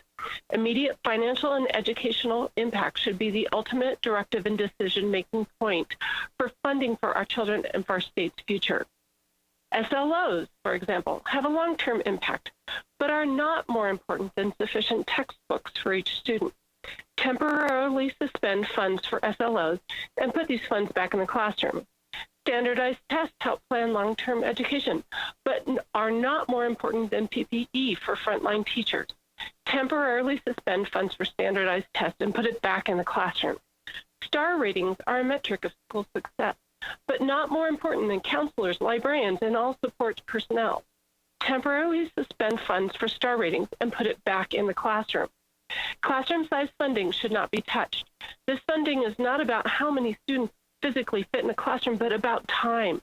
How much time a teacher has for these first important years of school. Keep these funds. You are the admirals of a sinking ship. We have struggled for years and years with inadequate funds and cuts to our children's education and consequently their future. Education will not cost less in our current pandemic. It will cost more. It's time to use your knowledge, ability, ingenuity, and resources to make sure our children aren't left to sink. Thank you. Caller with the last three digits, 358. Please slowly pronounce and spell your first and last name for the record. You have 2 minutes. You are now unmuted and may begin. Hi there, my name is Selena LaRue, S-E-L-E-N-A, LaRue, L-A space R-U-E. I am a social studies teacher and I am calling to express my abject incredulity that we are contemplating cutting funds from critical education programs such as class size reduction in the midst of a pandemic. We need small class sizes in the coming school year so we can keep our kids socially distanced within the classroom, much like you are doing in the legislature right now. Yet this body is planning to cut the very funds that allow us to limit those class sizes. We cannot cut these funds and keep our kids safe at the same time. Not only would this decision hamper education, it actively endangers our children. The easiest and most widely supported option you have is to raise new revenue. Educators have already sacrificed enough for our kids. It is time to ask our wealthiest citizens and corporations to share in this sacrifice. Please be brave and be bold in finding new revenue. I do recognize that even with the revenue discussion, we may be required to make cuts. So in the spirit of cooperation, I offer a compromise. Instead of cutting vital programs like class size reduction and read by 3, we should put a moratorium on SLOs, star rating, and standardized testing for the upcoming year. Assessment alone represents $16 million annually. That one change would mean we could keep the funds for class size reduction. Add in the cost of SLOs and star rating, means we could keep vital programs that directly impact our kids in the classroom. Teaching and learning will not be the same next year. We will have to assess and fill gaps in learning from the previous school year, while also navigating new digital curriculum and addressing the social and emotional needs of children with their lives in flux. Due to these dramatic changes, these evaluation programs will produce wildly inaccurate data this year and represent an inappropriate burden on students, educators, and parents. Put a moratorium on SLOs, star ratings, and standardized testing this year makes sound policy sense from both a fiscal and ethical perspective. It is a policy you could pass with a clear conscience, knowing you've done what's right for our kids. Thank you. Caller with the last three digits, 653. Please slowly pronounce and spell your first and last name for the record. You have 2 minutes. You are now unmuted and may begin. Good morning. Can you all hear me? Or sorry, afternoon. Hello? Hello? We can hear you. Okay. Good afternoon. For the record, my name is Dora Martinez. I am having a Zoom party here with my children. They wanted to hear and how the Senate is going with the budget cuts in regarding to incoming school year. I just want to inform the body to be mindful of those students who are having IEPs. They have not seen their IEP, how should I say, council people to come and meet with them. So they're really lacking behind. And as well as those who are minority children in minority and living in poverty. It is the 30th anniversary of the ADA, and we just want to make sure that it is about us without us, and we want to make sure that you guys are aware that we are here and listening and seeing this play out, and we want you all to be mindful that Nevada's education is the last of the whole state, of the whole nation. And we do not want our children who are needing these services, vital services, to be more behind. And thank you so much. Take care. Have a great day. Caller with the last three digits, 352. Please slowly pronounce and spell your first and last name for the record. You have 2 minutes. You are now unmuted and may begin. Hi, my name is Corey Harwell, Harwell.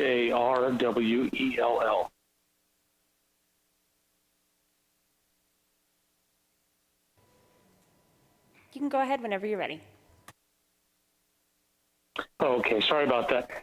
I just wanted to call in and encourage our state legislature. I know that right now is such a fragile time in the history of our state and our country. The job that you guys have been tasked with doing in this special session is an unenviable one. You are faced with addressing some budget shortfalls and the future of this state and how we're going to continue to tackle the epidemic and how we're going to be able to continue to educate our children and encourage growth of our businesses and all the things that come with the decisions that you're about to make. I would just encourage you to remember the definition of liberty and what it means to us in our country. There's a reason why life, liberty, and the pursuit of happiness is the three things that are spoken about so wonderfully. And that liberty, that freedom for non-confinement, that freedom for lack of restriction, and ultimately, I think it's that freedom from the burdensome choking of overdue taxes and incredible taxation. I'm a small business owner in Las Vegas, have a small restaurant, have about 47 employees. And I know that one of the things we are trying to do desperately is to use the capital resources that we have to try to grow our business, to try to be able to face the challenges that we have in front of us head on. And I'm just pretty confident that if our legislature will try to find the funds that they need through other areas rather than increasing taxes on small business, that we'll be able to navigate these waters together. If you do increase those taxes, if you do put that chokehold on our businesses, I'm just fearful as to what our future looks like, what the 46 to 47 employees within my four walls, what their future looks like. I don't envy the task that you're faced, but I encourage you to not try to fix it just with burdensome taxes, especially on small business. Thank you.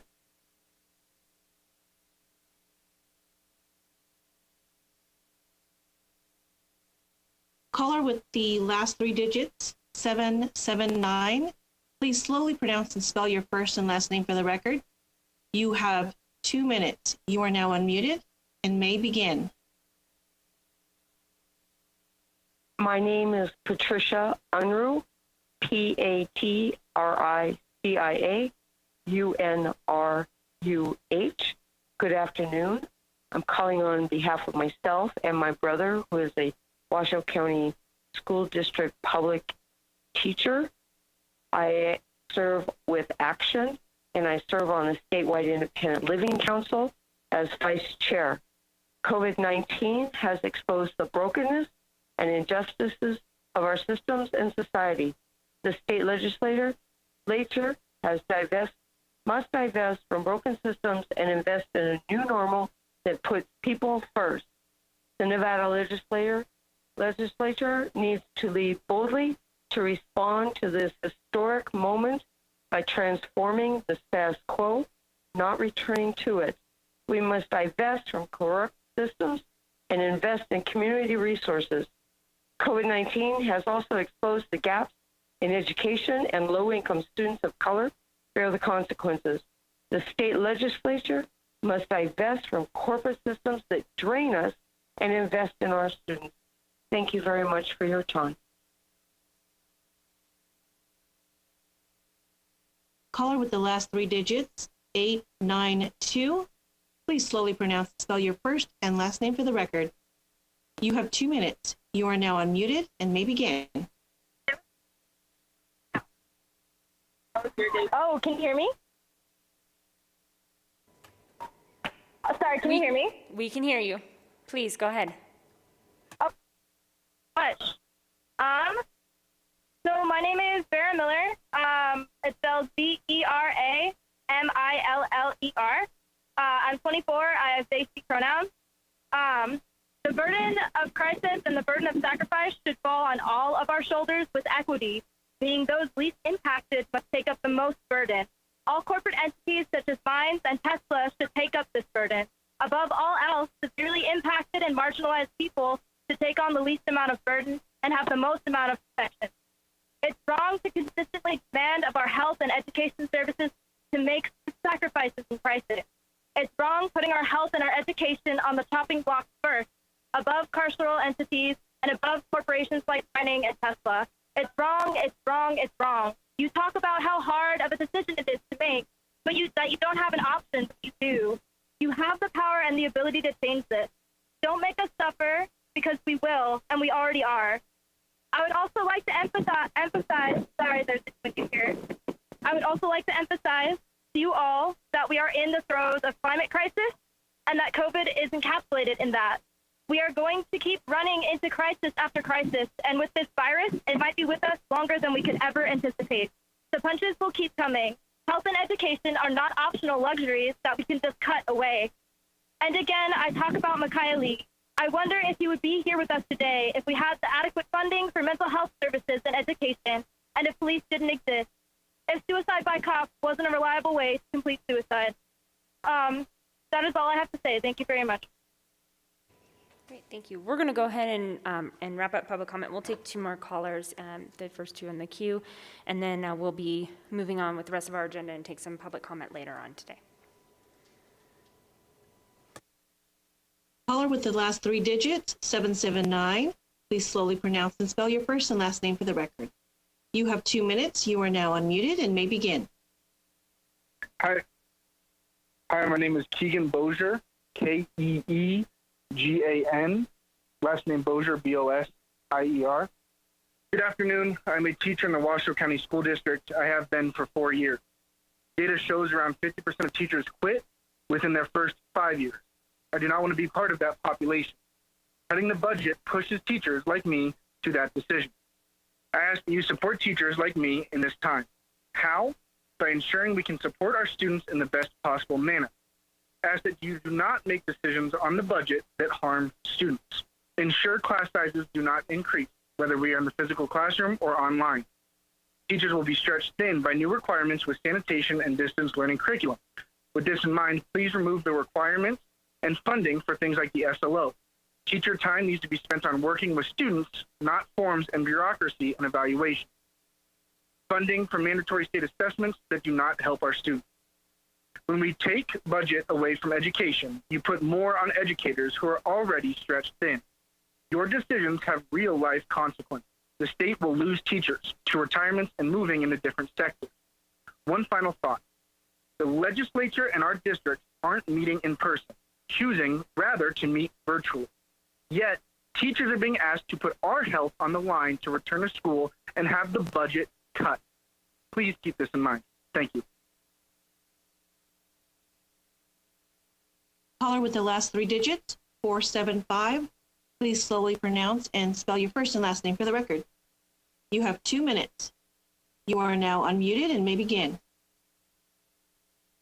Good afternoon, Madam Chair. My name is Jared Busker, spelled Jared Busker. I am the Associate Director at the Children's Advocacy Alliance, a statewide nonprofit organization that is the independent voice for Nevada's children. Today, I wanted to briefly mention our concerns related to the availability of childcare and after-school care for children. Before the pandemic, Nevada's early childhood capacity was 23% of the need for children under the ages of 0 to 5. Since the COVID-19 pandemic, Nevada has seen over 50% of our childcare providers shut their doors, the vast majority of which were childcare centers. While the state did utilize CARES Act dollars to support these providers, only 22.5% of licensed providers receive funding. As our school districts look to reopen in the fall using a hybrid back-to-school model, with our children being off for 3 days a week, we have concerns regarding who will be providing care for our children while their parents are working. We urge the legislature to consider this as you continue to discuss potential reductions in the pre-K through 12 budget and think of the best way to reopen in the fall. Lastly, we urge the Senate to review all potential revenue options prior to making these cuts on the backs of our children and families. Thank you.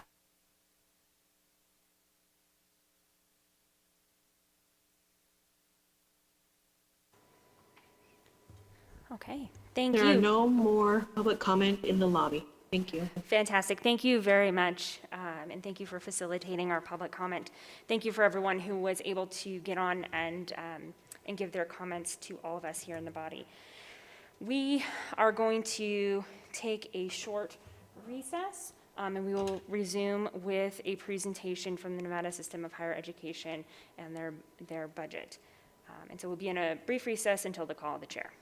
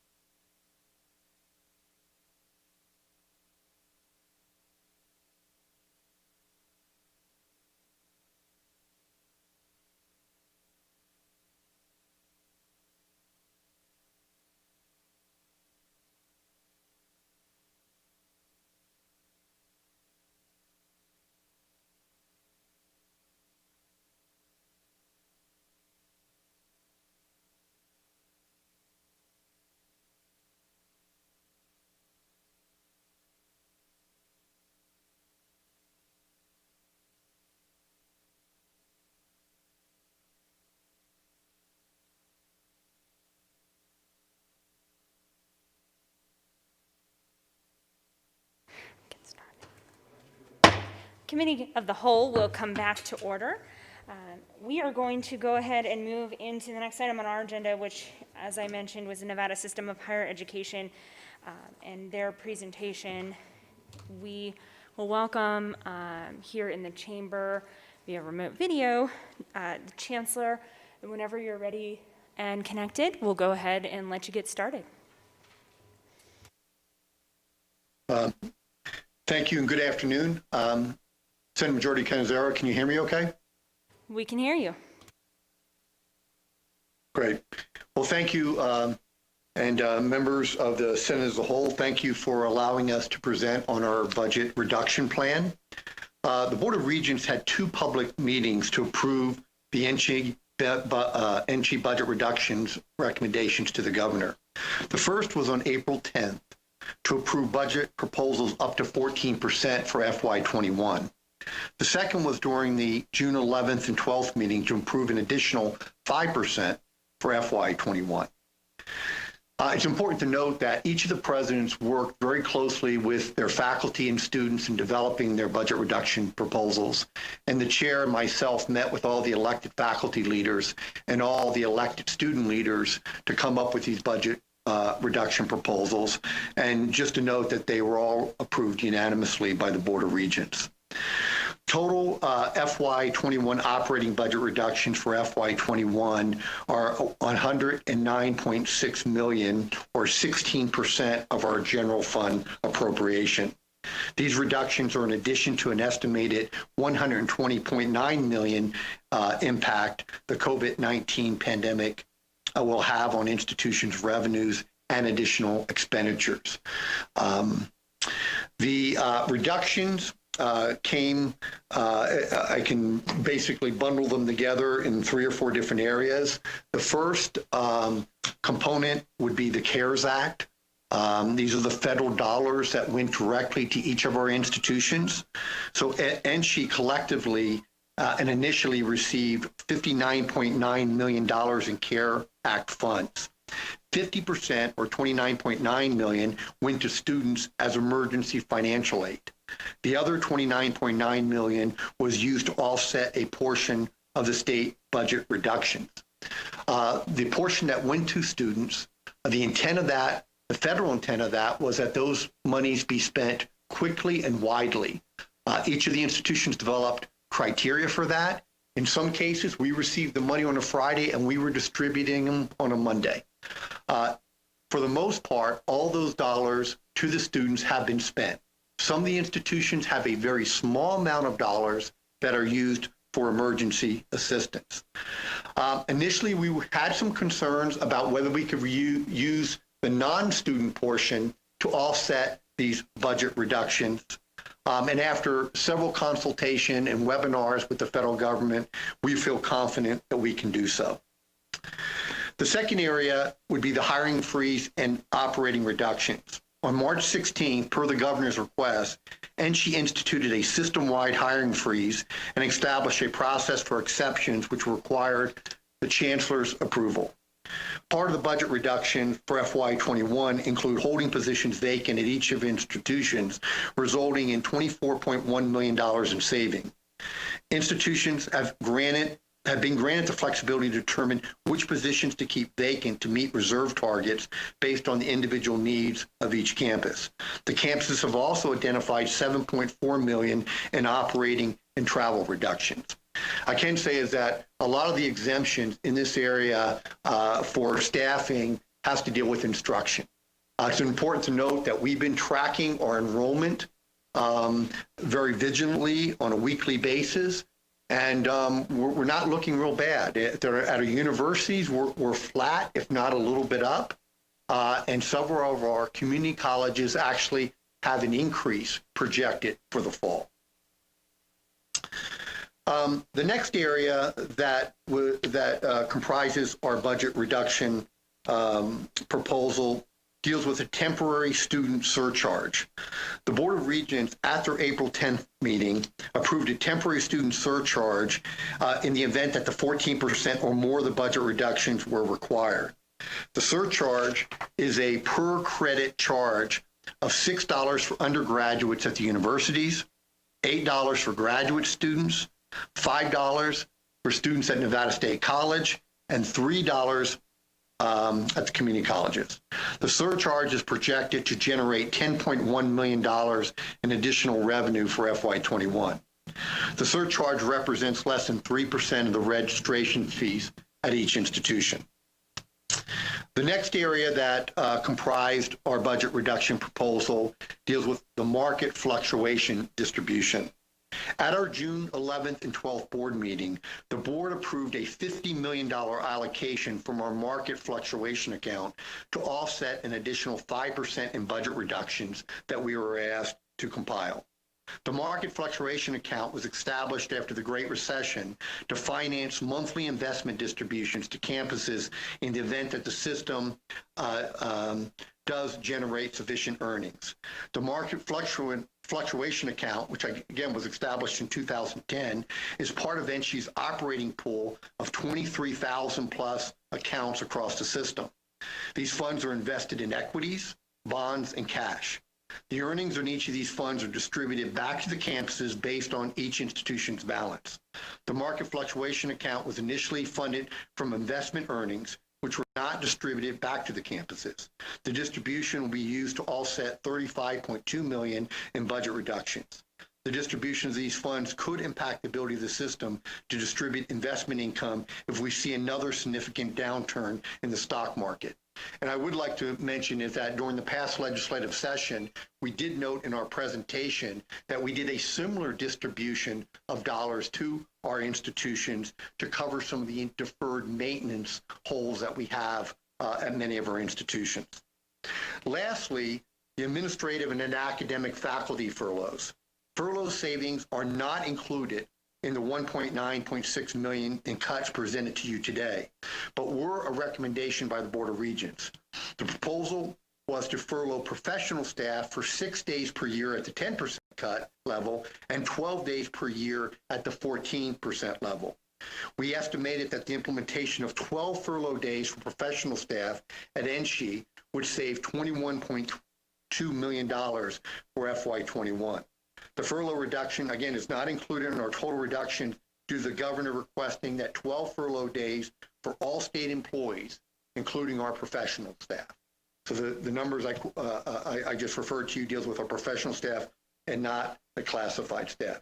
The only other comment I'd like to make on the furloughs is that the board recommended the 12 furlough days for all of our staff.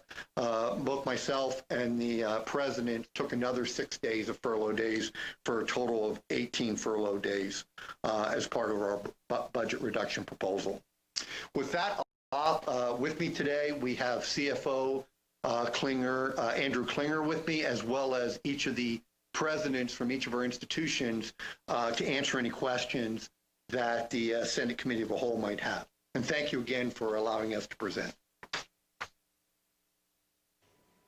Okay, thank you. We will begin with questions, and we'll start with Senator Dennis. Thank you, Chancellor. Thank you for the presentation. I guess I have a couple questions. So from what you just presented, is there anything in this budget that's going to preclude some students that were going to, from not being able to go? To attend college? Well, we had two primary guiding principles when we put together our budget reduction proposals. One is that we didn't want to lay off any staff. So it's important to note that during the whole spring semester, we kept all our staff and students employed.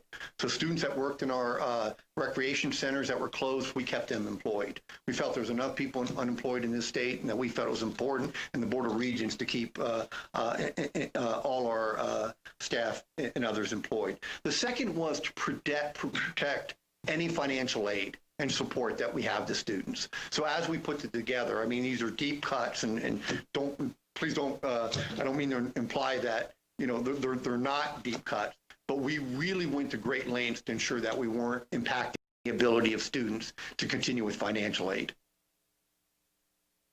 Thank you. Yesterday, as we got a presentation from the governor's office, one of the cuts that had showed up on the sheets was the Promise Scholarship. Can you talk a little bit about that and where we are on that? I can, and I'll just start, and then I'll turn that over to CFO Andrew Klinger. So I believe that the initial cuts were carryover dollars for the Nevada Promise program. So the funds that we have right now would actually get us through the fall. But if those cuts did go into place, then we wouldn't have any money for the spring for the students that we left in. I believe they're having conversations, and again, I'll turn it over to CFO Andrew Klinger, with the governor's office about transfer some of their federal CARES dollars to ensure that we fill that hole. But with that, Andrew, could you jump in on that? Sure. Good afternoon, Madam Majority Leader, through you to Senator Dennis. So I did have a conversation with the Governor's Finance Office Director, Susan Brown, about Nevada Promise. And what we discussed was that the reductions would get us through the fall. And so part of what the solution to that is going to be is using CARES Act dollars. Now, obviously, we received a direct allocation of CARES Act dollars as the chancellor went through, but the governor's office also received some of their own CARES Act dollars, and we are eligible for reimbursement from those governor's CARES Act dollars. So what we discussed was, and we've been submitting our expenditures to the governor's office just like all other agencies have. And what Susan and I discussed is that they would reimburse us for those the COVID-19 related expenditures out of their CARES Act dollars, which would then free up funds that would let us fund the scholarships in the spring semester. So the CARES Act dollars would be expended in the first semester? In the fall semester, is that? So, Madam Majority Leader to Senator Dennis, so we would use the funds within the Promise program for the fall semester, and then we would use freed up dollars because of the reimbursement from the governor's office CARES Act dollars. We would use freed up state budget dollars to fund the program in the spring. And so is there no issues with the CARES Act money needing to be expended by the end of the year? Is there any of those kind of issues? I'm sorry, Senator Dennis. I don't believe so because we can get reimbursement in this calendar year, and like I said, we've been submitting expenditures, and obviously we'll have more as the year goes on. And so I haven't tracked the governor's CARES Act dollars well enough to know if they have to reimburse us by the end of the year. But even if they do, that will still free up our state dollars that will then allow us to carry that into the spring to fund those scholarships. Okay, and so you're saying that's been confirmed with the governor's office on that arrangement? That arrangement has been confirmed with the governor's finance office. Director Brown and I spoke about that yesterday on the telephone. Okay, great. Thank you. Thank you, Madam Chair. Senator Dennis, thank you for asking about those dollars. They're very important.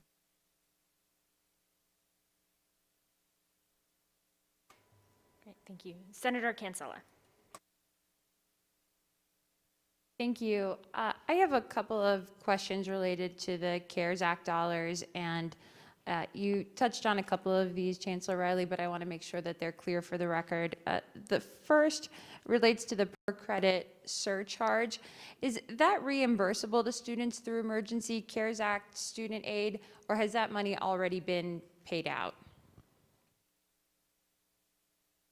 Thank you, Senator. So those dollars have already been paid out.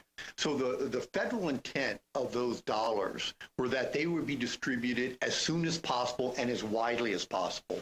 So each of our institutions developed criteria to allow that to happen and distributed those dollars right away. So except for a few institutions that have kept a tiny bit of money for some emergencies in the fall, those CARE dollars have already been distributed. Thank you. And I know that there was a little bit of, I got a message as a former UNLV student about there still being about $1 million unclaimed CARES Act dollars that were out there, and I really appreciated all the work the university was doing to make sure that students did the logistics to claim those dollars. The second question, and this is again just clarifying, the $60 million in federal CARES Act funding has been received in full to the system of higher education. Is that accurate? I'm going to just defer to CFO Klinger. Again, we received all our student dollars because we've distributed those, but I believed the rest of the dollars have come in there. But Andrew, if you could address that for me, thanks. Sure. For the record, Andrew Klinger, Senator Kinsella.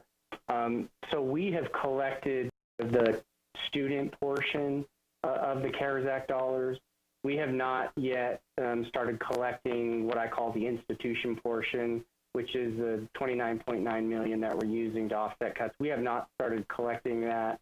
We have through the end of the calendar year to account for that. Let me rephrase that. So expenditures through the end of the calendar year are eligible for reimbursement. We have until June 30th of next year to actually collect those dollars. Just a quick follow-up. So because those additional resources will be used to replace state funding, and correct me if I'm not understanding that correctly, those funds be budgeted in NCHE's state-supported budgets proportionate to those reductions? Senator Kinsella, again, Andrew Klinger for the record. That's a great question. And as we've discussed this with the institutions, because of the rigorous reporting requirements that the federal government has put on these funds, we have opted to create separate accounts at each institution to track these dollars separately so that we can meet the federal reporting requirements.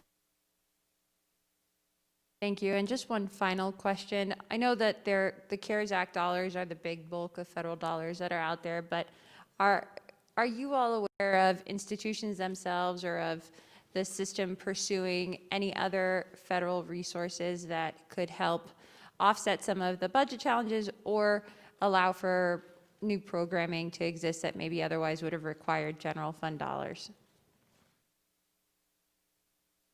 Thank you, Senator. Tom Riley, for the record. I know the medical school, again, I'll turn this over to CFO Klinger or any of the presidents, but I know the medical school did apply for one of the loans that can be forgiven. But other than that, Mr. Klinger, do you know any of other fundings that we've applied for at this point? For the record, Andrew Klinger to Senator Kinsella. So we're applying for, and I know the institutions, and I don't have a list of those, but we can certainly get that information. I know they have been applying for federal grants. Now, most of those federal grants are reimbursing them for additional expenditures due to COVID-19. So they're not really helping offset budget reductions. And as I stated earlier, we're submitting on a weekly basis COVID-related expenditures to the governor's office in hopes that we'll get refunded for those through the governor's CARES Act dollars. There's also FEMA dollars that are available as well, and we're looking at applying for those. For those funds that we don't get reimbursed through the governor's office, we'll be looking at applying for funds for FEMA reimbursement. But again, these are expenditures that would be in addition to our state budget due to the challenges the institutions are facing. Yeah, this is Mark Johnson at the University of Nevada, Reno. The University of Nevada, Reno hosts the Small Business Development Program with offices across the entire state. And that unit has received some additional funds related to COVID for the to assist with the distribution of funds for small businesses in Nevada. And Marta Miana, for the record, UNLV president. UNLV Medicine did in fact apply for a payment protection plan loan, which was aimed at maintaining payroll for our faculty whose entire salaries or almost entire salaries are dependent on clinical revenue, which dropped to almost zero during the COVID crisis.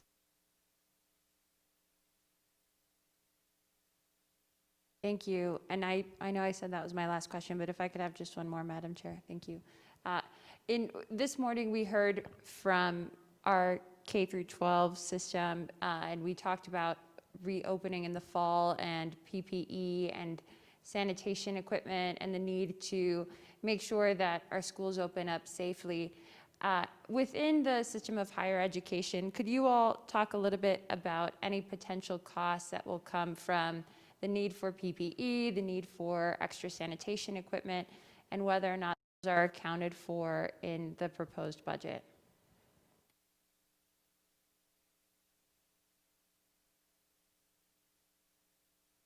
Mr. Klinger, could you address it? Andrew Klinger for the record. I would actually turn it over to the president. I think they can better answer that question. Marta Miana, for the record, UNLV. I don't have any specific figures for you at the moment and exactly how much we have spent already on PPE and plexiglass and all of the other sanitation protocols that we are going to have to and have already started to implement. So we are, again, collecting all of these expenses to investigate their eligibility for FEMA grants, but certainly our expenses in that regard are significant. And this is Mark Johnson from the University of Nevada, Reno. The expenses are significant to the tune of about $32 million so far in a range of items, including lost revenues from events that we had to cancel, dormitory rents and food service rents we had to reimburse back to the students when they left in the middle of the term, as well as we have been keeping the hand sanitizer and other sanitation equipment industry running pretty smoothly these last few months.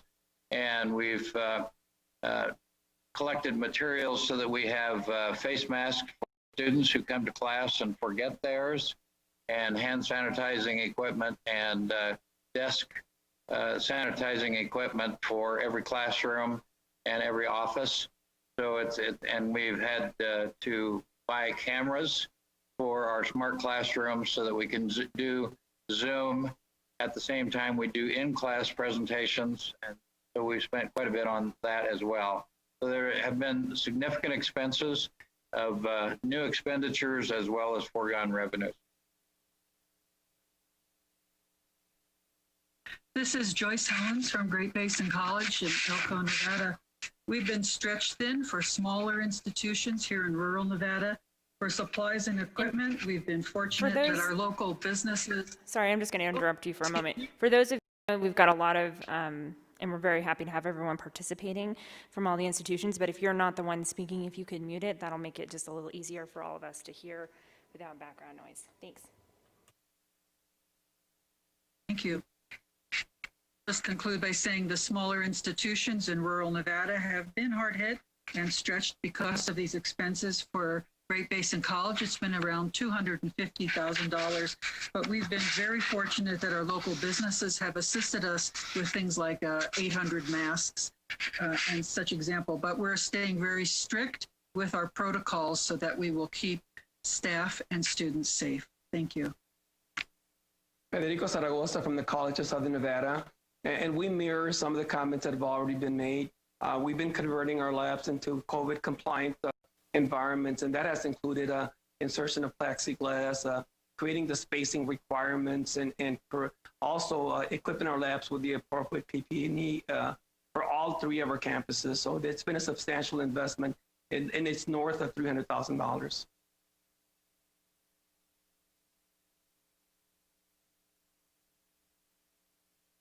Senator, this is Vince Elise at Western Nevada College. Similar to the other institutions, we've spent in the initial response right at $100,000 in PPE equipment.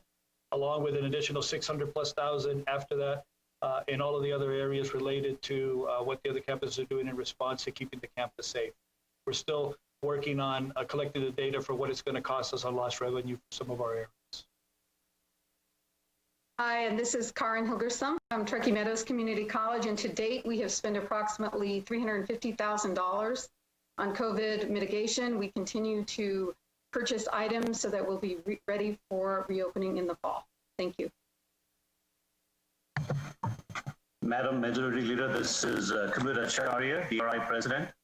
Our expenses are very similar to other smaller institutions in preparing our campus for safely allowing our people to come to work with hand sanitizers and PPE and all of that.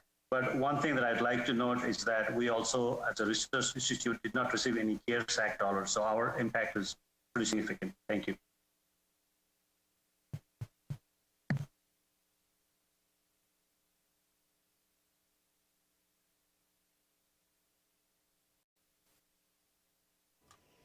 Hello, this is Vicki Shields from Nevada College. And I just echo what many of our colleagues have. We're about 300,000 so far in PPE, and it's plexiglass and sanitizer and making sure that masks are on ready when we need them and when students forget them. And it's quite an undertaking, but it's all worth it. Thank you.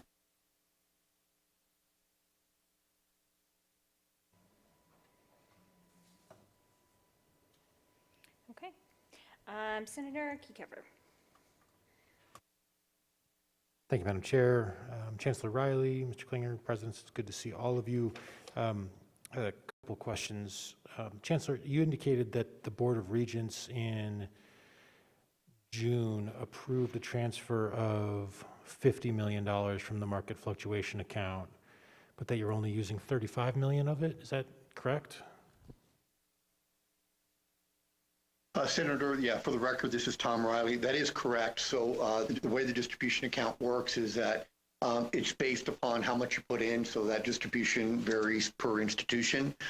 So some of the institutions received a bit more needed, but as has been pointed out about the loss of revenue. So if you those institutions like UNR, UNLV, I believe DRI, and maybe a small amount for TMCC exceeded the additional 5%, that the 30 million that we needed, but those dollars went towards mitigating some of those losses. For example, at the dorms, the loss of athletic revenue, et cetera. So I hope that answers your question. Is that yes, it was, we distributed 50. Some institutions, it covered more than their 5% that they put in to reach the 35 million, and those dollars is used to mitigate some of the losses that they had and they've been accumulating. So there was an additional $15 million distributed to institutions that's not being used to balance our budget. Is that what I'm hearing? Yes, for the record, Tom Riley, Senator, yes, that is correct. And those dollars, as I mentioned, are being used for to cover some of the losses that the institutions have.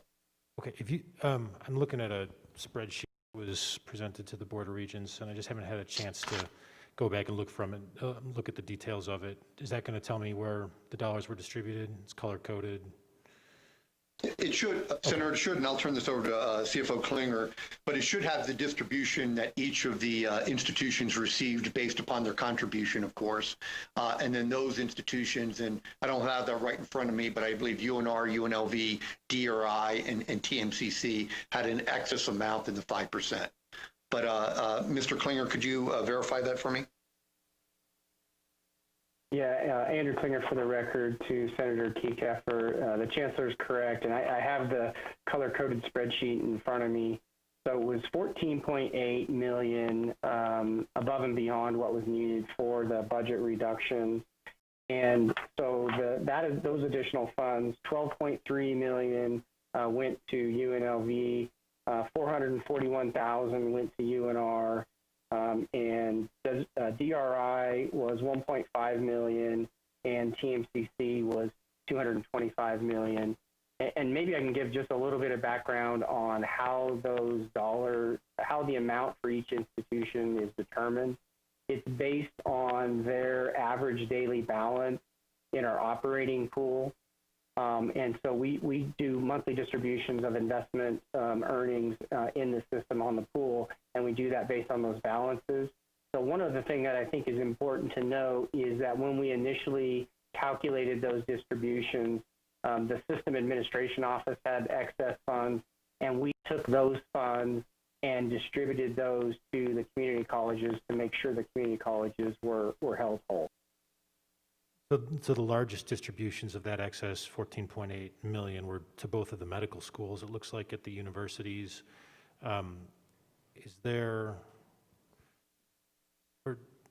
sorry, I'm trying to pull it through. Were there deficits in these budget accounts that needed to be made up? Is that the justification for, or the need for it, rather than the justification?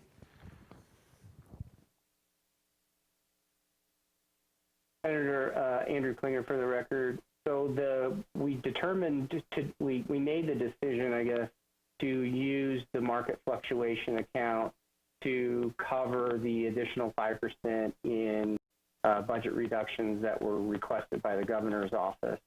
So we had the market fluctuation account. It had 50 million in it, and based on the way the allocations worked out, we were able to cover every institution. And like I said, because we had those excess dollars in system admin and were able to repurpose those to the community colleges, but because those distributions are made on those balances, institutions like the universities, DRI and TMCC received excess because, again, based on the distribution methodology, that's how those dollars are spent to the institution.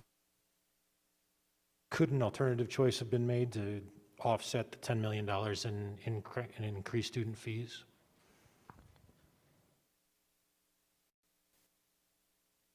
For the record, Andrew Klinger, to Senator Keycaffer, we could have made that choice, but then what would have happened is we would be required to cut additional spending from each of the institutions, if I understand your question correctly. Yeah, I think so. We had additional 5%. Okay. I appreciate it. And for clarity purposes, I think the Chancellor had indicated that for fiscal year 21, the value of furloughs for your professional staff was $21.2 million. Did I hear that correctly? Senator, yes, that is correct. For the record, Tom Riley. Over how many positions is that allocated?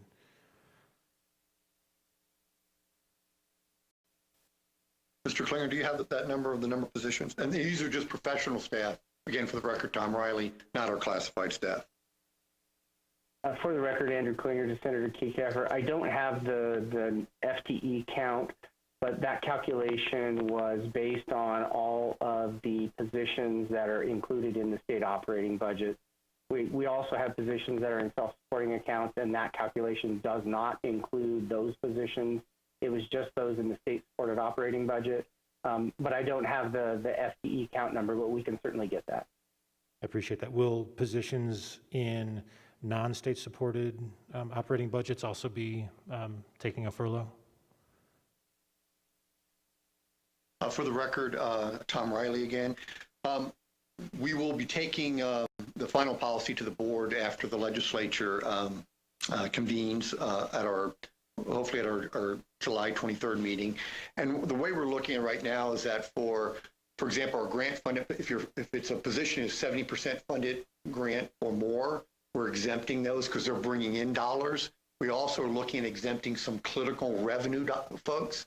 So positions that are doing clinical revenue, again, because we need the revenue at our medical schools and dental schools, we would exempt those. So to answer your question is that we have certain categories of exemptions that would include positions that are grant funded or revenue generating that really doesn't make a lot of sense to cut because we'd be losing out on revenue. Okay, thank you. Do you also happen to have the value of the furloughs for your classified staff? Andrew Klinger, for the record, Senator. I had calculated that, again, just for the classified in the state operating budget at $4.5 million. And again, that would have been for 12 furlough days. Thank you very much. I appreciate it.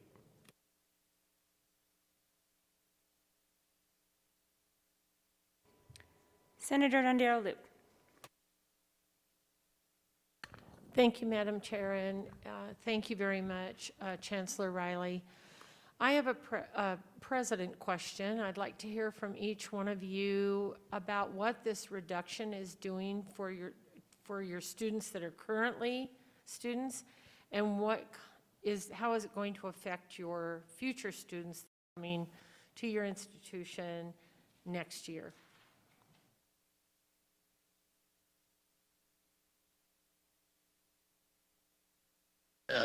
This is Mark Johnson at the University of Nevada, Reno. We are making an effort to keep every class staffed with an instructor. Due to the many positions that will not be rehired, a lot of vacancies, we will be teaching a number of classes with a letter of appointment or part-time faculty rather than having the regular tenure track faculty in the classroom with them. We still will get all of the classes taught. So, Marta Miana, for the record. Sorry. I'm sorry. So, President Johnson, when you say that, are you saying to me that your classes are going to be online, or will it be a mix? It will be a mix, and that's mainly due to the governor's directive of social spacing. With 6 feet of spacing, we can't just have students in our large classroom sitting next to each other. So our smaller classes, we plan to have in person, like small section, discussion sections, and laboratory sections. Medium-sized classes, we're planning to do a mix where part of the class will be in the classroom and part of the class at home. Using Zoom simultaneously, and for the very large classes, those will be completely remotely delivered. So really the degree of social distancing or the spacing is really determining the mode of instruction for each of our classes, depending on class size. Thank you. Marta Miana, for the record. Senator, my answer is very similar, obviously, to President Johnson's. We will have to depend more on part-time instructors and letters of appointment, given the hiring freeze. You know, how will students be impacted? They're impacted in many ways. I mean, budget cuts always impact students over and above the surcharge, because we're not able to completely provide them with the experience and the support that we can when we're not working under these conditions. Thank you. And I have an additional question to you, President, because Chancellor Riley and I had this conversation. For both you and UNR, with your dorms, will our kids be able to access those, especially our students who could be homeless or foster students? Will they still be able to access the dorms? Yes, this is Mark Johnson again from University of Nevada, Reno. We actually kept 91 students in the dormitories who just had nowhere to go, including our foster students and the like, during the spring of 2020. We sent most of the students home at spring break and asked them not to return. But we did have those 91 students who just really had nowhere to go. We will provide housing options to those who are homeless. They have families who won't accept them anymore, and foster youth. We had Dr. Cheryl Hug English, who is director of our student health service, walk with our housing director through the dormitories, and we did learn that it will be safe to have 2 people to a room, but not more dense than that. So we will only be able to house about 2/3 of our capacity during due to those space limitations. But we will have housing options for the special groups that you mentioned. Senator, if I could add, this is Tom Riley again, and thank you for that question. I would like to point out the Senate as a whole is, we departed from a lot of our colleagues, institutions nationally, and made a decision early on that those students that did not have a place to go, homeless, foster care, international students, that we saw that as essential and we kept those. So as President Johnson has said, less than about 5% of the dorm population at UNR and upwards to 10% of the dorm population at UNLV was actually on our campus through the spring semester. What that has done is that's given us a lot of experience to manage that population, which we have done so very successfully for the fall on our reopening.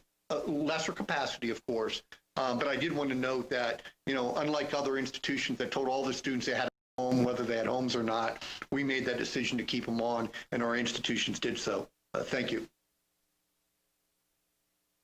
Senator Federico Zaragoza, College of Southern Nevada. At CSN, the primary impact has been on the instructional side, where we, like our sister institutions, have adopted a robust and diverse instructional delivery system, which now has about 55% of our courses being delivered through a hybrid mechanism. And that's important because within that, about 30% of those are career and technology programs, as well as many of our lab intensive programs. And in those programs, we will be losing about 30% capacity. So we're still looking at scheduling and creative ways to make these programs accessible to our students. The remainder 45% will be online. And traditionally, we average about 30% online, so it's an increase, substantial increase, but consistent with the mix of programming that we have had in the past. One of the areas that the budget reductions do impact us is in our student support system.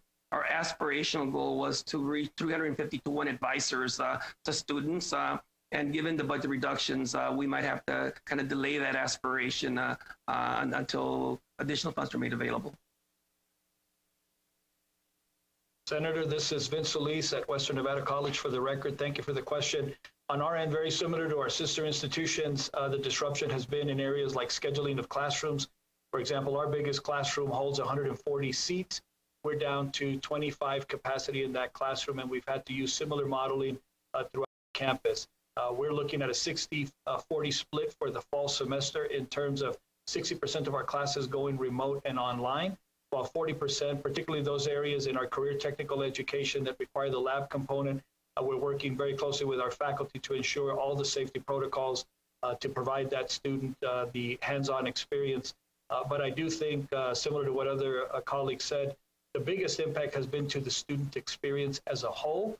The technologies allow for the exchange of information, but are no substitute for that human interaction that students, thrive and grow on. Senator, this is Vicki Shields, Nevada State College. We are going with a combination like the rest of our colleagues, part hybrid and part online. We have increased our online to about 60%, because we were at about 25% online before this.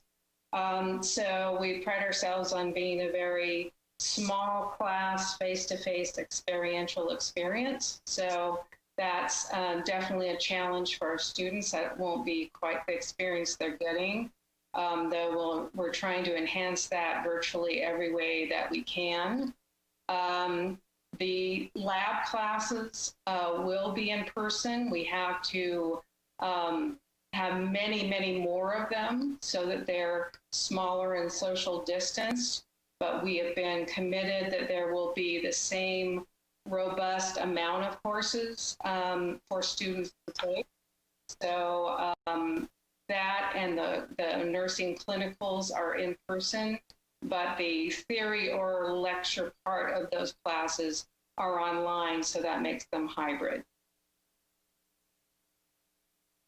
Hi, Senator. This is Karin Hilgersum for the record. I think it's a great question. I think when I think about the planning that's occurred this summer, there's a context that we have to consider. So as a community college, as you know, we serve many first-generation diverse student populations. And they themselves, as well as their families, have been disproportionately impacted by this tragic pandemic. Our faculty and staff are also in a pickle once in a while because they have school-age children and they're trying to figure out how to continue to teach at a level of excellence from their busy households. But that said, I'm very proud of TMCC. We really went gangbusters this summer and provided amazing training so that our faculty will not only be teaching online in the fall, but they will be highly skilled at teaching online in the fall. And of course, we will continue with our face-to-face CTE courses, our health careers labs, and all of which will occur from a socially distant format. And we're doing our very best to maintain a high level of excellence that I think Nevada can continue to be proud of in this very disturbing and terrible situation. Thank you. Senator, this is Joyce Hellens, Great Basin College. We're in a slightly different situation from our sister institutions.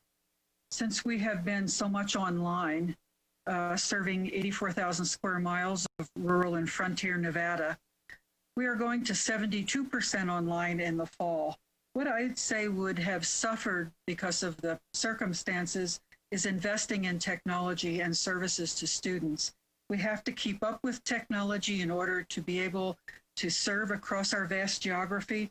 Even things like old phone systems and technical labs will suffer. But what we have done is really focused on what needs to be hands-on, which are all of our technical programs. We are still building new ones in Nevada, and also our health occupations, turning out more nurses and more first responders. And so those, we have strict protocols, distancing, masks. We have finished out our CTE technical programs in May and very successfully. So we're focusing on that and we're making sure we're still serving everyone, but we will be increasing to approximately 72% online in the fall.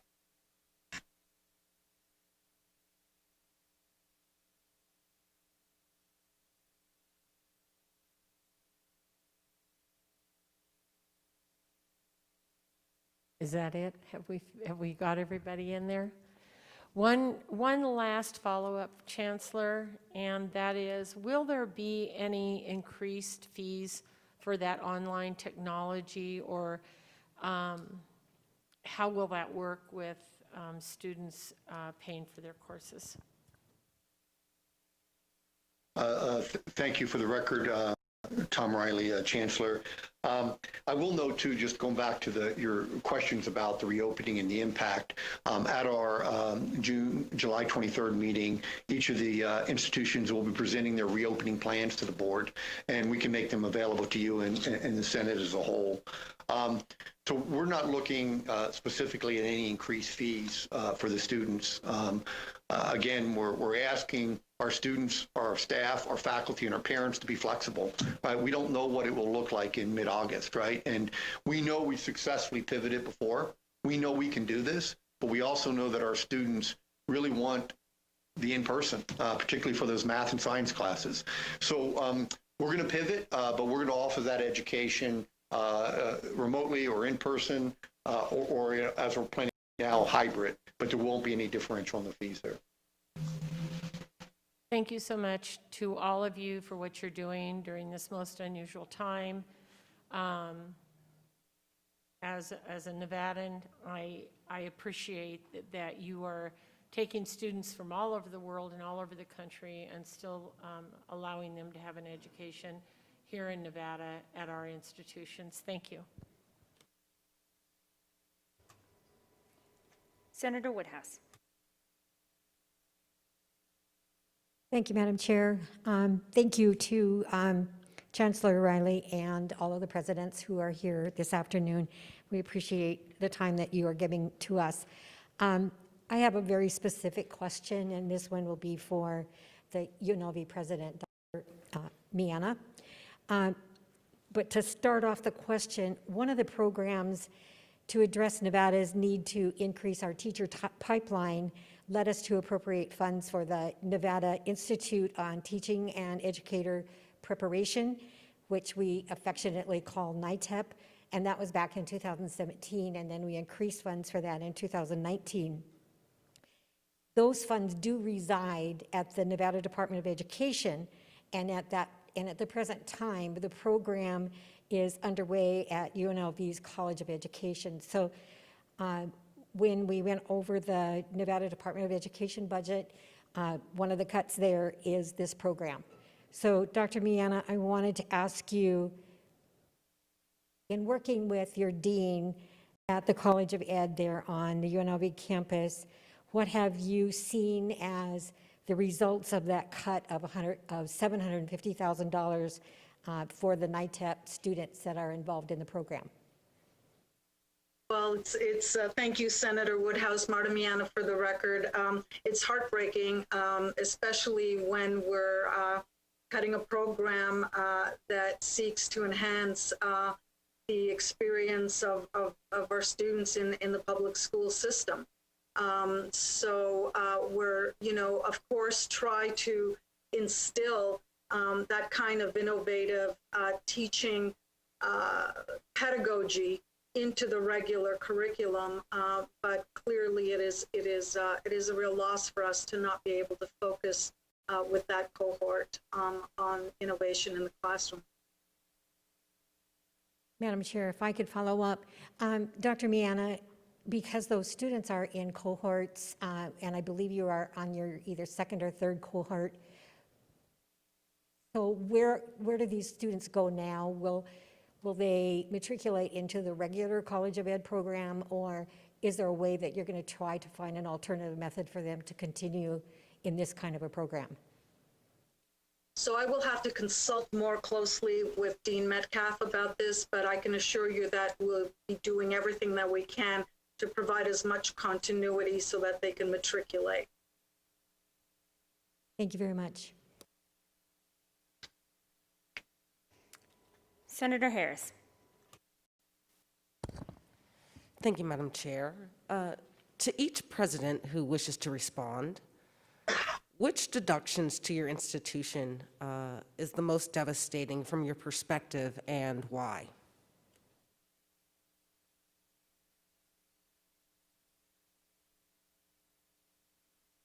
I could start, Marta Miana, for the record, UNLV. For me, the deductions that are the most devastating in terms of student success is anything that doesn't allow us to provide the kind of support that we need to provide to close the achievement gap. That's, really the heart of why we're all here and we do what we do. And we had plans to expand our support services to target that achievement gap directly. And those have to be curtailed because of the situation. And if I could just add one more, obviously we appreciate truly that we're in an unprecedented financial crisis that does require some incredibly difficult decisions on your part. We're heartbroken about the state allocation for the engineering building. And as you know, that allocation of $20 million, we went ahead and bonded for a matching $20 million. So it kind of hurts. It's a double penalty as we now are saddled with the debt service for a bond that we would never have taken out had the state not generously allocated this money to us. So we hope that this project is going to be a high priority for reinstatement when state finances allow. And so that's another one that for us has is difficult. If I could go ahead. Federico Zaragoza, College of Southern Nevada, for the record. At CSN, probably the most trenchant cut for us is that we're freezing about 30 positions. And so that's going to impact our ability to provide the environment that we were aspiring for. But again, we're not laying anybody off. These are positions that are being froze for the next fiscal year. Yeah, this is Mark Johnson again from University of Nevada, Reno. I would echo Federico's concern.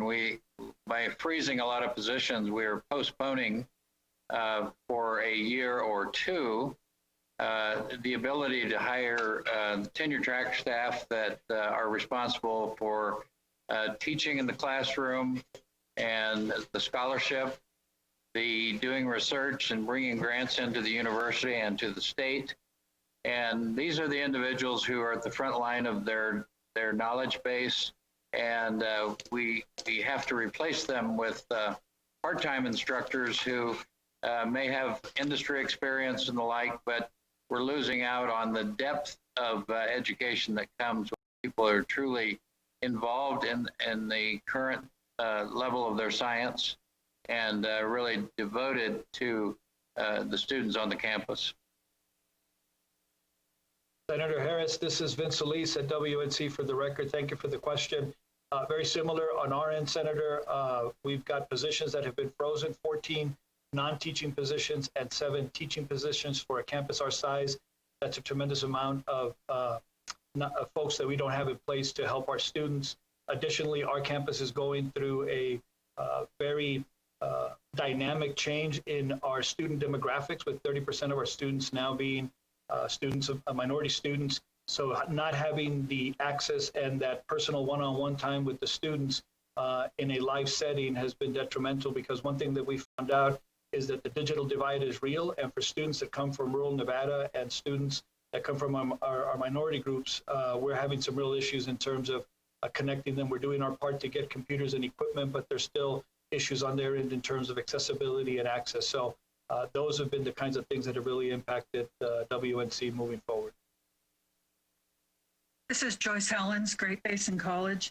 And as I've said before, because of our focus on workforce development and preparing people to work in rural and frontier Nevada, we were prepared for construction for welding lab that will now be put on hold, which has been, we've been requesting it since 2009. And so it's been difficult because we can't do fabrication and we can't prepare students for kind of advanced welding. And also health sciences building, we were getting prepared to build in Winnemucca for more nurses and first responders, and a campus in Pahrump to upgrade that. So technical upgrades as well. It hits us on all fronts, but we have not laid off any staff, and our faculty are working and doubling down.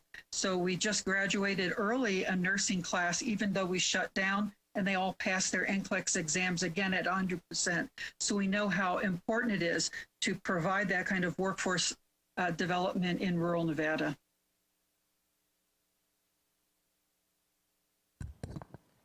Okay, thank you all for your honest assessment of what's in front of us.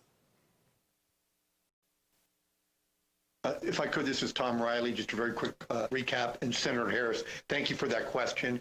And I'd say that, overall as a system, the board really took some very strategic and ambitious goals around increasing graduation rates, right? What we're all about, closing the achievement gap with many of our students. And a lot of that led to the high touch programs. As been referenced, the board set some really ambitious goals around advisors, that we would set a ratio and all the institutions would implement that. So obviously the impact in not hiring some of these staff moving forward will have that impact. But thank you for that question. Senator Pickard. Thank you, Madam Chair. Just a couple of quick questions, and Chancellor, I think this will be for you. First, I was intrigued to hear that the UNLV Medical School took out a payroll protection program loan. I'm actually surprised that they would qualify, but I'm wondering, have other institutions or schools within the institution looked at these, particularly the clinical programs you discussed? Thank you, Senator Pickering. For the record, Tom Riley. To my knowledge, and maybe if the other presidents, I know many of our institutions are applying for different type of financial assistance, but the protection loan, I believe the only institution that did apply and qualify for it was the medical school at UNLV. And if I may clarify that, it's the faculty practice plan at UNLV, so it's the clinical arm, the part that's providing clinical services and where the salaries are incredibly dependent on clinical revenue, which, as I said, had a precipitous drop due to COVID. So that was the part of the medical school that applied for that loan and got it. Sure, and that makes a lot of sense to me, particularly if technically they're a separate entity and from a legal standpoint, maybe a standalone entity, so they would possibly qualify as a small business and thus obtain. But my guess is there are other components of each institution that might be able to do the same thing. So I think that's a very interesting and creative way of meeting a need. My second question, Chancellor, has to do with the university commitments to the individual schools within each institution. The one thing we don't see, and I know from prior discussions, each institution usually makes commitments to the individual schools, School of Medicine, law school, whatever it may be. Are those commitments still in place, or is NSHE also moving those dollars around? Thank you. For the record, Tom Riley. For the most part, and CFO Klinger may want to jump in, or President, I believe that they're pretty much in place. I mean, we took across the board cuts in order to meet those. That means every one of the institutions and schools were part of those cuts. But there wasn't any, we didn't make any surgical or strategic decisions to cut one program or another. And Senator Pickard, for the record, Andrew Klinger, and just to add on to the Chancellor's comments. So each of the appropriations, in this case, what we call them, so it would be the law school, the medical schools. Each of them is taking a 16% reduction in their state funds. Now, in some cases, that's offset with market fluctuation account. In the case of, obviously, the main teaching account, that's also offset with student surcharge. All right, thank you for that. And let me just follow up then with, I'm looking at the total budget reductions on the far right. Is that in addition to the 16% reductions in those commitments, or are they included in these numbers? Senator Pickard, for the record, Andrew Klinger, if you're looking at the summary sheet that we provided and those numbers on the far right that say total budget reduction, those numbers are those represent the 16% reduction in each one of those accounts. All right, very good. Thank you so much. Appreciate all your hard work. Senator Settlemeyer. Thank you, Madam Chair. I was curious, with the changed educational environment that's out there, with everything going more virtual, have any of you had the opportunity to poll your students and find out if how many of them wish to return? Are you seeing a large influx of people due to the change in the economy who want to use this opportunity to further their education? Have you looked at the return rates? That was just kind of a general question to all of you. I can start off for UNLV, Marta Miana. So our enrollment is flat. So we have not lost any students if we compare it to last year, which is really actually kind of incredible, because if you look at the enrollment figures across the country, they don't look that good. Now, the interesting thing is if you kind of break it down, we do have a slight decrease in first year freshmen coming in, but our retention rate, meaning the extent to which we kept the first years going into second year, has actually gone up 2 percentage points. So, and in terms of surveying the students, we kind of don't have to. They've let us know that although they appreciate our efforts in remote instruction, certainly at UNLV, we have heard loud and clear how much they would love to be back in person. Senator Sotomayor, this is Vince Solis at WNC for the record. Thank you for the question. We did survey students as we went into the latter part of the spring semester to get some feedback from them in terms of their experience. Similar to what my colleagues have said earlier, they would much prefer the in-person experience. So that's been something that we're monitoring very closely for us. The numbers are down for the fall semester, about 12%. We're monitoring that very closely by category. We are up in the first-time student in terms of those that are participating through our high school programs in our dual or concurrent enrollment programs. The category that we're seeing that is down significantly is our male students. So we have some meetings coming up to try to address that. We're also preparing to address what we perceive to be an increased demand in our homeschool market for the fall semester. This is Joyce Helens from Great Basin College. Again, we're in a slightly different situation from our colleagues, having been online and trusted to be presenting excellence through online instruction. In the summer, we're up now about 25% in full-time equivalent FTE, and we are equal to our large increase last fall. Currently, as of today, we've kept the students that we've had. And we have surveyed our students, and we've had in the 90th percentile of satisfaction with online education. Senator, this is Vicki Shields from Nevada State College. And we have surveyed our students several times as things have gone along. They would prefer to be on campus, much like everyone else said, in person. But most of them had very good experience in the spring and have been very flexible and adaptable. And our summer enrollments were up 2.5%, and we are slightly up for new freshmen in the fall.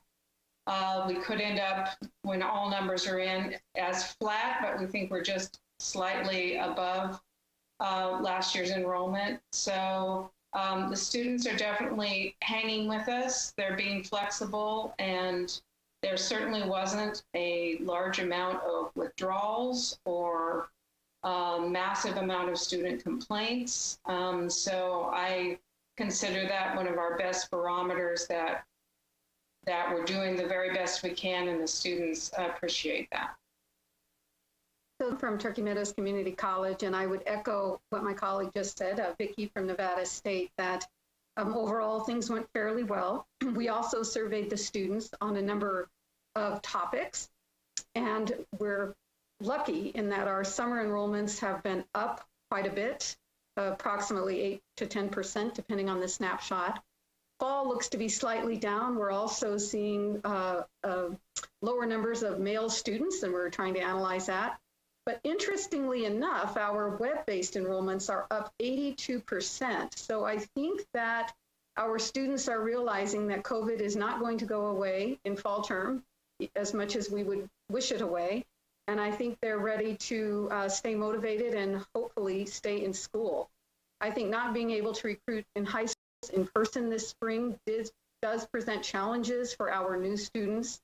So we are a bit down in new students, but we are seeing pretty robust numbers of returning students enrolled for fall. So thank you. Federico Zaragoza College of Southern Nevada. And we're also experiencing the same trends as our sister institutions. We surveyed our students as well, and the feedback we got was what we anticipated. Many of our students prefer the interactive models, and certainly there is a higher demand now for hybrid-related courses. But we have not seen any drop in persistence or in terms of summer to spring projections. We're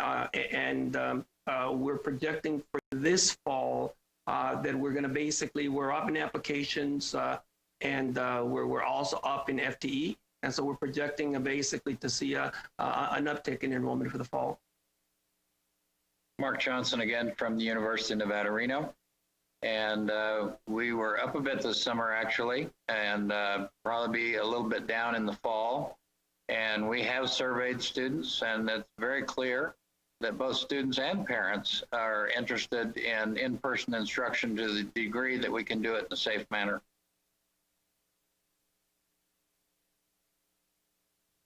Thank you for that information, and thank you, Madam Chair. Senator Spearman. Thank you, Madam Chair. I've just got a couple of questions. First of all, I want to start off the survey that you did you all do that by age group or any other demographic breakout for those who were saying that they'd rather have in-person classes, or those who said the hybrid, or those who said they like online?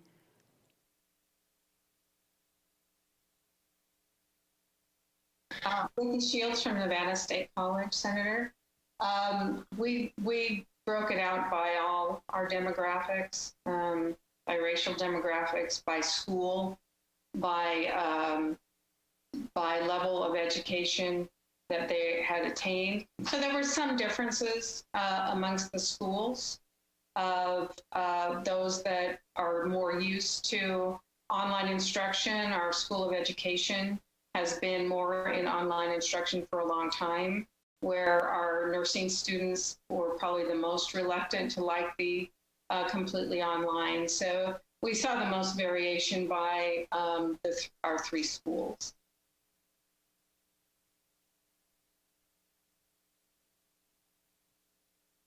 Senator, this is Vince Solis at WNC for the record. Thank you for the question. Very similar. We had students who did not mind the transition. Those are the students that are comfortable taking the online or remote courses. They were doing that already. About 30% of our students were in that boat. The students that were very hesitant and were very loud in terms of their responses to not enjoying the experience of remote learning were the students in CTE. For those career technical education programs, we actually had a few programs that continued running, which were our nursing and our EMT programs. They followed all of the protocols. They split out the courses. They had no more than 8 people in the courses and in the labs. But those students really needed that hands-on experience so they could get the full educational spectrum of what needed to happen in those programs.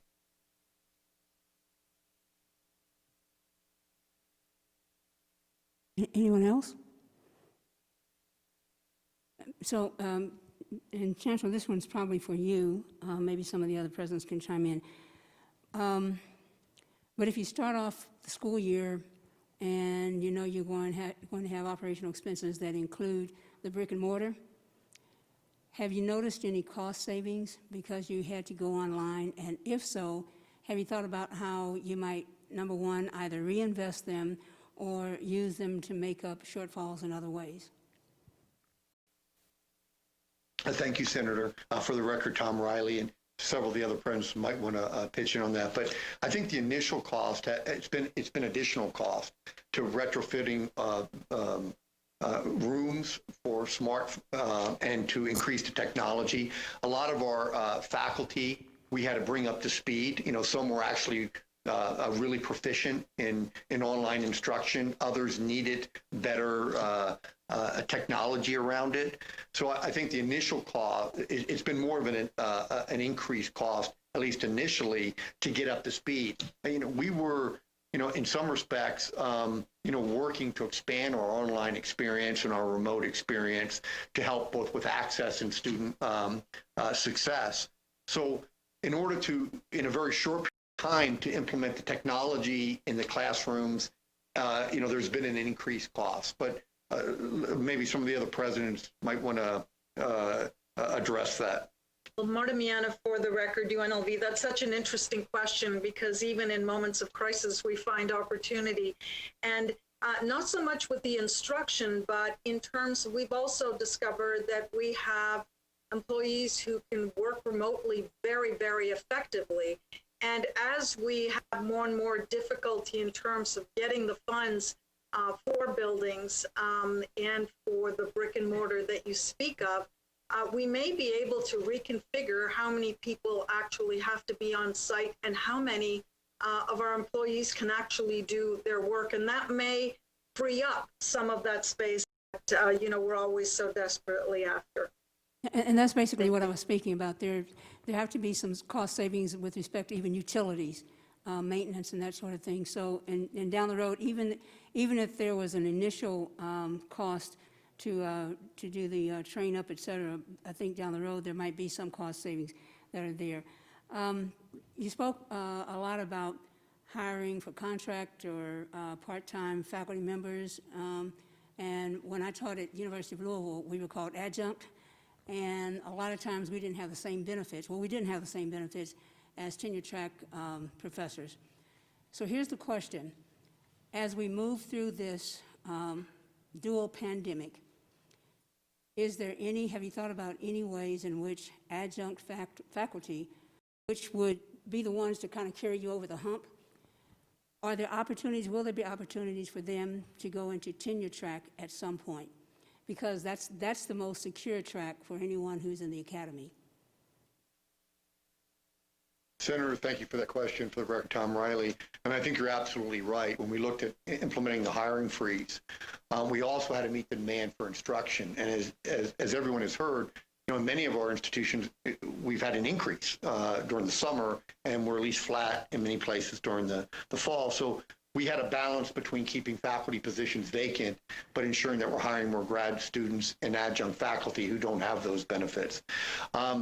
I'll let some of the other presidents jump in on the pathway, but although teaching experience is important when they make decisions on tenure, it can be a lot more challenging as far as who's competitive in that, particularly if you're looking at the need for research. So perhaps at the community college, there's a better pathway of moving into that track. I would say at the universities, probably not as much, but let the presidents jump in on that since they would have more direct experience. Marta Miana, for the record, I would say that the chancellor is right. The tenure track is so dependent on scholarship and research that it's a more complicated pathway. However, there are other pathways to convert folks who are doing part-time teaching into these teaching, like we call them faculty in residence, for example, at UNLV, which is a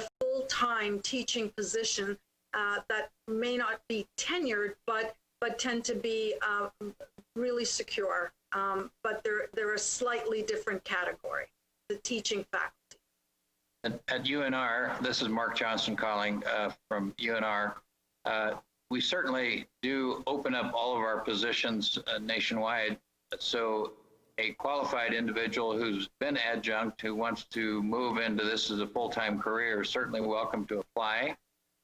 We do, most likely, as President Miana said, some of these instructors, and we actually do give them an opportunity to step up to become full-time, and they can take a lectureship or an instructor position, which is a non-tenure track, but they can accumulate several classes that they could teach, and if they're really good at it, they could apply for those instructor and lecturer positions.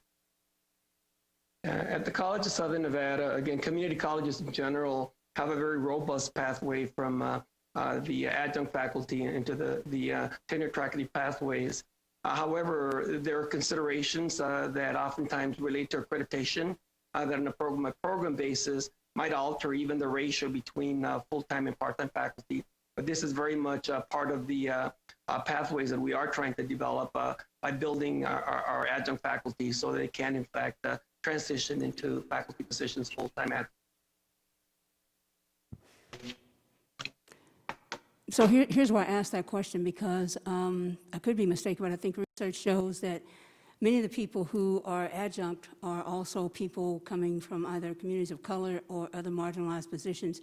And on the other side of this, if there's not a clear path, and maybe looking at the process right now, the process for tenure, the process to be invited to apply for tenure, maybe that's something to kind of look at, because on the other side of this, if these are the same people that helped get you over the hump, wouldn't it be great if they had something to look forward to in terms of the opportunity for tenure?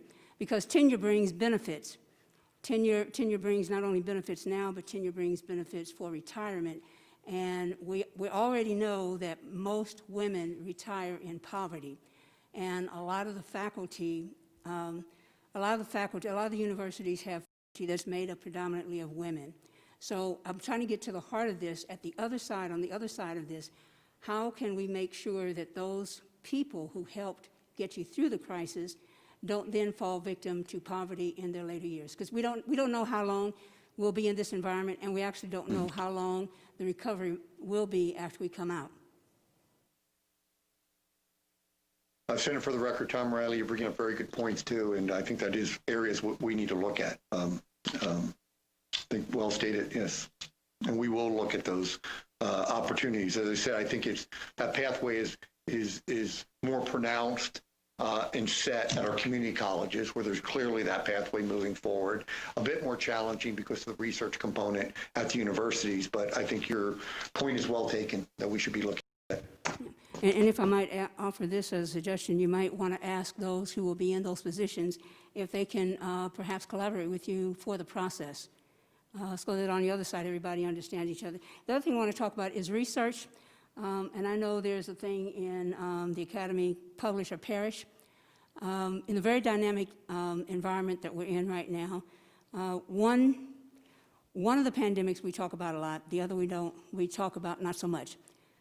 We talk about COVID-19, but we don't talk about the pandemic of structural racism. And so that is an area right now that a lot of research opportunities exist.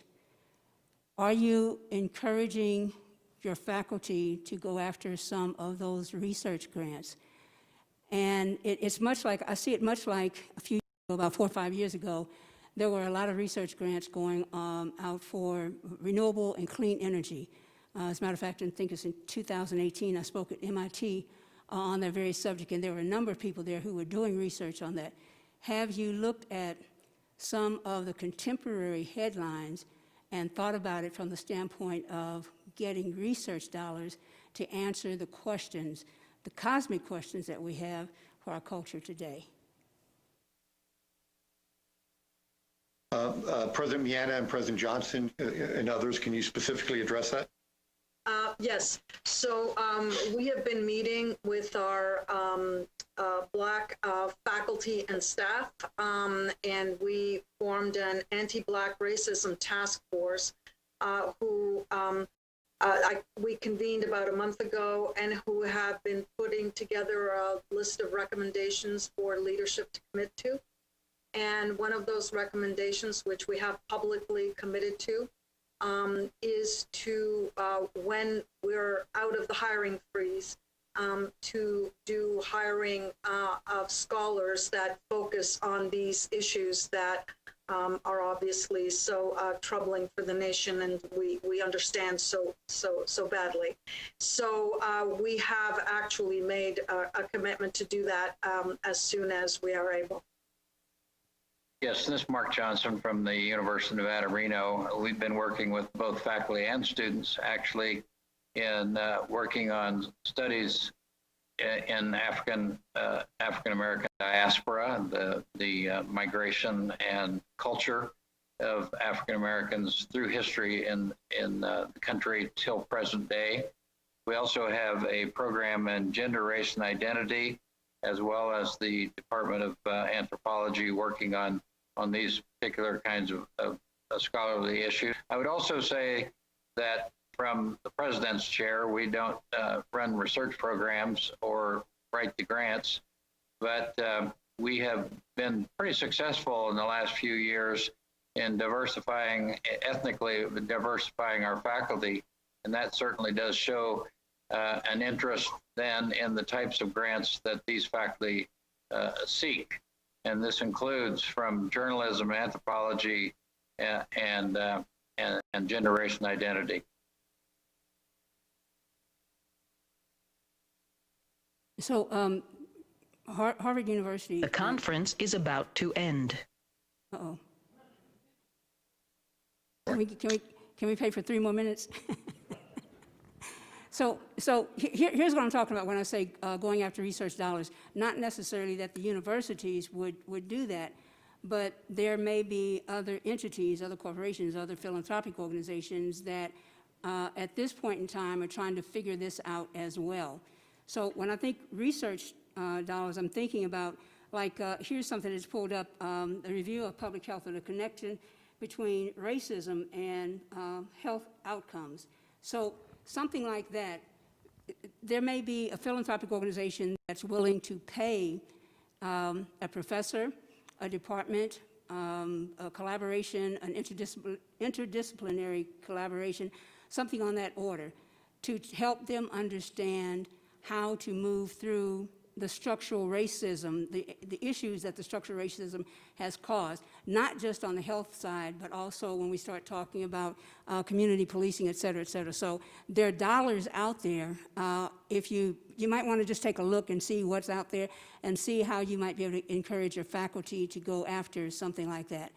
Because I think that too would not just be something that would bring you an influx of money, but it's something that would add to the body of knowledge. That's, most research, that's what we're trying to do, add to the body of knowledge that's already out there. And truly, when we talk about structural racism, we're probably 50 years behind. So whatever they do now will get us up at least 25 more years. So just my thoughts. The last thing that I want to talk about is, so there may be some faculty members who are not completely comfortable with the hybrid, and then there'll be some who are very comfortable with the hybrid. So have you looked at ways to bring your more seasoned faculty members along as you move to this more hybrid environment? And is there a way that you might be able to work with Department of Ed? Because I'm sure that there are teachers, K-12, who are probably experiencing the same thing, and perhaps working together in some type of a partnership, you might be able to help each other move through this very tenuous environment. This is Mark Johnson at the University of Nevada, Reno. Again, thank you for that idea as well as the question. Recognizing that we're going to have to do more remote and hybrid type instruction, we have set up some brand new trainings that are going on this summer. And even though most of our faculty are off contract, we have provided some small stipends. We have over 300 of our faculty going through these short courses this summer, just focused on how to transform themselves from lecturers into users of hybrid technology. And so there's been very, very good uptake on the part of the faculty in seeking better ways to do better instruction with these hybrid technologies. Marta Miana for the record. Very similarly to UNR, we have also been providing these trainings over the summer to our faculty with a small stipend so they can hone their skills. But what we're doing also is we're starting to add another component as we go into the fall, and it's kind of almost like a buddy system where we are trying to pair a faculty member who's really adept at technology with a faculty member who isn't as conversant in it, so that they can, so that the more advanced person can help the faculty member who isn't quite there yet. Federico Zaragoza for the record. CSN is following pretty much that trend as well. We've been very encouraged by all our faculties actually interested in service over the summer, even faculty that's not on contract. So we've been very pleased by that, and we're also building kind of the coaching element to make sure that when they come back into campus, we have support systems for them as well. This is Vicki Shields at the Nevada State College, and we have expanded our Center for Teaching and Learning Excellence trainings this summer to teach for hybrid and enhanced online. And also, we've invested in AQ online training for 30 of our faculty members throughout the year. So they work on the class that they're actually teaching and get national quality level help and instruction and mentorship to do that. And then the third prong is the exact one that you suggested, Senator. We're trying to pull in our most seasoned online instructors to be mentors and buddies, as Marta said, with our other instructors. There's been a great enthusiasm from our faculty. All of the trainings are full, and now the 30 seats for the AQ just filled today. So we're very encouraged by that. Thank you. Thank you, Madam Chair. I just want to say thank you all for the work that you do.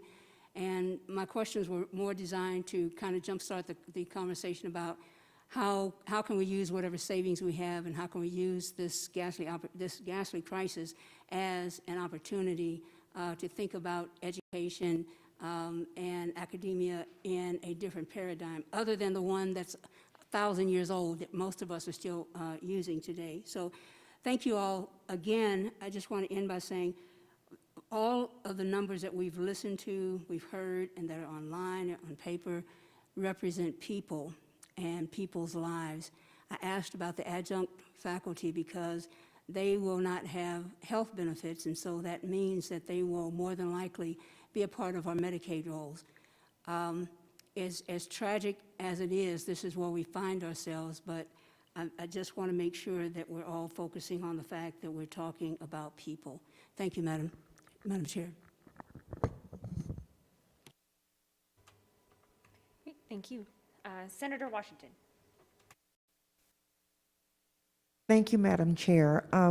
This question is fairly simple, and you can address the question if it applies to you. Are any of you anticipating any extra revenue with your athletic programs, especially UNLV, because I know they will be using the Allegiant Stadium for their football games, and I also know that most of these major colleges are carried by their athletic programs. So I wanted to know if you would be acquiring any extra revenue. Thank you. Marta Miana for the record, UNLV. No is the short answer. We're actually very worried because athletics is going to take a very big hit. At the moment, we're kind of on pins and needles, waiting to see what the guidance is from the conference and the NCAA, but we don't know what extent we're going to be able to have a normal athletic season, a normal football season, whether spectators are even going to be permitted if we do have games. So we're actually looking at potentially quite devastating losses in athletics, unfortunately. It's Mark Johnson at the University of Nevada, Reno. We're looking at devastating losses if we don't have a season, if we can only fill the stadium a third full, if we have sports. It's all looking at like losses this year. And to your original premise, neither UNLV nor UNR make a lot of money. We actually lose money. It's an expense to run a sports program, but it's a very important program for to attract student athletes who are also, we emphasize the student part of student athletes. So it's a good program. It's good entertainment for the community. But those are all expensive programs, and neither UNLV nor UNR really make money on the operation.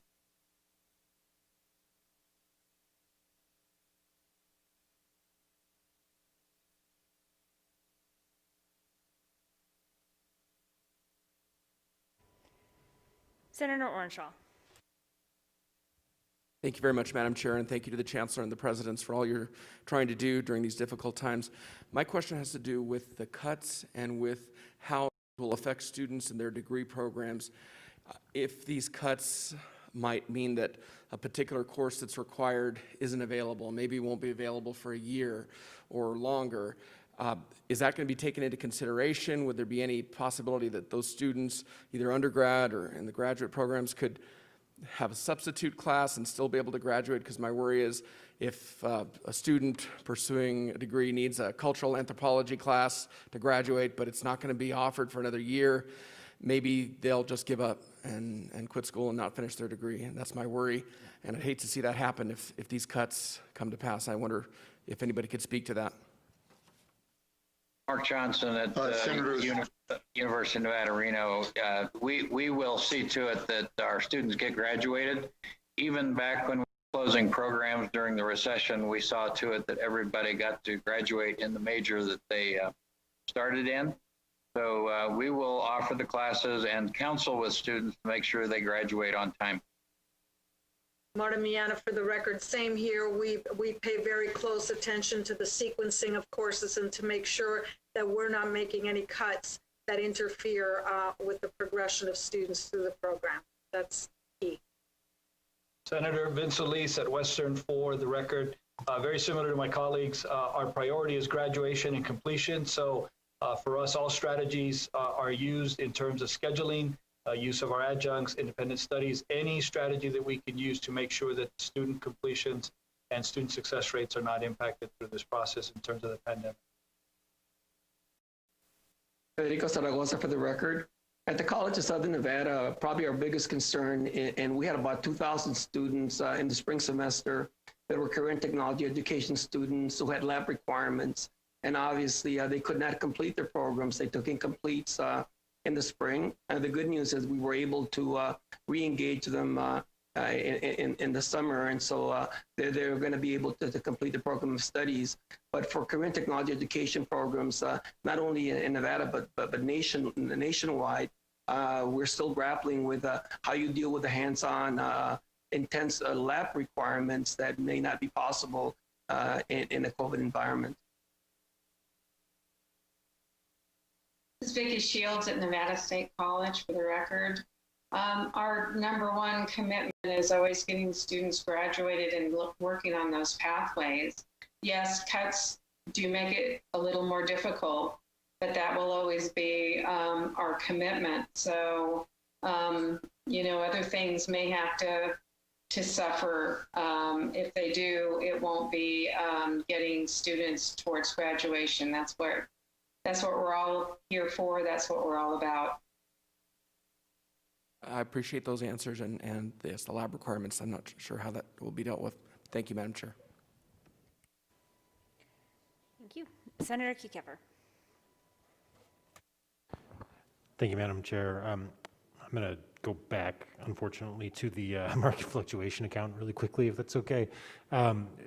This was, my understanding is that there's just allocations made from this account on an occasional basis, a regular basis to the institutions that they then use to backfill their operating funds. So I just wanted to understand how big of a hit that's going to be on an ongoing basis as we sort of take the corpus out of this account, and whether they're prepared for that. And then maybe just a little bit of history of this account, because it's a big part of your solution. Mr. Klinger. Thank you, Senator Andrew Klinger, for the record.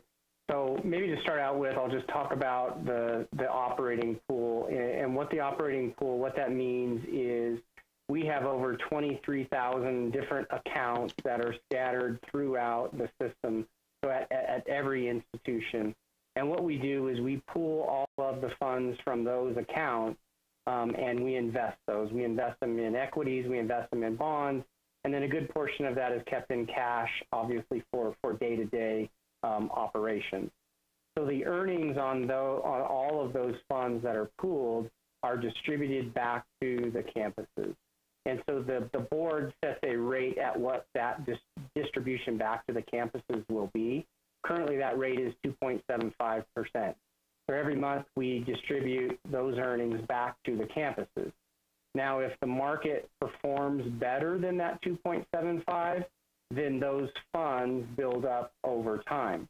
And so what has happened historically is that when those funds build up, the board has done special allocations from that pool to fund things like deferred maintenance and special projects and that sort of thing. And so the market fluctuation account was created at a board meeting in 2010 to try and ensure that when you have market declines, that those monthly distributions to the campuses continue.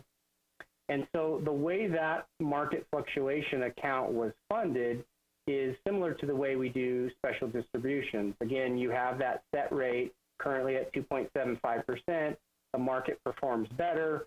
And so what they did in March of 2012 is they took those excess funds above the distributions to the campuses and put it into that market fluctuation account, again, at a board of meeting.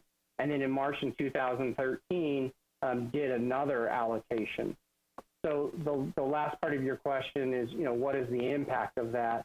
So the impact is that if we see market downturns like we saw in February and March, we no longer have that $50 million backstop to continue those monthly distributions to the campuses.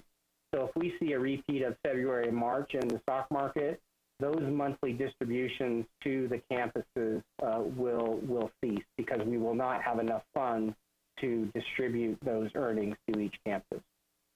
Just on a scope basis, how big are those distributions combined? They don't have to be by institution.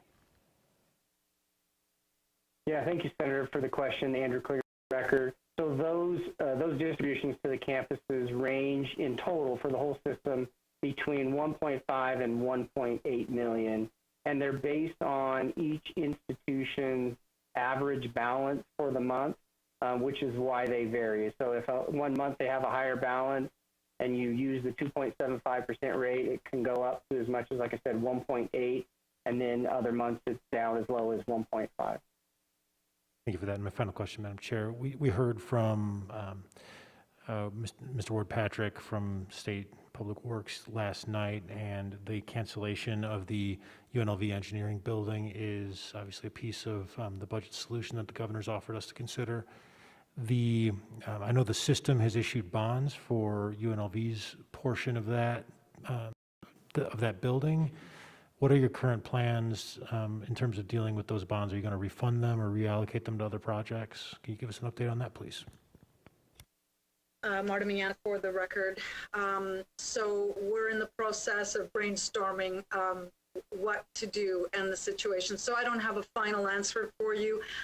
I'm not a proponent of defeasing him because that comes at a cost of actually $3 million, which you're really throwing away. So we're trying to strategize about how best to use these funds. At the moment, we're looking at a debt service on it of about just over $1 million a year. We've already paid half of 1 year a couple of weeks ago. So definitely we will not dissolve them.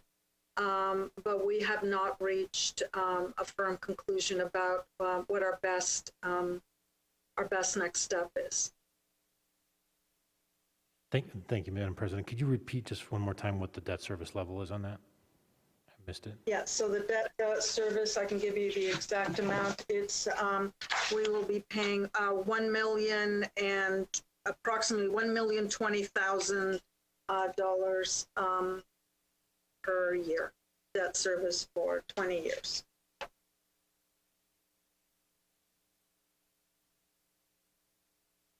And that started, those payments started this month, where we paid a half year.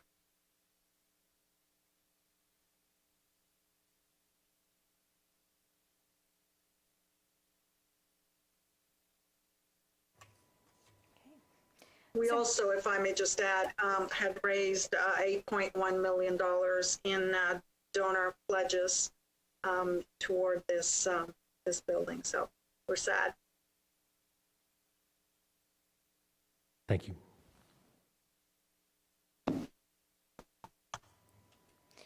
Thank you. Senator Woodhouse.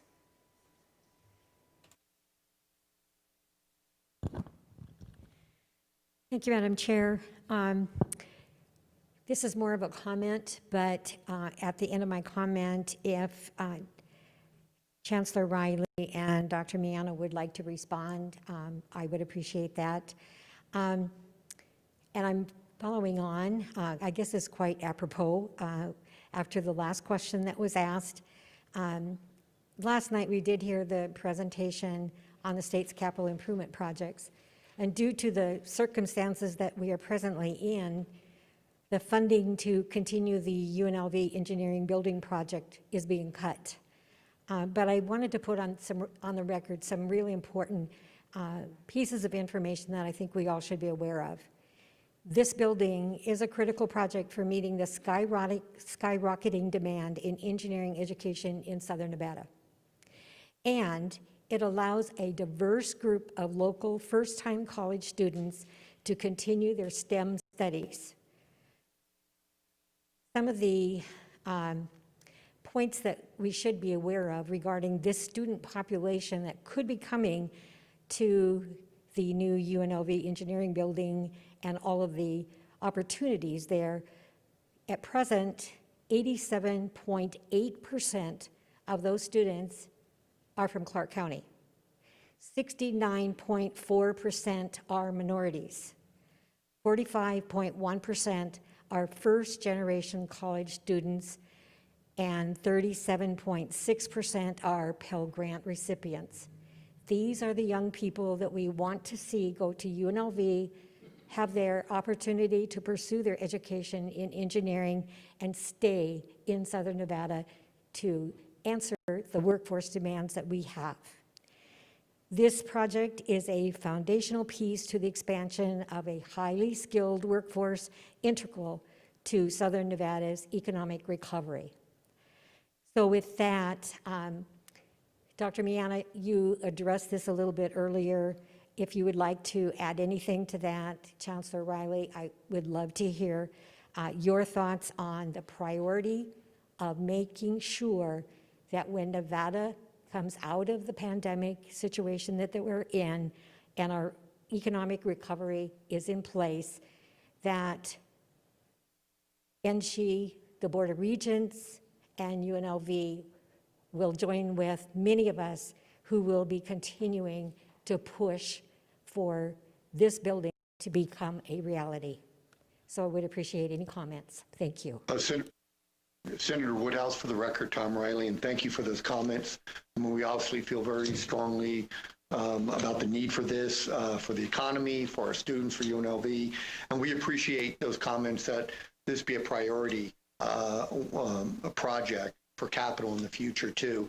I can tell you that the Board of Regents, when we looked at ranking our programs for the second half of this program, it rose to the top. So, you know, you have the commitment, myself and Dr. Miana can speak for herself and the Board of Regents that we will continue to push and hope we can work with the legislature in prioritizing this project. Thank you. Marta Miana, for the record. First, I want to thank you so much for making those comments. I think they are completely on target. I think in terms of workforce development, which ironically is going to be such a big part of the economic recovery. So I would argue that this college is central to that effort and is going to become increasingly central. And those students are from here, they stay here, they're diverse. And as I said before, we train students to perform the jobs that make up 8 out of the 10 top high-need jobs in this state. So it's a tremendous need that I think the return on that investment is going to be many, many-fold. So I certainly also hope that it maintains its prominence in people's minds when we are prioritizing what to do with funds when those become available. And thank you. This is Mark Johnson at the University of Nevada, Reno. And we were very fortunate and thankful to the legislature for participating in the financing of the engineering building in the 2017 session that is just about to be finished on the University of Nevada, Reno campus. Engineering is a very high demand field. It's very fundamental to the economic development of the entire state. And the enthusiasm with which industry has responded to the fact that we're going to have modern facilities supporting faculty for research and education of engineers has been very important. So I just want to say from a University of Nevada, Reno experience that this building is very important as an investment in the state of Nevada. Thank you all so very much, especially Chancellor Riley and Dr. Miana. And as we move forward, we'll be together in trying to make sure that this does happen. And I thank you all for everything you do for our students who are in higher education. Thank you, Madam Chair. Thank you, Senator, and thank you for bringing up, I think, what is a really important point, and our colleague from Senate District 3 brought it up yesterday, and certainly as a native Las Vegan Nevadan and a graduate of both the University of Nevada, Reno and UNLV, I look out into this body and I see several graduates and former classmates of mine and colleagues of mine that benefited from the fact that we invested in a law school at UNLV, and that it is producing wonderfully talented graduates. And so I think the more that as we move forward, we continue to value the investment in higher education, which we've been faced with some very difficult decisions, I think, as a result of the current situation, not just with the engineering building, but also with the School of Medicine. And I think I can say that I remain committed to ensuring that we can start to pursue these same projects in the future, because it does matter when you invest in students, and in particular in higher education as well. And so these are worthwhile endeavors, and I know things that there are a lot of people in this chamber who remain very committed to seeing come forward in the future as the state's economy starts to get back on track. So thank you for your presentation today. Is there anyone else from the committee who has any comments or questions? Seeing none, thank you all for being here with us and answering all of our questions. I appreciate it very much. We are going to continue at this point to move forward with our agenda. We are ready to take some additional public comment as we've just heard the presentation from the Nevada System of Higher Education. And so at this point, for anyone who is watching online, we'll now start taking public comment. The goal at this point is to take public comment for no more than an hour before we take a short break and then continue with our business this evening. Obviously, if there is fewer individuals who would like to give public comment, we'll end before that. But with respect to the public comment, of course, as we have been doing for the last day and a half, your public testimony can be presented by telephone. For those of you looking online, you can refer to the committee's agenda for directions on how to dial in. You'll be entered into a queue with other callers waiting to testify, and you must stay on the line, and it's important until it's your time to speak, otherwise you will lose your place in the queue. Because of the time considerations, we're going to keep moving forward with a 2-minute limit for each caller who is calling to testify. And I will jump in if you start to go over that 2 minutes and ask you to go ahead and wrap up. The lines are now open for public testimony, and I would also remind everyone that if you have written comments that you would like to have added to the meeting on the legislative website in lieu of testifying, you can email those. There is an email address for you to submit your comments. It's also noted on today's agenda. And again, if there are some comments you would like to share with us over the telephone and also email the remainder of your comments, that is acceptable as well. So we will turn it over to our wonderful staff in our broadcast production unit to go ahead and begin public comment.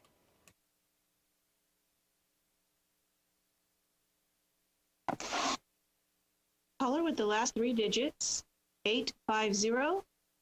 Please slowly spell your name, first and last name for the record. You have 2 minutes. You are now unmuted and may begin. Hello, Senators. My name is Joshua Zerbel, Joshuazerbel. I just wanted to comment on the statement from Tom Riley about there being no increased fees or no increased costs for online courses. While it is true there is no institutional increases in costs, there are other fees involved. Usually what happens is a professor will use a third-party homework testing program, which a student can only use for 1 semester, and they'll cost upwards from $30, $50 to Macmillan's Launchpad costing $93 a semester. Usually what ends up happening, and since we are moving to a very large online presence, I worry that a lot of the professors will not be jointed. They'll be very disjointed, and they'll be using different programs, essentially making it so a student has to pay for 2 or 3 different online homework programs, which should cost them upwards of $200. Again, like I said, I would like to see an administrative mandate through NG that, or something up to the effect to where professors cannot use third-party homework and testing programs and have to use the web campus platform, which is what we use, for all everything else, and it's free. So that's what I would like to see, as well as, I would like to see some extra money thrown towards maybe buying some extra webcams that students can rent out of the library, because currently what we have for rental of laptops are Chromebooks, and Chromebooks are not, they don't work with like proctoring programs, so we need actual webcams. And if this is going to be something that may be going on for the next couple months, these systems need to be in place before professors go wild and accidentally cause students to spend more money than they do. Thank you. Caller with the last 5 digits, 522. Please slowly pronounce and spell your first and last name for the record. You have 2 minutes. You are now unmuted and may begin. Good evening, Senators. My name is Laura, L-A-U-R-A, Nauman, N as in Nancy, A-U, M as in Mary, A-N-N. I'm an associate professor of psychology at Nevada State College and this year's Faculty Senate Chair. I also serve as the chair for the NC Council of Chairs, where I represent the Faculty Senate Chairs at our 2 universities, the State College, our 4 community colleges, and the Desert Research Institute. We recognize the difficulty that our state is in and the challenge laid before our state legislators of balancing the budget. The governor asked higher education to prepare for cuts, and through shared governance, each institution developed a budget reduction plan that saved jobs and maintained our programs. Furthermore, the system, with Board of Regents approval, dug into its reserves to help bridge the gap when budget cuts were deeper than expected. Given the governor's request and other constraints placed upon the system, faculty support the proposal before you. However, we must acknowledge the continued sacrifices being made by K-12 and higher education. Faculty, much like our K-12 teachers, are going above and beyond to serve our students academically and to support them emotionally during these unprecedented times. We're being asked to do more work, often beyond the scope of our job descriptions, with less resources and days lost to furlough, all while navigating our own personal challenges spurred by the coronavirus pandemic. In spite of these sacrifices, we continue to commit ourselves to advancing the mission of educating the citizens of Nevada and generating nationally recognized research and scholarship. These sacrifices are not sustainable. We hope that the state finds itself in a position of generating more revenue than had been projected, and that the federal government prioritizes additional stimulus funds that support education. Thank you for your time. Caller with the last 3 digits, 331. Please slowly pronounce and spell your first and last name for the record. You have 2 minutes. You are now unmuted and may begin. I'm not 339. Apologize. 331. Go ahead, sir. I'm not 331 though. That's not my phone number. 702-704-96. 702-704. 702-704. 949. You remember? I'm 949, right? Oh, this is not me. So you're unmuted, sir. If you want to go ahead and give your name and then spell it for the record and go ahead with your Hello, comments. my phone number is 949. Are you talking about me? The last 3 digits of my phone number. Yep, we can hear you.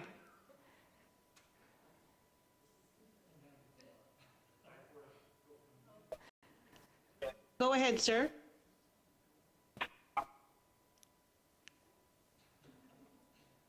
Are you still there? I'll go with the next caller. Caller with the last 3 digits, 643. Please slowly pronounce and spell your first and last name for the record. You have 2 minutes. You are now unmuted and may begin. Yes, first name is W-I-S-E-L-E-T. Last name is R-O-U-D as in zebra, A-R-D as in David. And I'm just reminding our legislators to make sure that they don't vote to have any new taxes or any tax increases.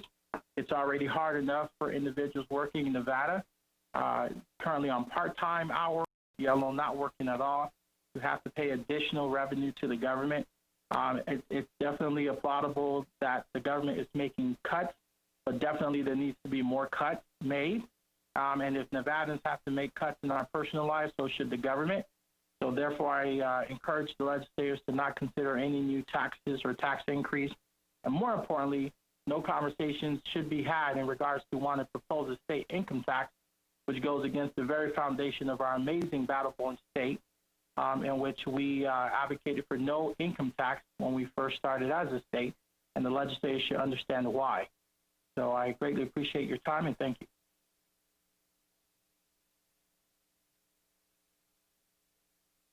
Caller with the last three digits, 359. Please slowly pronounce and spell your first and last name for the record. You have 2 minutes. You are now unmuted and may begin.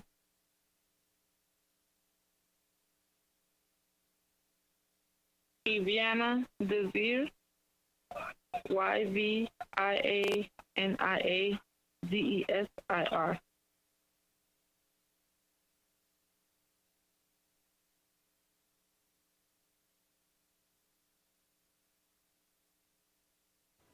You can go ahead.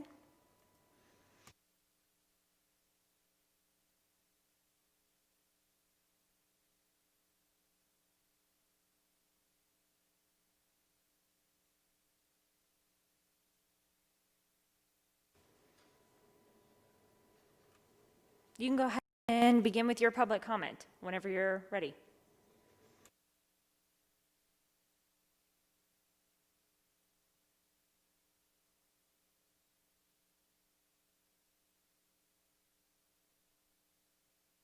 Caller with the last three digits, 224. Please slowly pronounce and spell your first and last name for the record. You have 2 minutes. You are now unmuted and may begin.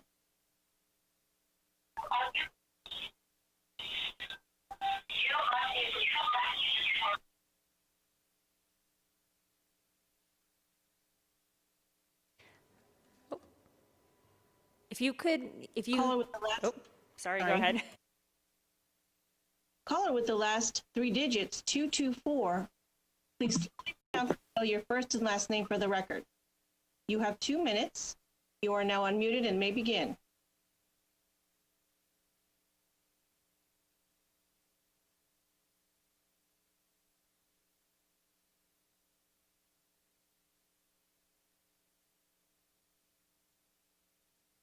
Sorry about that. We'll go with the next caller. Caller with the last three digits, 478. Please pronounce and spell your first and last name for the record. You have 2 minutes. You are now unmuted and may begin. Hi, thank you. My first name is Adam, A-D-A-M, and last name is Barrington, B-A-R-R-I-N-G-T-O-N. I'd just like to say that I am a proud state of Nevada worker and a proud union member of AFSCME Local 4041. And I guess I would like to kind of address what was said by the gentleman who was just on the line about taxes. Well, the reason that we have a crumbling healthcare infrastructure, the reason that we have a starving education system, the reason that people are bombarded by regressive taxes like a sales tax is because the wealthy and the corporations in the state are not paying any taxes. Over $1 billion in subsidies just given to Tesla, and hundreds of millions of other taxpayer dollars going to tax subsidies for other corporations. We paid $750 million for a stadium that, for the foreseeable future, will go unused as long as we're responsible about this pandemic. So workers are consistently having to foot the bill because of irresponsible choices made by capitalist institutions, by massive corporations, by robber barons. And they flood the state of Nevada because it's a haven. It's like the Cayman Islands in the United States. This is unacceptable. It's unacceptable for massive corporations to get hundreds of millions of dollars in tax subsidies, billions in the case of Tesla, and at the same time they pay their workers at such low wages that we are forced to subsidize those low wages by paying into institutions like Medicaid. It's unacceptable and it's immoral. The idea that we would cut spending for education and healthcare and that we would give state workers a 5% pay cut, which is essentially what a furlough amounts to, when we have these massive corporations taking advantage of us, when we have these robber barons not paying a dime in taxes, this is a moral outrage, and it is completely unacceptable, and I hope that the Nevada legislature considers this when they are thinking about how we're going to fill this gap. On top of that, we also need to tell the federal government that if they can bail out massive corporations and millionaires and billionaires, they can bail out state and local governments. Thank you. Caller with the last three digits, 8550. Please slowly pronounce and spell your first and last name for the record. You have 2 minutes. You are now unmuted and may begin. Hi, my name is Kavisha Matthews, and I'm against it because I'm a single mom. I have 2 jobs, and it's still hard for me to pay bills, and people is trying to add taxes to something that's already getting taken out. Like, I think the legislators should think real hard about adding more taxes to hinder poverty people anyway. So it's going to hinder us. Thank you.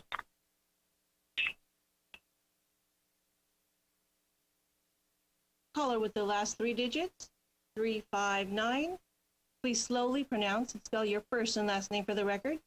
You have 2 minutes. You are now unmuted and may begin. Hi, I'm Eviana Desir, and I would like to say no to the new taxes or any state income tax.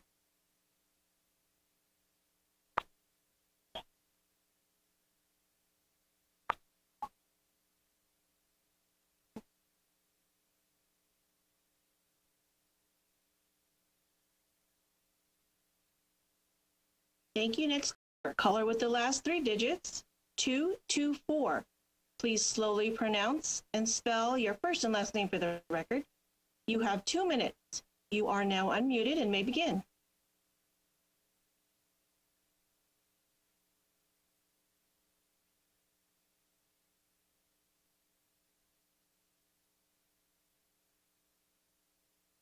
Caller with the last 3 digits, 224, has dropped.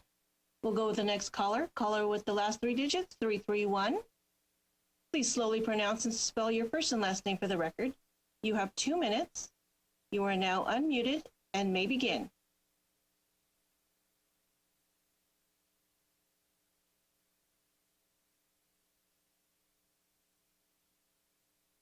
Caller with the 3 digits, 331. You may begin.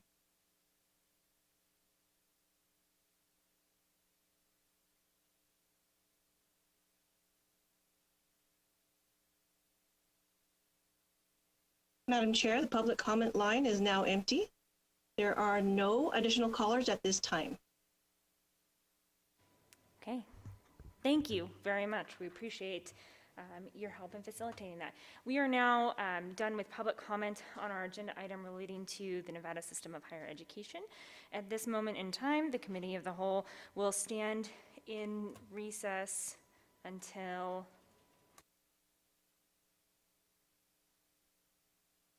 we're going to take a brief 1-minute recess.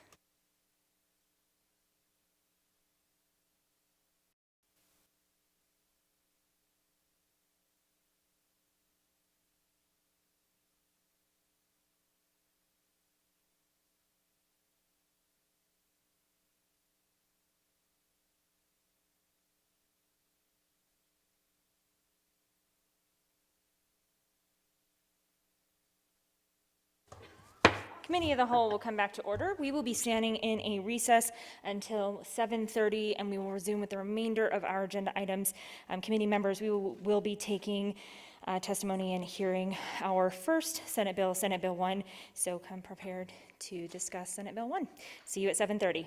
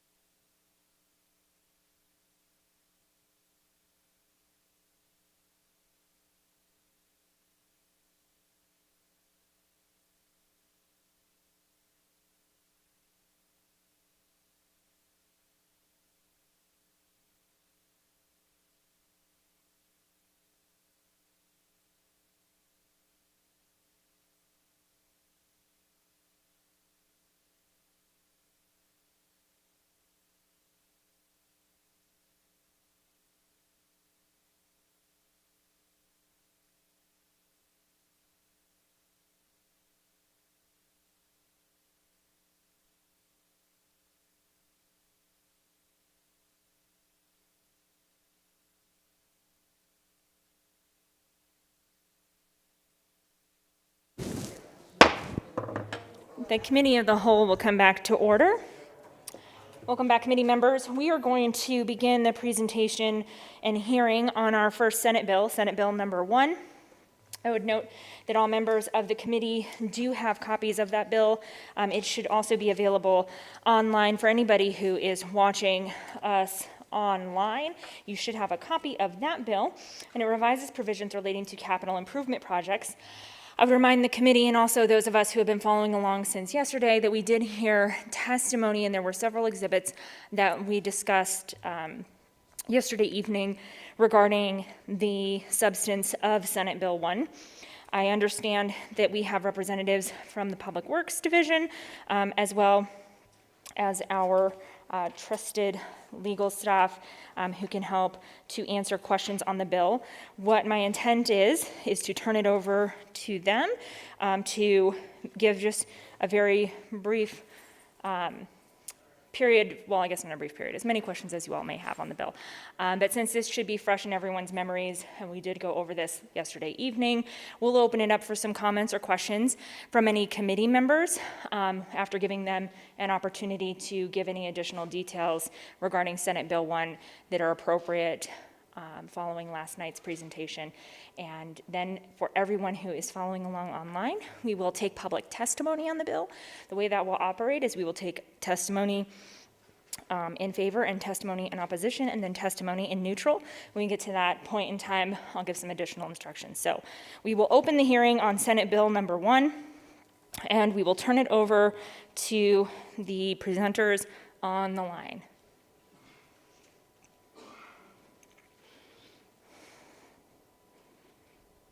Good evening, Madam Chairman, members of the committee. Thank you for this opportunity.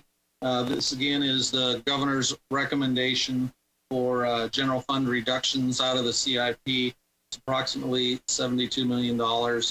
And I appreciate all the questions from yesterday and the attention. I hope we provided adequate details then, and we would be available to answer any questions.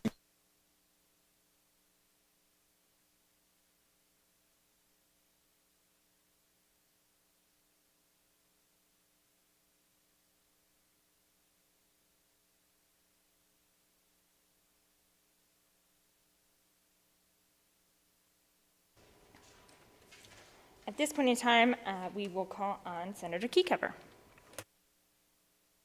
Thank you, Madam Chair. So thank you, Mr. Patrick. I just wanted to make sure I was understanding exactly what each section was doing. So section 1 looks like it's reducing the bond authorizations from the 2017 CIP in a total amount of, what, $686,856,296, and then booking them in section 2 into the CIP in 2019. Is that, am I reading that correctly?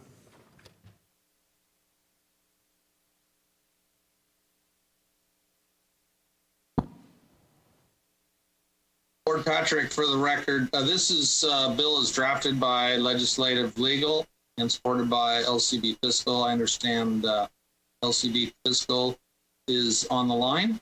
If they can answer those types of questions, I appreciate it.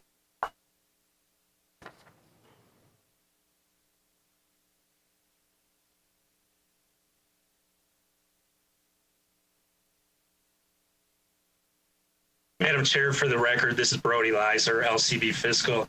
In response to Jeffers' question, and with your indulgence, it may be beneficial for the Senate members if I give a brief overview of the sections of the bill. Senator Keycover is correct in that section 1 of the bill that starts on page 2 amends section 6 of the 2017 CIP bill by revising bond authority in the 2017 approved projects, the capital improvement, to facilitate the repurposing of bond funds from those 2017 projects to offset projects originally approved to be funded at least in part with general funds. So this would be what Mr. Patrick testified to and referred to as the sweep, part of the sweeps. These adjustments in section 1 as part of the CIP reduction plan would repurpose bonds from 11 projects that are either closing out or have savings identified. And the adjustments in effect would result in the cancellation of project 17M66 and the scope reduction for project 17M70, as was previously presented last night by the State Public Works Division. I would note for the members that on page 7 of SB1, line 19, there was a typographical error in the dollar amount reflected for the revision for project 17M47. This amount will be corrected. It'll be corrected from what is reflected in the bill before you of $310,927 to $107,534. This correction will have no impact on the overall plan as proposed by the governor. Madam Chair, I believe that would answer the senator's question. If you would like me to continue going through the bill to summarize the sections, I'd be happy to do so. Great, thank you so much. And yes, that would be very helpful to kind of go through the sections, and I think that does answer the question from the senator. Thank you, Madam Chair. Again, Brody Leiser. Section 2 of the bill that begins on page 9, this amends section 6 of the 2019 CIP bill by revising bond authority in the 2019 approved projects to facilitate the repurposing of bond funds from both 2017 and 2019 projects, again, to offset projects that were originally approved, at least in part, to be funded with general funds. The adjustments in section 2 of the bill as part of the overall CIP reduction plan proposed by the governor would repurpose bonds from 2 projects that are either closing out or have savings identified, and would result in the cancellation of the following projects: 19C16, 19M36, 19M50. The section would also result in the scope reduction of the following projects as presented by the State Public Works Division before the committee last night. And the scope reductions would be to projects 19-M14, 19-M20, 19-M30, and 19-S01.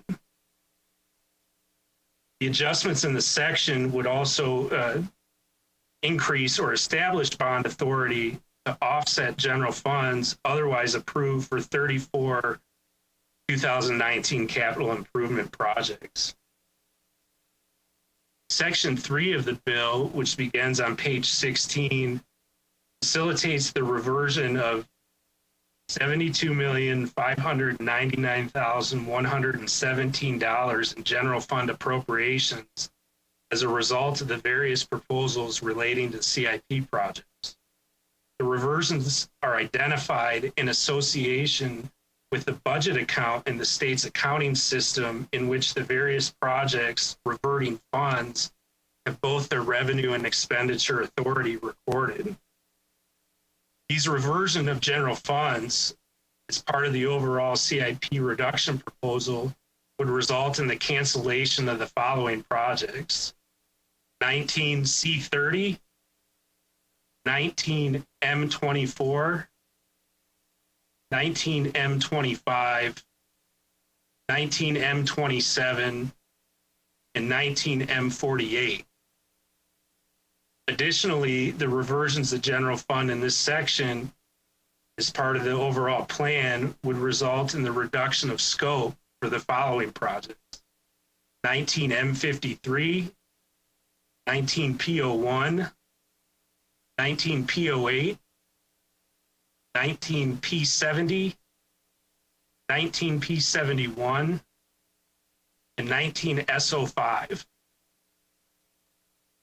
Sections 4 and 5 of the bill, which are on page 17, I would just note that as part of the proposals, there was approximately $1.2 million in general obligation bond authority that's proposed to be repurposed to cover expenditures already paid for with general funds in fiscal year 2020. This is an allowable use of bond funds within the IRS requirements and rules, which allows for expenditures already paid for with general funds under this scenario on or after the date of the issuance of the bonds. And those bonds were issued on December 10th, 2019. That is the significance of the date that you see in the legislation. Sections 4 and 5 of the bill ensure that the Department of Administration makes the necessary work program adjustments to facilitate the individual project adjustments that are noted in sections 1 and 2 of the bill, and to effectuate the adjustments as of December 10th, 2019. And finally, section 6 of the bill on page 17, this act is effective upon passage and approval. Thank you, Madam Chair.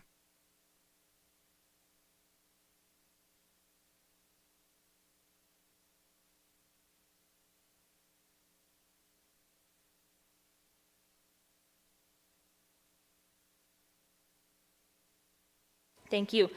For members of the committee, the bill as it is in front of you, which was printed on a different size paper, some of the page numbers that for the hard copy in front of the committee members may differ.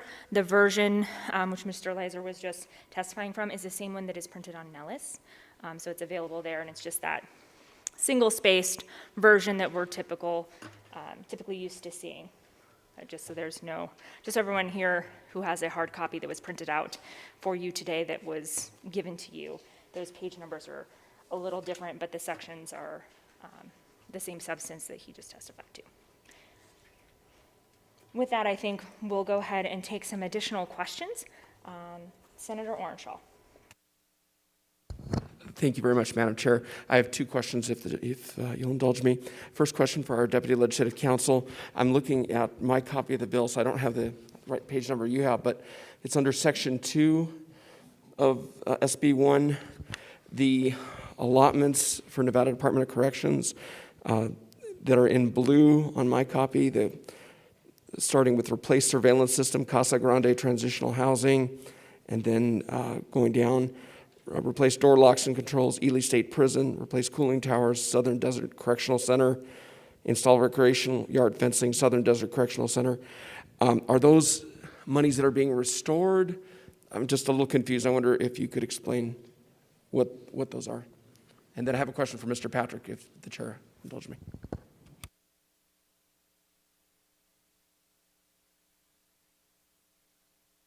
Madam Chair, this is Brody Leiser. Again, I think I can address the Senator's question.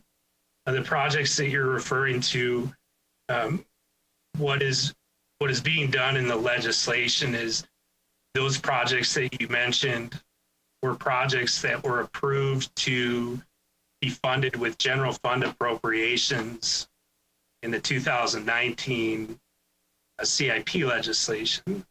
What these adjustments are doing is allowing those projects to now be funded with general fund appropriations. Or I'm sorry, I apologize. Let me correct myself. What the adjustments that are being done in that section are allowing those projects to be funded with general obligation bonds that otherwise swap general funds that were originally approved for the project. So those projects in blue text and the revised dollar amounts that you see are to allow those projects to be funded with general obligation bonds, and then any general funds that are offset would be included under the reversion section of the bill under Section 3. Thank you very much, Mr. Leiser. And then for Mr. Patrick, last night I I meant to ask this question, I didn't ask you, has to do with 19-M20, the project at the Caliente Youth Center. If this is reduced in scope, how much longer will it take to go forward? And will that area where the kids are being housed not be used? Is it going to deteriorate more? I just kind of wondered if you could give us a little description about that 19M20 at the Caliente Youth Center.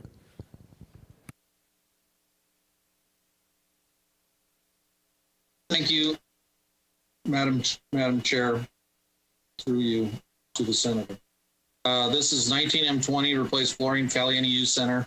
And so what was stated last night is that these projects will be reconsidered in the 2021 CIP cycle. So the Board of the Public Works hears all these projects again in this next August and makes a recommendation to the governor's office, and that'll be in a prioritized order. And so all I can tell you here is that these will be considered amongst all the projects and be presented to the governor's office in a prioritized order. Thank you. Thank you, Madam Chair. Great, thank you. Additional questions from members of the committee? Senator Spearman. Thank you, Madam Chair. Just a real quick question. What has become apparent to me from listening to all the presentations is we're not going to be able to cut ourselves out of this mess. And so I'm always interested in, here's the question. Has anyone looked at the economic multiplier for these projects and how that might help us lessen the pain for the people who will be experiencing the reductions? Looking at something that I got from the Gwen Center, and they estimate that the multiplier effect, if we would choose, as a state, if we would choose to do public works projects, would be for every $1 spent, it would come back in $1.50 of economic growth. So have you all done that? Has anyone taken a look at what the projects, completing those projects would actually do in terms of lessening the pain?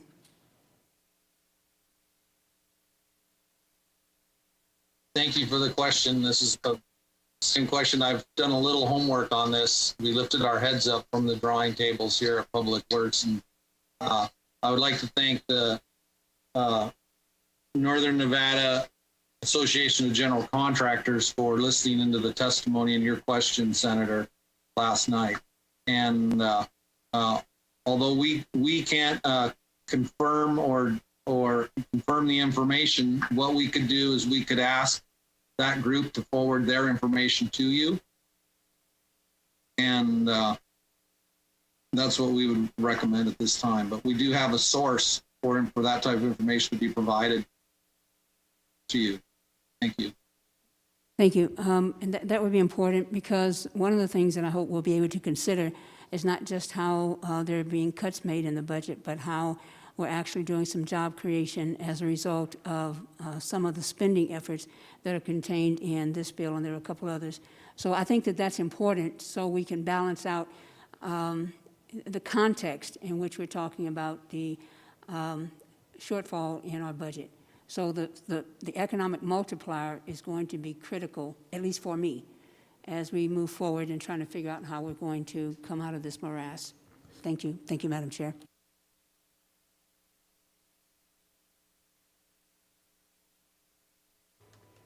Senator Dennis. Thank you. So my question is just a follow-up to one of the other ones. When some of these projects are going to be put on the list for consideration for the next session, and you mentioned that they'll be put in under the priorities. How are those priorities developed, and when are they developed?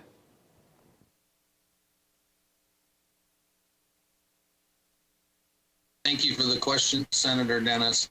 And our Public Works Division here at the state agency is overseen by a 7-member board, appointed 5 members by the governor's office, 1 by the leader of the Senate and the Speaker of the House, for a total of 7 members. And that board has developed a prioritization system, and we went over that in a little bit of detail last night. And so that is how these will be prioritized, is using the board system and allowing them to, the board, it is the board's decision. So they've given us priorities, and then ultimately they will make the ultimate decision of what is forwarded to the governor's office. So since we haven't really had this kind of a situation, are they going to take that into consideration in their process that they go through?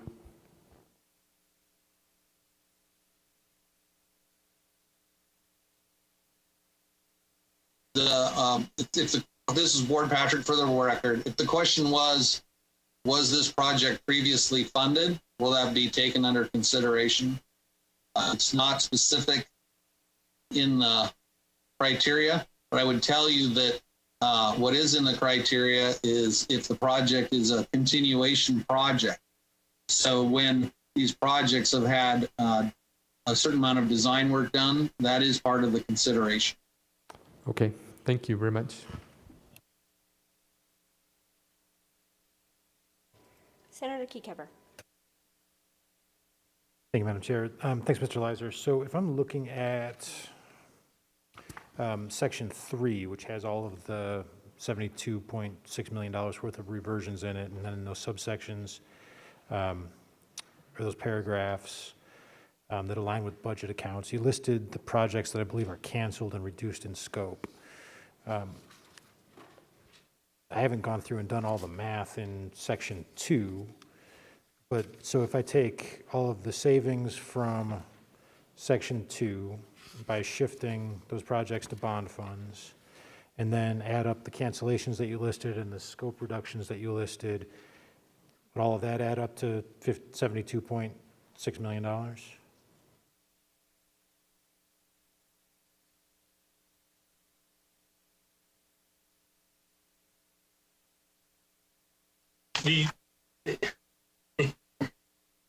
This is Brody Leiser for the record, Madam Chair. To Senator Keycover, the total general fund savings does add up to this approximately $72 million. And as you noted, it's the result of various things, including bond reductions, scope changes, and cancellations.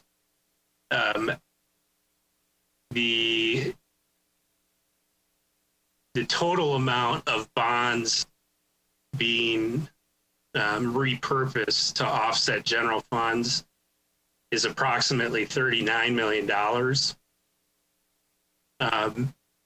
There's and then as part of the scope reductions and the cancellations would make up the difference. That answers the question. So, thank you. Are each of the individual projects listed somewhere in the bill by project number? That's what I think I'm struggling with. Or are some of the projects just being swept in Section 3?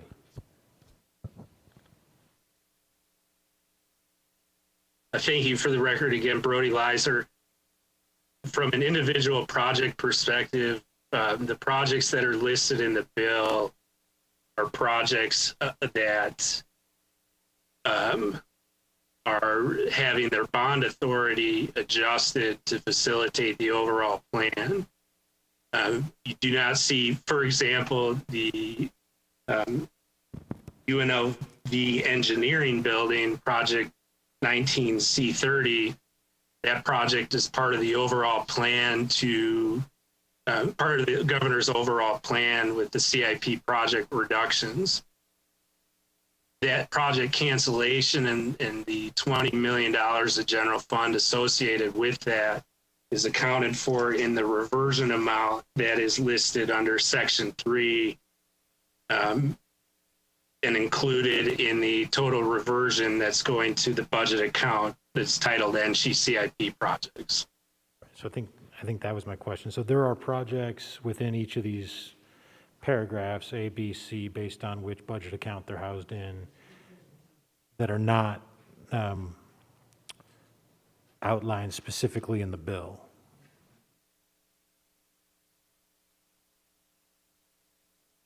Madam Chairman, Ward Patrick. I would like to point out that the two handouts discussed last night, there's a total of 58 projects on that list. And within the bill, SB1, there's 57 of those specific projects listed, of which Mr. Leiser pointed out engineering was wrapped up in a number for a certain budget account. But all of the other 57 projects discussed the other evening and in the handouts are specifically listed in the bill. Yeah, I'm sorry. Mr. Patrick, so how many projects are specifically omitted from the bill? Well, certainly the Ward Patrick, for the record, Madam Chairman, to the Senator. All the projects that are being modified are included in the bill, but only one is not specifically referenced, which is what Mr. Leiser was pointing out, which is 19C30, the UNLV engineering building. And Mr. Leiser might be able to comment on why that wasn't specifically listed. I believe it has something to do with it being a reimbursement only project and not a general fund swap project. Swap.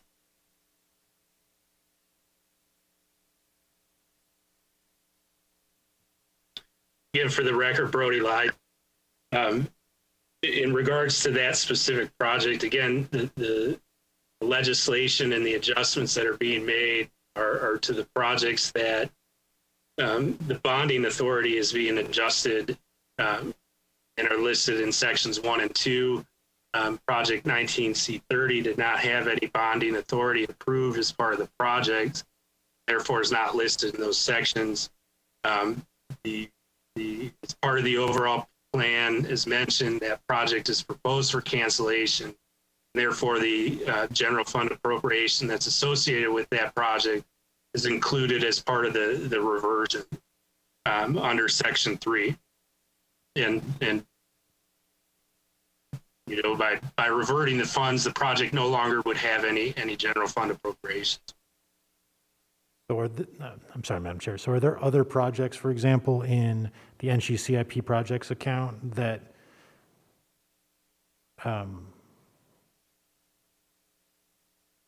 that could theoretically be defunded if it?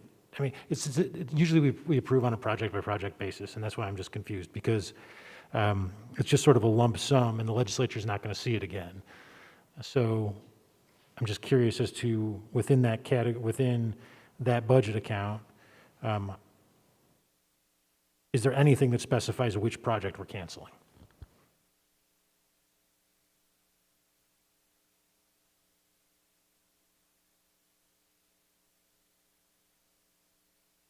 For the record, this Brody Leiser, as you observed, there is nothing specifically in the legislation that clearly states a specific project is being canceled for the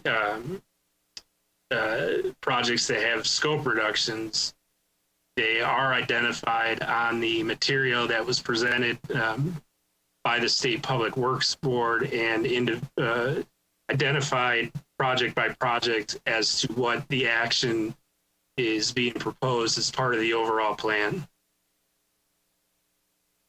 Thank you, Madam Chair. Thank you, Mr. Leiser. Okay, thank you. Senator Parks.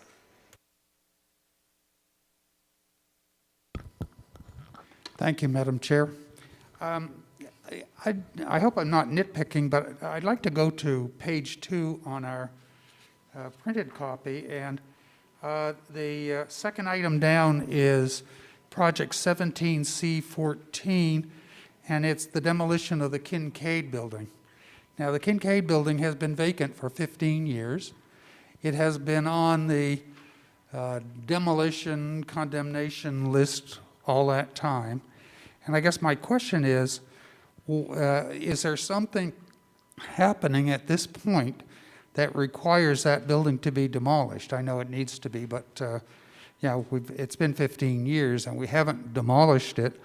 And I was curious if there is another project that's scheduled to go on that site, and that's why it needs to be demolished at this time. My thinking is that if that's not the case, then here's $1.7 million that might be better allocated toward another program. And the one that comes to my mind, obviously, is project number 19C30, the engineering building at UNLV. So any input on that, I'd appreciate. Thank you. Ward Patrick, for the record, Madam Chairman, Senator Parks. 17C14 was the first project completed out of the 2017 CIP. So the Kincaid building demolition was completed actually before my predecessor, Mr. Gus Nunez, retired around December of 2017. So that project, and most all the money is spent out of that project. I believe there's approximately $30,000 remaining in the project. So the building has been demolished? For the record, correct. Oh, okay. Thank you for sharing that.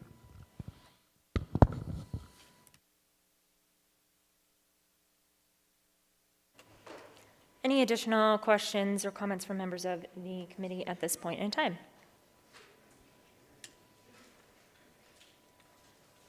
Senator Spearman. Thank you, Madam Chair, for a second time. I think what we're looking at here, and I wish these sections had been combined because what our colleague from Henderson wrapped up so recently. When we talk about the engineering building, we're not just talking about numbers, we're talking about economic multipliers, we're talking about opportunities for people in Southern Nevada, specifically for people of color in Southern Nevada. So I think it's important to bear that in mind. Again, we're not just talking about numbers, we're really talking about people. Thank you, Madam Chair.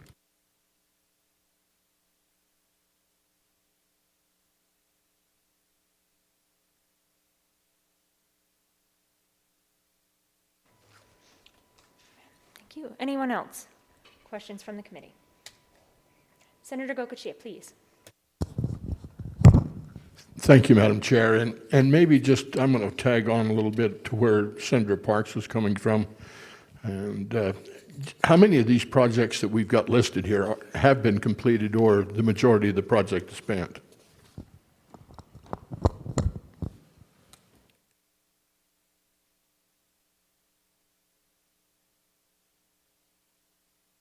Madam Chairman, Ward Patrick, for the record, we don't have a precise count here to present today, but that information could be presented to you. But I would keep in mind that all these projects were reviewed to see if they could somehow contribute to the solution and decrease the number of projects that would be canceled, or a project that would have the scope reduced. So we can provide you a report on projects that are complete.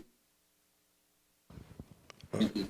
Madam Chair, if I may, I appreciate that, but it is somewhat confusing when we're booking dollars here on projects that clearly are completed or have very little residual, very little residual money in it.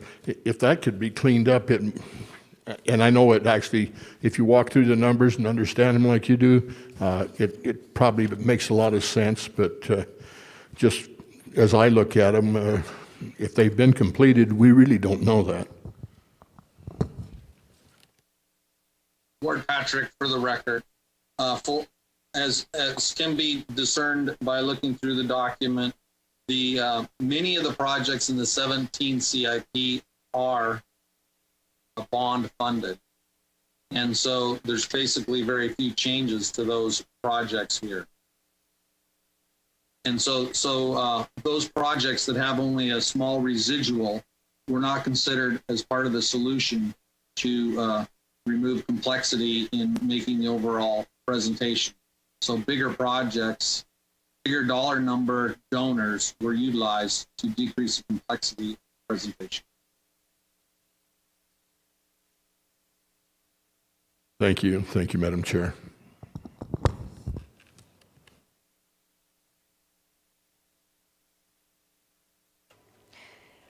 Senator Severs-Gansert. Thank you, Madam Chair. I'm just circling back to the math. So in section 3, so should those different categories add up to the total of the 72,599,117? So should this bill add up to what we are trying to eliminate or swap in the spreadsheets that you provided yesterday? Because I don't think it's adding up, and I just don't know if it's the way the bill's written. It's very hard to check the math on it and make sure that we captured everything.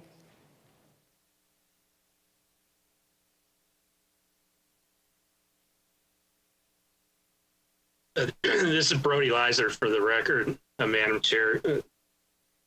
The Senator, the section 3, the amounts sum up to the total general fund savings of $72,599,117. And so the dollar amounts listed in section 3 represent the general fund savings to the projects. Okay, so I was just doing the quick math. I guess I'm trying to redo it again because I wasn't getting that. And again, the way it's written, it's hard to check the math to make sure that we have everything in here.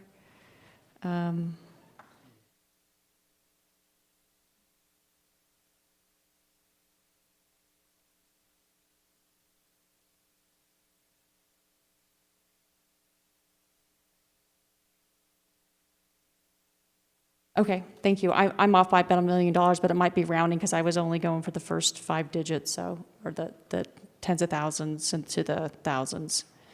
All right, thank you. As long as it's all in there. Again, it's just hard to follow because of the way that it's put together. Appreciate the assistance.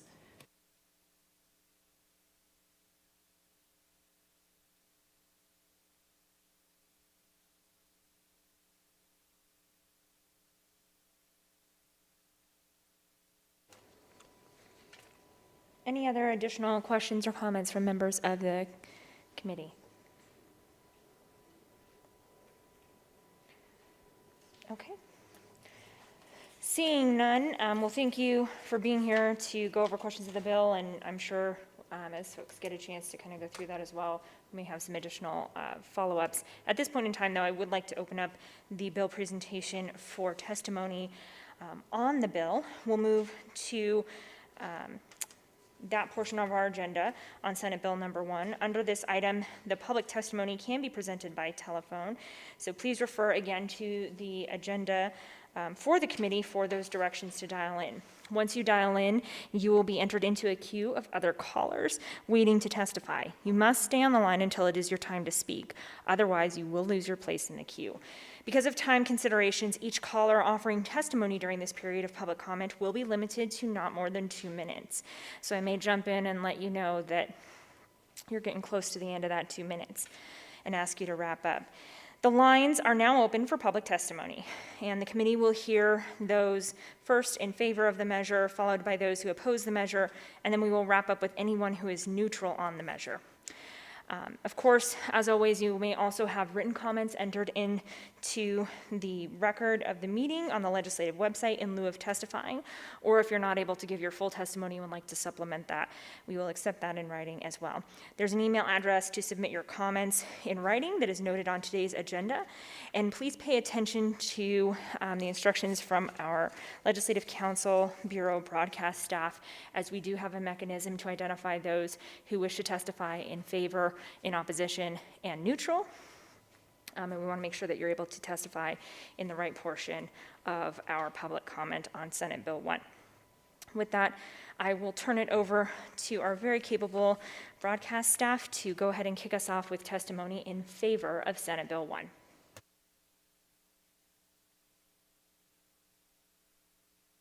Good evening, Madam Chair. The line is open and working. However, the public comment lobby is empty. at this time? At this point in time, we will be in a brief 2-minute recess to see if we get anyone to join us online before we close the public comment portion.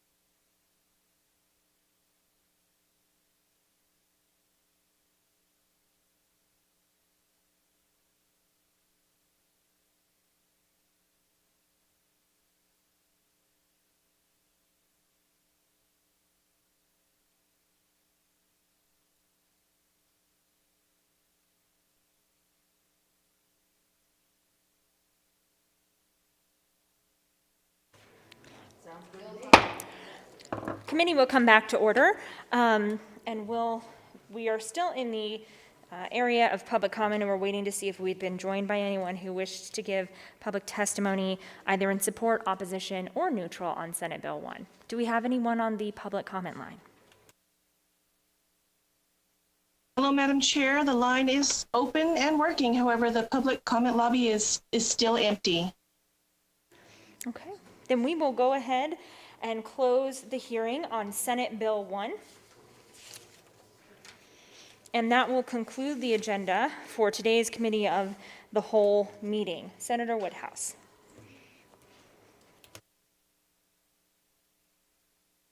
Thank you, Madam President. Madam Chair, I move that the Senate Committee of the Whole do rise and report to the Senate. Senator Parks. I second that motion. You've heard the motion. Are there any remarks on the motion? Hearing none, all those in favor, please signify by saying aye. Aye. Any opposed? Motion carries. Committee of the Whole is dissolved, and the Senate will be in a brief recess.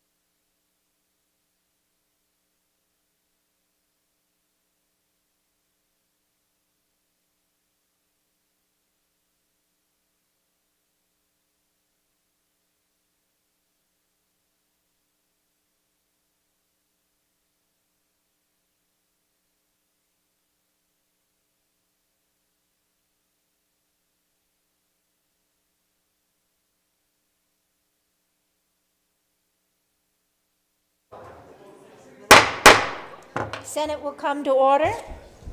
How are you guys? Order of business number 4, reports of committee. Madam President, your committee of the whole was considered Senate Bill number 1 and other matters relating to state budget shortfalls. Signed, Senator Nicole Canizaro, Chair. End of reports. Thank you. Order of business number 10, introduction, first reading and reference. Senate Bill number 4, introduced by Senate Committee of the Whole, revises provisions governing public borrowing. End of bill. Thank you. Senator Canizaro. Thank you, Madam President. I move that we refer Senate Bill number 4 to the Senate Committee of the Whole. Thank you. Senator Canizaro has referred Senate Bill number 4 to the Committee of the Whole. Are there any objections to the referral? If not, so ordered. And that concludes order of business number 10 and business of the desk for this legislative day. Thank you. Order of business number 16, remarks from the floor. Peanut gallery. All right. Order of business number 16. Adjourn. Senator Canizaro, would you like to make a motion perhaps to adjourn? Yes, thank you, Madam President. I move that the Senate stand in adjournment until the hour of 10 a.m. on Friday, July 10th, 2020. And a big thank you to all of our amazing staff today that have kept us on track, and also online, our staff who have been helping us to facilitate all the public comment we were able to hear today. So thank you, and I made the motion. Yay, we have a motion to adjourn until 10. All those in favor signify by saying aye. Opposed, nay. Motion passes. See you tomorrow.